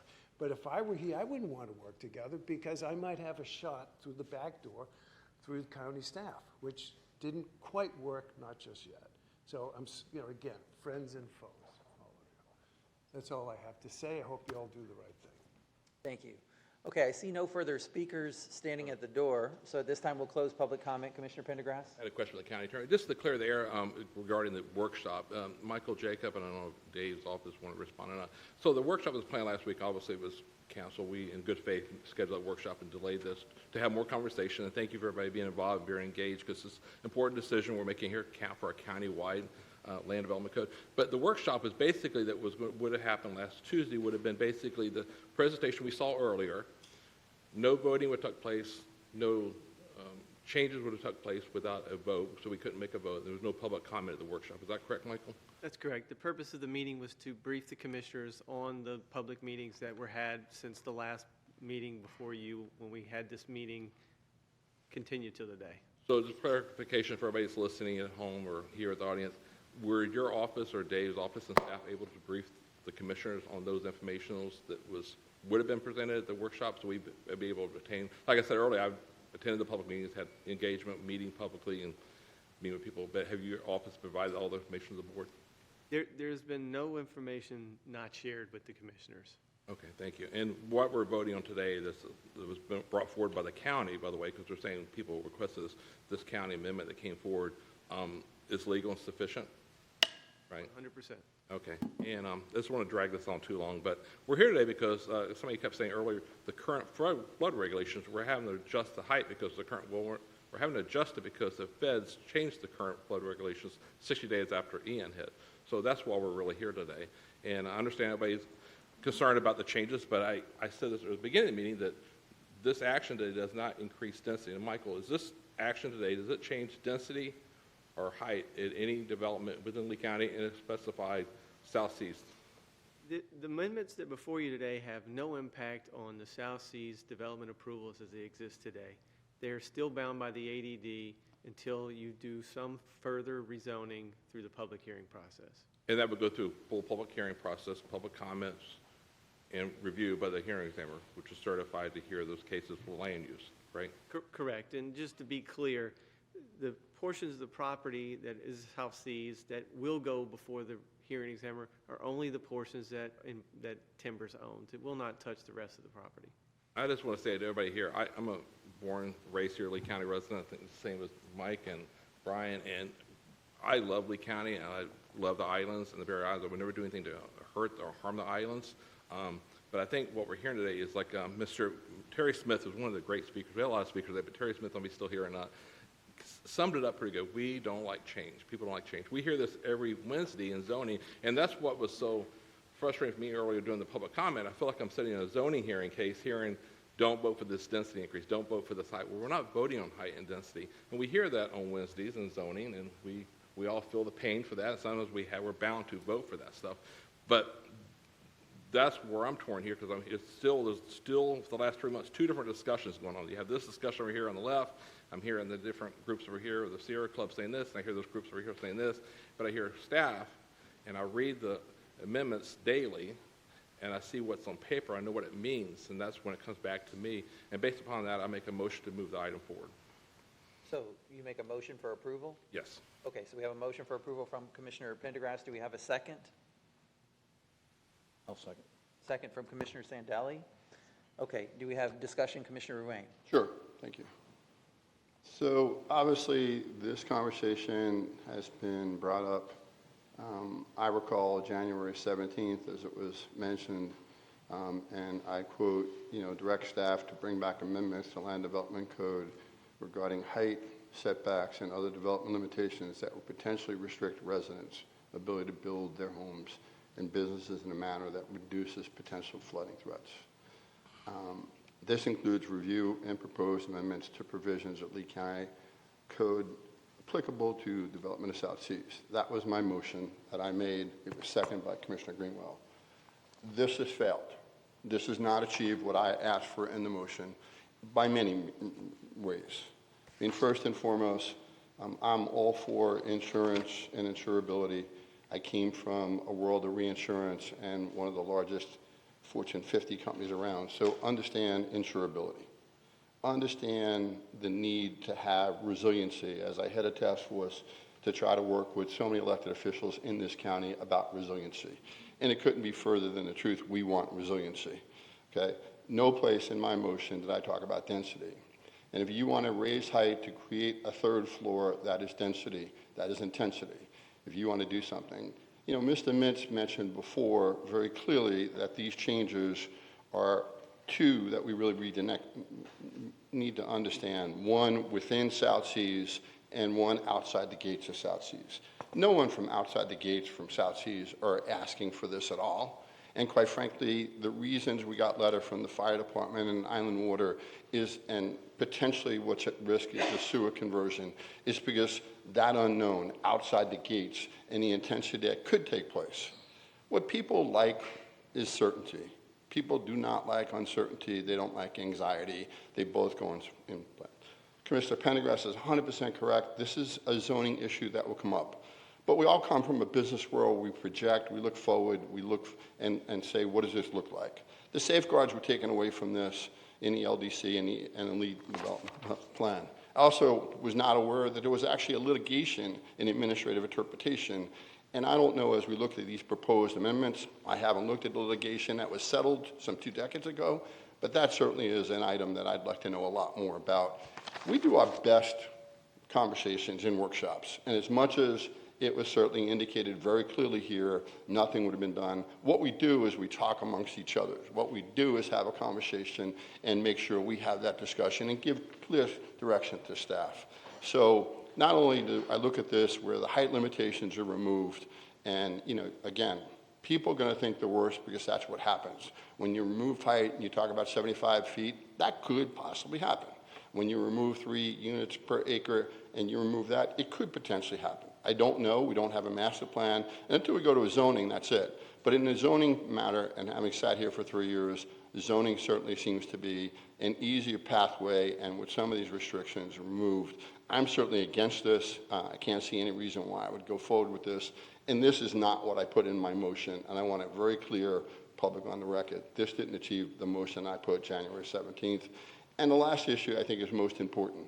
Having governed on Sanibel for a long time, our Investments is the largest property holder in Lee County. They have worked within Sanibel and Captiva. And if anything I learned in Sanibel is less is more. Our taxable values were within Fort Myers, and I used to kid many times with Randy Henderson that it was not only about 10 years ago, we were 20% within the taxable value for Fort Myers. When you think about that, 90,000 people, 77,000 people, less is certainly more. I think this is a mistake. I certainly am not in favor of this by any means. And just for clarity, since my name's been mentioned more than once and more than twice in emails with my name that I actually proposed this, what I proposed is certainly on the record. What I've received does not achieve that. Thank you. Any further discussion or comments on this? Commissioner, no? Thank you all for your participation and being here today. It's, I think we've all wrestled with what this means, near-term and long-term. I sat home this weekend. I went through a whole lot of different things, read everything I could, started, as I typically do, with the big picture and try to drill down to what the bottom line is. This is my, and you're welcome to see this, but the last part is change is hard, especially in challenging times. We are challenged as a state. We're changing as a state. We're changing as a county. We have to deal with that. And change brings up a lot of different issues, not only from this case, what we're talking about today, but the infrastructure and so on and so forth. And our responsibility, from my perspective, is to balance change. You know, and that's not an easy task, whether it's for the communities, whether it's for the staff, whether it's for any of us sitting up here. My feeling is, though, personally, I'll speak only for myself, is I have to look out for the best interest of Lee County as a whole. Somebody brought that up before, and I did say that. So you have over here, you've got a group of individuals, highly respected, beautiful place, and so on and so forth. But we have change, and so who do you want to go forward with change?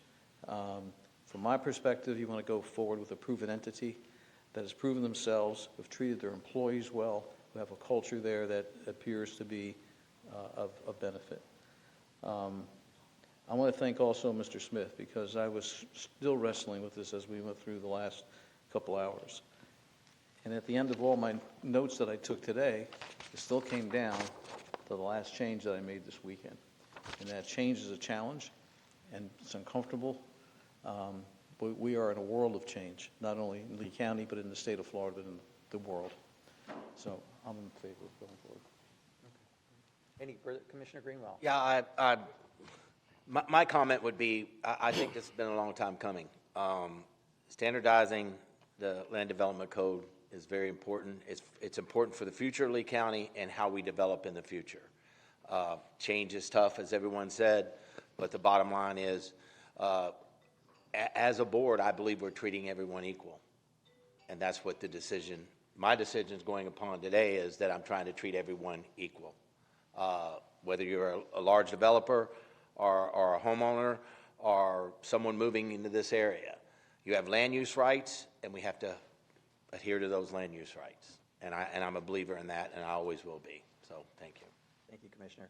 I'll share some of my thoughts too. Today is one of the really just extremely toughest days to be a county commissioner. Nobody likes to sit here and have to deal with a balancing act between multiple speakers on either side of an issue. These are definitely the tough days where the job is very, very hard. And So I heard a lot today, but one of the things that really stuck out to me was the comments that said, you know, today doesn't increase density, today doesn't increase intensity, but it gives them the ability to ask. And then there was another comment later that said, now remember, fairness, to treat people with fairness. Well, everybody else in Lee County has the right to ask. Everybody else in Lee County has the right to ask for rezoning, except for South Seas. Right now, because of the administrative determination, they can't even ask. And that doesn't seem fair to me at all. And so knowing that the Constitution does guarantee the right to petition your government, the Constitution does guarantee the right to due process. It doesn't guarantee that we have to say yes, but it guarantees that we should let you ask. I think that's how I'll come down today. And I understand this is hard. I understand that change is not fun. And Hurricane Ian handed us that change, whether we like it or not, and we have to rebuild now. So with that, if there's no further discussion, then I'll go ahead and call the question. Are there any objections to the motion? Yes, I'm against it. Okay. The motion carries 4-1. Commissioner Ruane opposes. All right. Commissioners, what's your pleasure? Would you like to take a brief recess and then move on and finish the agenda? I'm okay with finishing the agenda. Oh, okay. All right. We'll just pause for a moment then while You people want to leave. pause for a couple quick minutes? We'll pause for a minute while people leave. I'm going to All right, let's resume the meeting. All right. The time is 2 o'clock. We're resuming the meeting. We're now back in session. Just an update on the agenda. So where we go from here is we're going to do public hearing 7. I would like to note that we already did public hearing 9 earlier. So after public hearing 7, we'll go to walk-ons and carryovers and the rest of the agenda as written. I'd like to announce that we probably will be finished here, Lord willing, sometime between 2:15 and 2:30.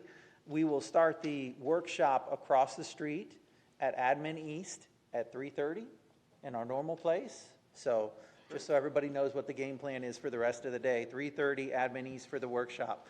All right, at this time, if there's no objections to that then, at this time, let's move forward with public hearing 7. Good afternoon, Commissioners. Your public hearing number 7 is to amend the procurement ordinance. If you recall, this hearing was advertised for your August 1st meeting, where the board voted to defer the item until today. And I believe that County Manager Dave Harner would like to give some updates on changes to the procurement ordinance. Thank you. Thank you, Mr. Chair. I'd like to ask Pete Witten to start off the presentation, and then we will have Mary Tucker. Thank you. Commissioners, before Mary Tucker goes through the specific changes to this round of amendments, I would like to give a little background on the procurement ordinance.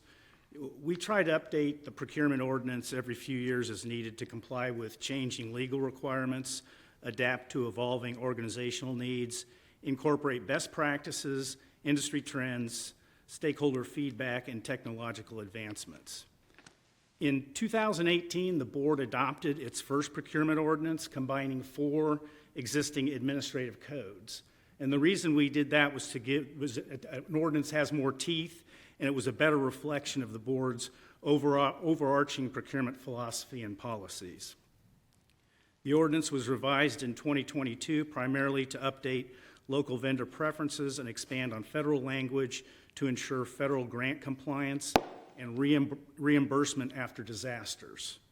Underpinning this ordinance are written standard operating procedures that implement the board's adopted policies. Also, there's a significant amount of interdepartmental training that is performed annually. The ordinance adopts many state and federal guidelines and in some instances is more restrictive, such as conflict of interest that includes in-laws as part of the county definition of a conflict of interest when state and federal guidelines only include close family members. In the interest of transparency, all formal solicitations are posted to the county's website, as well as all county contracts and public notices that have gone through the procurement process, which also includes insurance and bonds. The webpage has all essential policies, procedures, forms, and vendor applications. This is a living document, the ordinance, and it will continue to change and evolve based on best practices and stakeholder input. And with that, I'd like Mary to go through the specific changes in this round of amendments. Good afternoon, Commissioners. I'm Mary Tucker, Director of Procurement Management. Before you this afternoon, staff is requesting the approval of proposed updates to Procurement Ordinance 2206. The proposed modifications aim to streamline and enhance our procurement process. At present, our county adheres to a threshold for small purchases that mandates obtaining 3 quotes for transactions falling within the $50,000 to $100,000 range. Considering aligning our practices with federal regulations, staff is proposing you increase this threshold to $250,000. This proposed change will have no bearing on your existing signature authority, which will remain at $100,000. The current ordinance empowers the county manager with signature authority up to $150,000 with respect to human services. The proposed modification seeks to broaden this authorization to encompass public assisted programs and increase the county manager's signature authority to $250,000. This strategic enhancement is anticipated to expedite the implementation of board-approved programs. Emergencies will be divided into 2 categories, minor and major. Minor emergencies, such as a water line break, will be presented to the board at the next available meeting. With major emergencies, such as a hurricane, a summary will be provided to the board at the next available meeting, and all documentation will be provided for ratification within 60 days. A notable addition within this proposed change is the inclusion of authority for the clerk of court to pay emergency purchases prior to the formal ratification by the board in instances where an emergency has been declared. And finally, the proposed changes include clarifications pertaining to exempt procurements and revenue-generating contracts. I'm available for any questions. Okay, Commissioners, what questions do you have at this time? I have a few. Commissioner Ruane, go ahead. Thank you. Why do we feel the need to follow the federal government when we're so much smaller than the federal government as far as their limit? Commissioners, so the formal procurement process is a fairly long process, and we have not changed that process in years as far as what formal procurement is, and we feel like, well, there's a couple parts to this. One is we believe we will get more bids from the business community if for projects that are less than $250,000 for the organization our size. That's still a fairly small purchase at this point because of the size of the organization. We feel like we'll get more quotes if we don't have to do a formal process except for $250,000 and over. Also, for the county manager's signature authority, a lot of that has to do with the federal programs and with CDBG-DR as far as individual housing assistance programs. Will help with that so that we don't have to bring individual houses back to the board. But it's not limited to just CBDGR. No, this would be for everything. And right. One thing it also does is right now, if we have a repair on a building, and we're going to get reimbursement from the feds for it, even though their limit is $250,000, ours is $100,000. So I have to go through a formal solicitation in order for them to reimburse us because I have to go by what's more restrictive. Right now, ours is more restrictive. Yeah, County Manager Harner. Thank you, Mr. Chair. Can you clarify, it's not for everything, the 250, not the signature authority? No, the signature authority is $100,000. Anything for signature authority comes back to the board for $100,000, except for any of the housing programs that y'all approve and with human services. That's the only thing that would go up to $250,000 on signature authority. But everything else on signature authority remains at the $100,000. Second question, why do you need 60 days to get ratification back to us? This is basically 60 days before we as commissioners get to ratify some major expenses. I just think that's a long period of time. Mr. Chair? Yeah, go ahead, Mr. County Manager. Commissioners, so for a major disaster, the size of Ian, you're not receiving any invoices. You don't have all the documentation put together in the weeks just following the incident. So 60 days we thought was a good period to get a good formal ratification. Later on under county manager items, you'll have the summary of emergency purchase orders for Idalia, and we'll bring that back at the next meeting, much quicker than 60 days. Okay. Any further questions? No further questions? Okay. Any other questions, commissioners? I just want to say, I know Pendergrass? Commissioner Greenwald had brought this up before, as you know from going through contracts and bidding and stuff. I'm glad to see we're expanding that, because hopefully we'll get more vendors quoting, because I think in the past, I think Commissioner Greenwald mentioned that I think some people wouldn't bid on a project if it's under 100,000. It's not worth going through the process for a small job, and I think you said it. And I like the process. We're expanding that, and also that we are updating some changes there. And we haven't really had any major issues in the last, say, 5 years, have we? I mean, the bid contests we had that went through your office before, they all were handled and rectified, correct? Yes, I was able to resolve them all at my level. To my knowledge, we have not had any other issues. I did have where a vendor had contacted me about our, we asked them for, have them give us recommendations, and they were concerned because they had to do that on every single project, even though they were the same company. So we worked out it where they don't have to do it for every project. They have to be good within a year now. So any complaints we've had, we've tried to resolve. Last year, you were probably bringing up before about, how local bidding preferences. I'd like to see the local bidding people, the local businesses here in Lee County get more jobs within Lee County.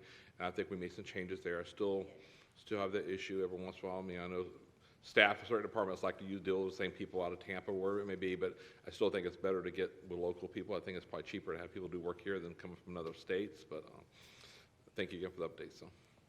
And thank you for, Mr. Chairman, thank you for mentioning that on the last meeting. But one other thing I think we're right on target here is because, houses that we were building for $200,000 just a year and a half ago are now $350,000. So the number is exactly, in my opinion, where it needs to be, because that is how much things have gone up over the last few years, here in Lee County. So I don't think the 250 is extravagant at all. I think it's right on target. Okay. Any further questions? I'll move the item. We have a motion for approval from Commissioner Pendergrass. I'll second it. Second from Commissioner Greenwell. Can I discuss? Commissioner Ruane, yes, absolutely. Thank you. Is there any flexibility we could do on ratifying the 60 days? Is there anything we could have sooner? I'm just uncomfortable with that. I don't want to vote no. That was, I sympathize with that question. 30 days popped into my mind too, but would love to hear from the motion maker and seconder. Maybe staff could explain how to slow down the process. Would they be able to do that in 30 days or 45 days? I'm not sure. Commissioner, I'm looking for something shorter than 60. Yeah. We can, I believe we can do 45 days if you want to. I amend my motion to make it 45 days then, that we'll be working together. I'll make a second on 45 days. Okay. Thank you. Okay. Let me ask, I got a call for public comment, but before I do, Mr. Clerk, do you have some comments you'd like to share as well? I would, thank you. Thank you, Mr. Chair. Thank you, Commissioners. I know I'm the last thing standing in front of you to get to lunch, so I'll keep my comments brief. I just first want to say thank you to your county manager and Pete and Mary. We have been talking about this process for the better part of a couple of months now, and it's been a very collaborative process. But my job as your comptroller and your auditor is to ensure that you know what you're accepting in the world of risk, and to know what internal controls can be put into place in order to strengthen or mitigate those two respective items. So I'm not going to go through my report in any great detail. I went and toured a couple of clerk's offices around the state. And we all do it a little bit differently. It matches those communities depending on the elected officials and the county staff that go there. I tried to make my recommendations risk-oriented. So if you go forward with the ordinance today, you are accepting some risk, and we have talked very much a lot that procurement has a lot of risk. I mean, you're spending a large amount of taxpayer dollars. And my concern from the very beginning was never about the spending or signature authority of your county staff. My office and them work very well together. We work very well together throughout this process, but we are changing overall countywide policy as we take in approximately $2 billion. And so I outlined approximately five risks and recommendations for your consideration. We have talked with these, the three of us have talked about these items at length, and I'm not here to say risk is necessarily good or bad. I'm here to make sure that the board knows that if you move forward today, those are the risks that you accept on behalf of this community. I've heard this statement, Commissioner Pendergrass, you've mentioned it a couple of times about, well, we haven't had any problems. Well, I can certainly agree and respect to that position, but my job is to make sure that we don't step into that process any more than we need to. So I hear about the appeal protest piece. That was one of the items in my list. And this is not any criticism to county staff, but they control the process front to back.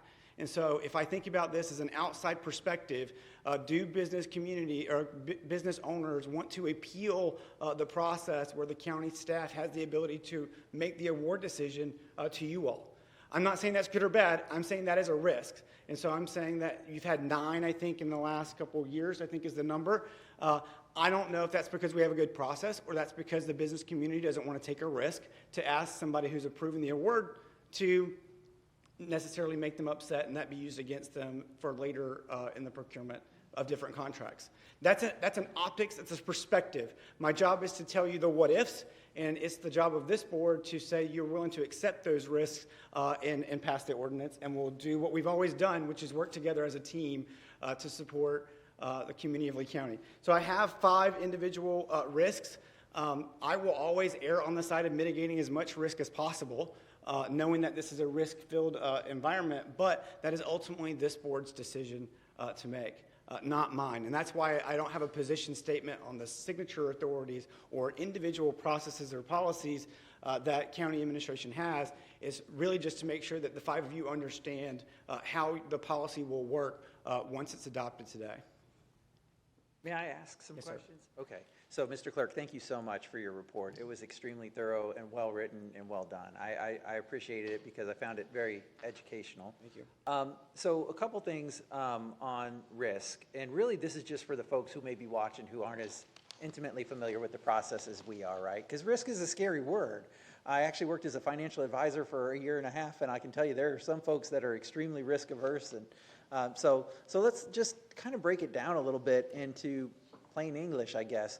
So let's talk about can you quantify what risk we're taking on the increase from 100,000 to 250? Is the risk 150,000? What do you, when you talk about risk? When it comes to county spending, I don't believe my office has a stronger relationship. That's a decision for this board and your county staff to do. So when it comes to the dollar amounts that they're spending, I don't particularly look at that as a risk from my office's perspective. I do think it creates a risk for you all because you're putting more trust in your county staff, but that doesn't really necessarily have a policy risk associated to it. Where my position comes from risk with the signature is that we didn't strengthen other internal controls to match that. And so that's where in the report, Mr. Winton said that, the conflict of interest statute. It does exist, and it is in place today, but there, in theory, this is not saying that it actually has happened or will happen, but in theory, there's nothing that stops a particular assistant county manager or department director from going to somewhere else and saying, hey, go get bids from these particular vendors, because you only are required to have a conflict of interest statement signed if you sit on the evaluation committee itself. And that's a good internal control. And we've talked about that internal control. That's not a criticism, but it could be stronger if this board so desires. And so I hope I'm being clear that I'm not trying to criticize the actual spending dollar amounts. It's the processes and procedures and the internal controls to ensure those stay as strong as they possibly can so you don't have an issue later on. Okay. That's a good, and so on the appeal risk too, I was going to ask, so help me quantify that part of it, because it almost sounds like it's a bad thing that we haven't had many appeals. And I guess one thing I would see as a risk that I'm a little nervous of is, so I would hate to get into a scenario where people just regularly say, I don't like the way the selection committee did it, and so I'm just going to come and appeal to the board. And every single one's going to be an appeal because I'm basically going to just roll the dice and see if I can win on appeal. like, we do want serious appeals when there has been an actual real breach in policy or something that has gone wrong. But we definitely don't want to have like whoever's the best public speaker come and present in front of the board and they ultimately win and can snatch it from, you know, somebody who the selection committee may have picked. I completely understand that perspective, Mr. Chair. I'm only looking at this from an auditor perspective, and so hearing that comment, if that was something that you took that was important, I would go back and say, well, the process of how the examining committee members are chosen is not currently defined. We are working on that through a standard operating procedure, but a standard operating procedure is different than an admin code. And so you're certainly able to say as a board that we prefer to have standard operating procedures as our documentation standard, but that gives the ability of county manager to change that to meet the needs of themselves or the community. I'm going to be more risk averse and say, well, would you like to make sure that's stronger and documented in administrative code, which you heard Mr. Whitten explain why they don't have it in administrative code. I want to be sure that I'm just giving you the ability to say that you have ways of strengthening your internal controls or accepting it as it exists today. I'm not saying anything in my report is as a criticism or negative on your decision or your staff's. I'm just saying that it would create, I hear your point about risk. I don't know, I'm trying to think of another word, but it's just to say that with one decision comes a potential outcome on another. And so I would say for your particular one about the appeal process, if you didn't want an independent decision maker, it might be a good internal control to document the actual exam committee process and appointment procedures. Okay, that's good. Good information. Okay, Commissioner Pendergrass, you have a question. Kevin, thank you for the input and everything. And I know you went across the state. Did you see some areas of the state where the board, the council, the commissions were involved with the procurement process? Because since I've been here, I've always remember Ethics 101. You guys remember that? We have to do it every year. I've seen other parts of the state where elected officials, council people, mayors get in trouble because they're involved with that process with towing companies or people getting bids on jobs, and it happens a lot on the East Coast of Miami and stuff. The mayors and council or commissioners go to jail for stuff. I really enjoy it here where if somebody comes to me and says, hey, I got to own a company, I want to do business with Lee County, what do I do? I'm like, well, we have nothing to do with that. We're not part of that process. It's a process we go through, and we're not, so I'm not really sure when you say risk to us. I know it's a risk. Now, maybe publicly perception, if somebody wants to say out there, well, you guys approved this 2 years ago, kind of like what happened at the airport a couple years ago, janitorial, but we're not really involved with that process. So when you're saying risk, there's a risk every time you do something. But for me personally, I like knowing that there's staff, and I trust staff to go through that process. And obviously, if staff's not doing something right, we'll handle it like we did at the Port Authority. But from the elected body, I would hate to know that myself and our colleagues would have to deal with that process because of all the thousands and thousands and thousands of contracts and vendors that come through the county because of $2 billion that is collected but spent in other ways. But to go through that process, that's my concern. Did you see other counties and cities that do that, though? I saw a variety of different processes, and I'm not saying those are right or wrong, but to go back to your point about you not being involved in the decision process, the internal control there was anything above $100,000 was going through a formal RFP. And so the county is moving in a direction where you're not going to have a formal RFP for anything up to $250,000. So in theory, the risk is that you can go and procure a quote for 3 without a formal bid, and so potentially a department director or somebody else could go and get selective businesses up to $250,000 without the internal controls built into the request for proposal process. I'm not saying that's good or bad. I'm just saying that could present itself if someone were savvy enough to do it. For me, though, from an elected body, I would say that if it came up, if something was like that, then it was back on the county manager, then that would be the person that works for us that would have to answer to me. For me publicly to say with the county manager, we're dealing with that now as a board. So as far as me risk, then our hands are not involved in it. So that's for me, it's cleaner that way. And I don't know if the county attorney has had, obviously your office reviews everything too, to make sure we're paying legitimate companies and the jobs are being done and completed, and it goes through that process to the county attorney, the county manager's office, correct? Okay. Commissioner Ruane. Kevin, 2 questions. One, the first one is, I agree with Commissioner Pendergrass. There's probably not many commissioners that sit on any procurement area, but I gather the different slant to it. Have you found any clerk of court sitting in procurement or be involved in procurement in other counties throughout, throughout Florida? I think we're all involved in procurement to some level of variation because we're paying the county vendors. But in the award process itself, no, I don't believe that to be the case because we are sitting as the county auditor and the comptroller. And so to have a direct relationship to the actual contracts being procured, no, I didn't see that direct relationship. We focused on internal controls in other ways. And the second question is an appeal, and if I've oversimplified this and I'm wrong, just tell me so. But is the reason we have so few appeals, is it like my kid gets grounded and he comes to me and says, you know, I say you're grounded, and he goes to his mother who's going to say the same thing? I mean, again, I'm just trying to understand why there's so few appeals. Is it the person, my son, knows that going to mom isn't going to change the results? So is the person that gets denied, do they actually have a true process for appeal? I can't answer that particular question. I'd have to defer to Ms. Tucker and Mr. Winton. I'm not here to say why we have so few. I can only give you some perspective of what might happen if you move forward today. I can't answer that question on why the nine asked for appeal protests. And whatever. Okay. All right, at this time, do we? Thanks, I'm all done, I'm all done. Okay, Yep. very good. Thank you, Mr. Clerk. At this time, let me call for public comment. I know Ms. Ellis, I believe, yes. And then anybody else wish to speak in public comment on this? No? Okay.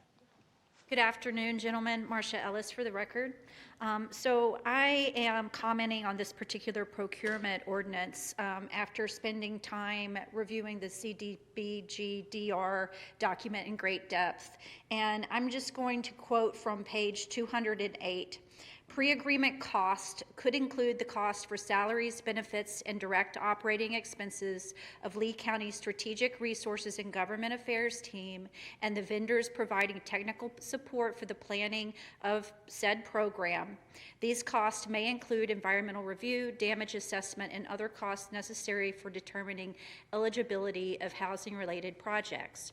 So we're looking at a lot of reimbursement for funds that have gone out without potentially enough internal control of looking at those funds to make sure that those costs have some oversight to them. So I do have some concern about that because I believe that we could find ourselves as a county in a position of not getting reimbursed for some of the funds that have been spent in haste.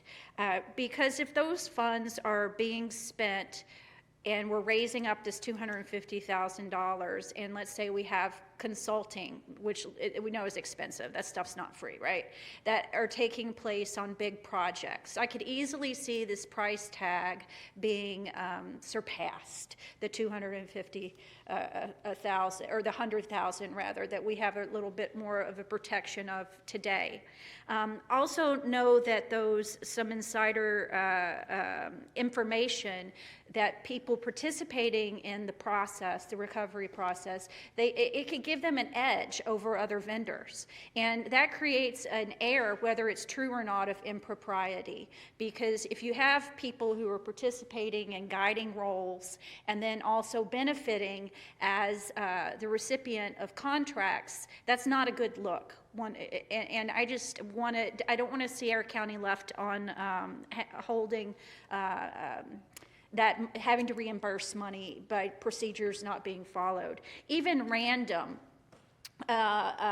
taking the situations where you have appeals and randomly auditing some things could go a long ways to putting in controls so that we don't find ourselves in a position down the road. I think there's more that we can do as a county to prevent this, and I'm concerned that there could be a climate within the county of not cooperating with audits, and it being a little bit too insular with some of the programs. And maybe we want to ask some employees what their feelings about it, if they might feel more secure in their job if there were more internal controls.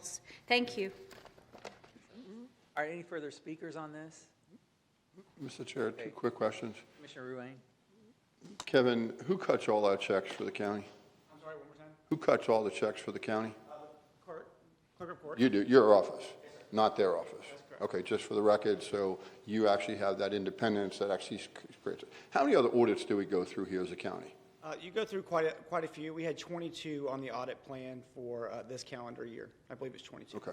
Just when people use words like internal controls and people use those loosely, I just want people to be aware of, you're cutting the checks. Okay, so unlike my company where I walk in accounts payable and say, cut a check, I sign it, it's out the door, you actually have separation between accounting and the clerk of court. So every check, you have adequate documentation and so on and so forth, you prepare. And then you also participate and assist in the audits that we do, and we go through various audits to obviously additional safeguards that are there. My questions today were more about just asking the origin so we understood it. By no means did I want anyone to feel that I'm not in favor of everything that's here. And anytime I could see something sooner, I want to. But I applaud your office and what you do, working with staff. But I think it's crystal clear that the constituents need to understand exactly that you cut our checks. Okay, you're the safeguard, and you actually participate in at least 3 major audits that I'm aware of, certainly Clifford, Lawson, and Allen, but the different audits we go through and the standards we hold are pretty high. Thank you, Commissioner. Mr. Chair, one more comment. Yeah, and to follow up on that question, how many material weaknesses and significant findings have you had through all those 22 audits? I mean, I can't recall any, but. I haven't gone through all 22 from this calendar year or the past, but they're on the website, so you can go and read them. We do a really good job as a county having internal controls. This process is not meant to be filled with criticism. It's to ensure that we have the strongest internal controls in place that we all can live with. And so from a pre-audit perspective, I'm very confident that all the county dollars are pre-audited very well. I do think audits are misunderstood. We all know that there's a lot in the audit world these days, but that doesn't mean that we can't do better.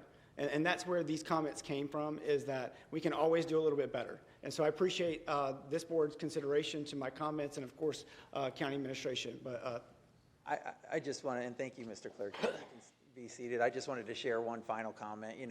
Obviously, I'm a little sensitive about the audit question, right, in light of what this letter and things like that came out. And I'd love to just publicly respond that I have absolutely zero concerns that an audit could be done. Let's do the audit. No reticence, no hesitancy.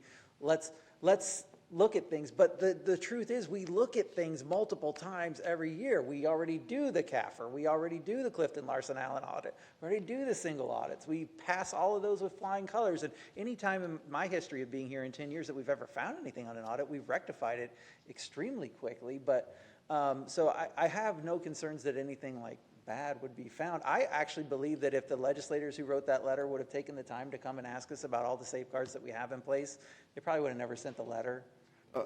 Mr. Chairman, to my point, and that's why I was trying to emphasize, is there's so much separation. As someone that's probably participated in more audits, I still get them done within my own company. So you have that protection, and also that CPA firm is going out of the way to give you a clean audit opinion. Not only have we received those, but we've received many awards to the golden standard of having the highest. They are ultimately responsible when they issue that audit letter, especially when there's no issues whatsoever. And I always tell the bank, you got a problem, go talk to my CPA firms. It's that simple. Commissioner Pendergrass. And like I said, I support staff, and I support the Kevin clerks. Kevin Carnes is the clerk's office. He's done a great job, and your office has always done a great job. It's just, I think it comes back to perception. Like you said, the word audit, people automatically think, I think there was a comment made during public comment, the county now refusing to go through the audit process. Well, the county gets audited every year. For the public record, so everybody knows, we get audited every year, and it goes to the state, and the state certifies that. So we get audited. We don't have a choice to participate, not participate in anybody. Our CAFRs have to be certified every year. So we go through the process. As far as the letter, I wasn't even respond to that because that's all political in nature. If people really want to be transparent, I'd love to have that discussion in the future about why that was written, the purpose of that, because of contracts and political reasons. That's fine. I'm a very open person. I'd be happy to talk about it in the future. But as far as the audit goes, we get audited every year. I feel really comfortable with what the county's doing and what we're going to do in the future. Very good. All right, I think any further comments then? All right, we've taken public comment. We have a motion on the floor from Commissioner Pendergrass, seconded by Commissioner Greenwell. It is to approve, but with the amendment that for major events, ratification will be done within 45 days. Did I state that motion correctly based on everybody's recollection? Okay, good deal. So at this time, I'll call the question. Are there any objections? I see no objections. That motion carries unanimously. Thank you. All right, Mr. Harner, let's move to the walk-on and carryover agenda, which I believe we have none, correct? Correct. None? Okay, very good. So let's move to commissioner items. Commissioner Greenwell, any items today? No, I do not. Commissioner Pendergrass? I did put it on the agenda earlier because we can talk about it in 2 weeks from now if the board likes to. I thought about it earlier when I was listening to all the public comment.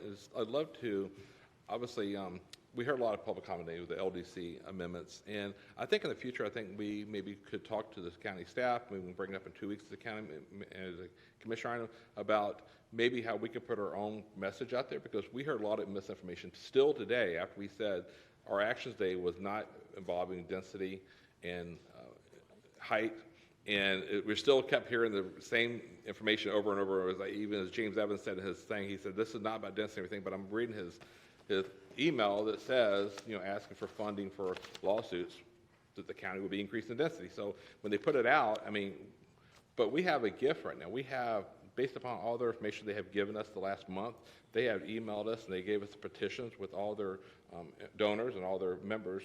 I think it's a great opportunity for us to direct staff maybe in a few weeks to send a message out what was approved today, how it's actually going to affect their community.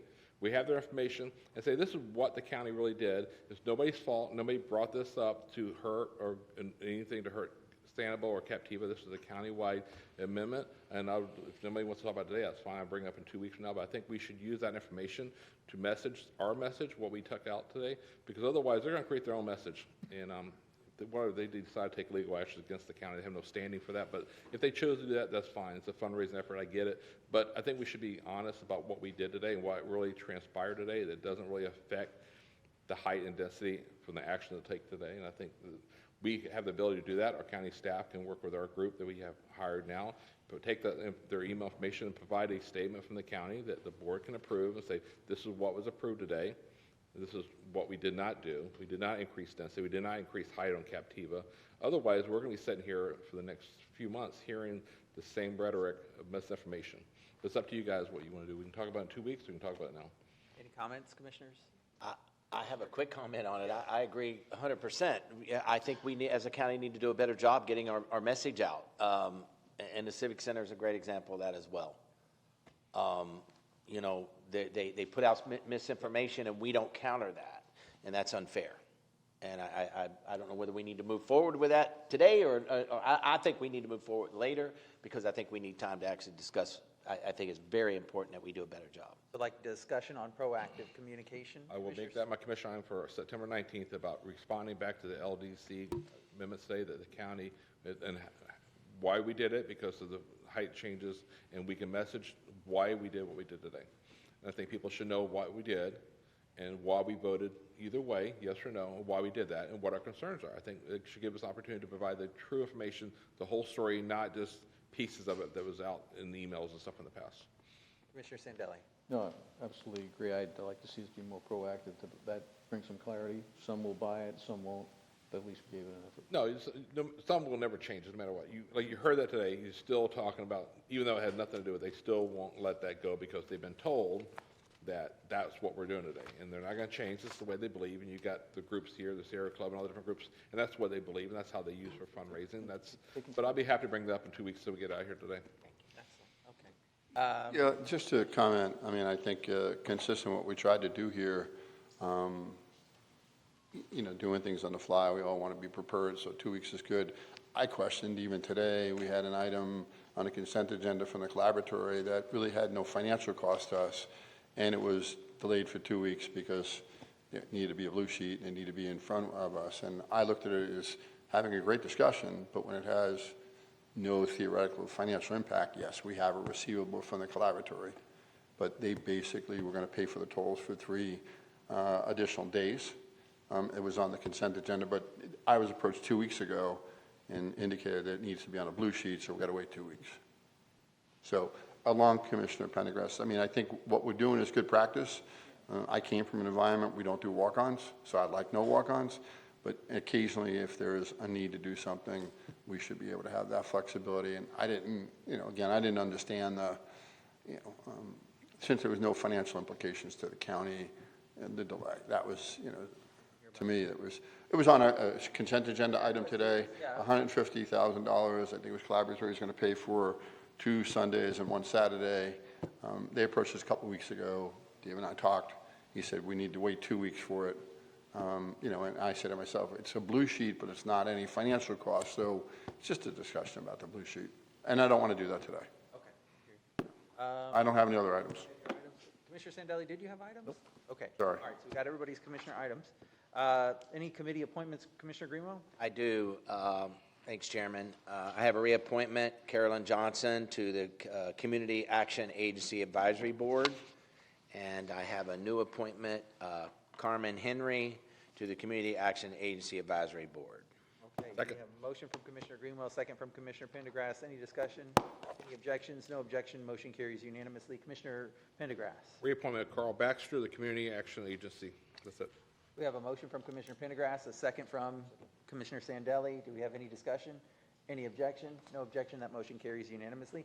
I would need a motion and a second on reappointing Amy McLaughlin to the Community Action Agency Advisory Board. Motion.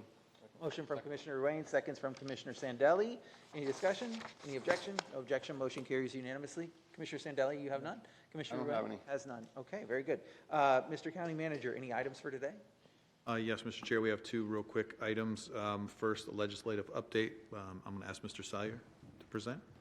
Commissioners, I think you heard most of it from Representative Persons Mullica. The delegation will meet October 30th, so we'll be around to talk to each of you individually, and then we'll be before you for your legislative agenda at the first meeting in October. And then just a quick update, Senate President Pasadomo, Representative Botana, and Senator Martin have invited the county manager and I to a meeting tomorrow to discuss the upcoming legislative session, to which they've invited all of the county and city leaders, staff leaders from Collier and Lee. Excellent. All right, that concludes county manager items. I have one more item. We're going to provide a summary of the potential expenses for Hurricane Idalia, and I'd like to ask Mr. Winton to present. Commissioners, we've attached, as we were just discussing in the procurement ordinance, the summary of the emergency purchase orders for Idalia up to $329,000. Most of that was for pumper trucks to pump out lift stations. So we'll bring that back on the next agenda for formal ratification. Excellent. Any questions on that, Commissioners? I see no questions. Does that conclude county manager items? Yes, it does, Mr. Chair. Very good. County Attorney, any items? Nothing for today. Okay, I see no items from them. Public presentation of matters by citizens. Does anybody wish to speak in public comment? She left. All right. Seeing no speakers, close public comment at this time. We'll move to the workshop update. The update is that the workshop will be at 3:30 across the street. Anybody like to speak in public comment on that? Okay, I see no speakers. We'll see no further business before us. We're adjourned.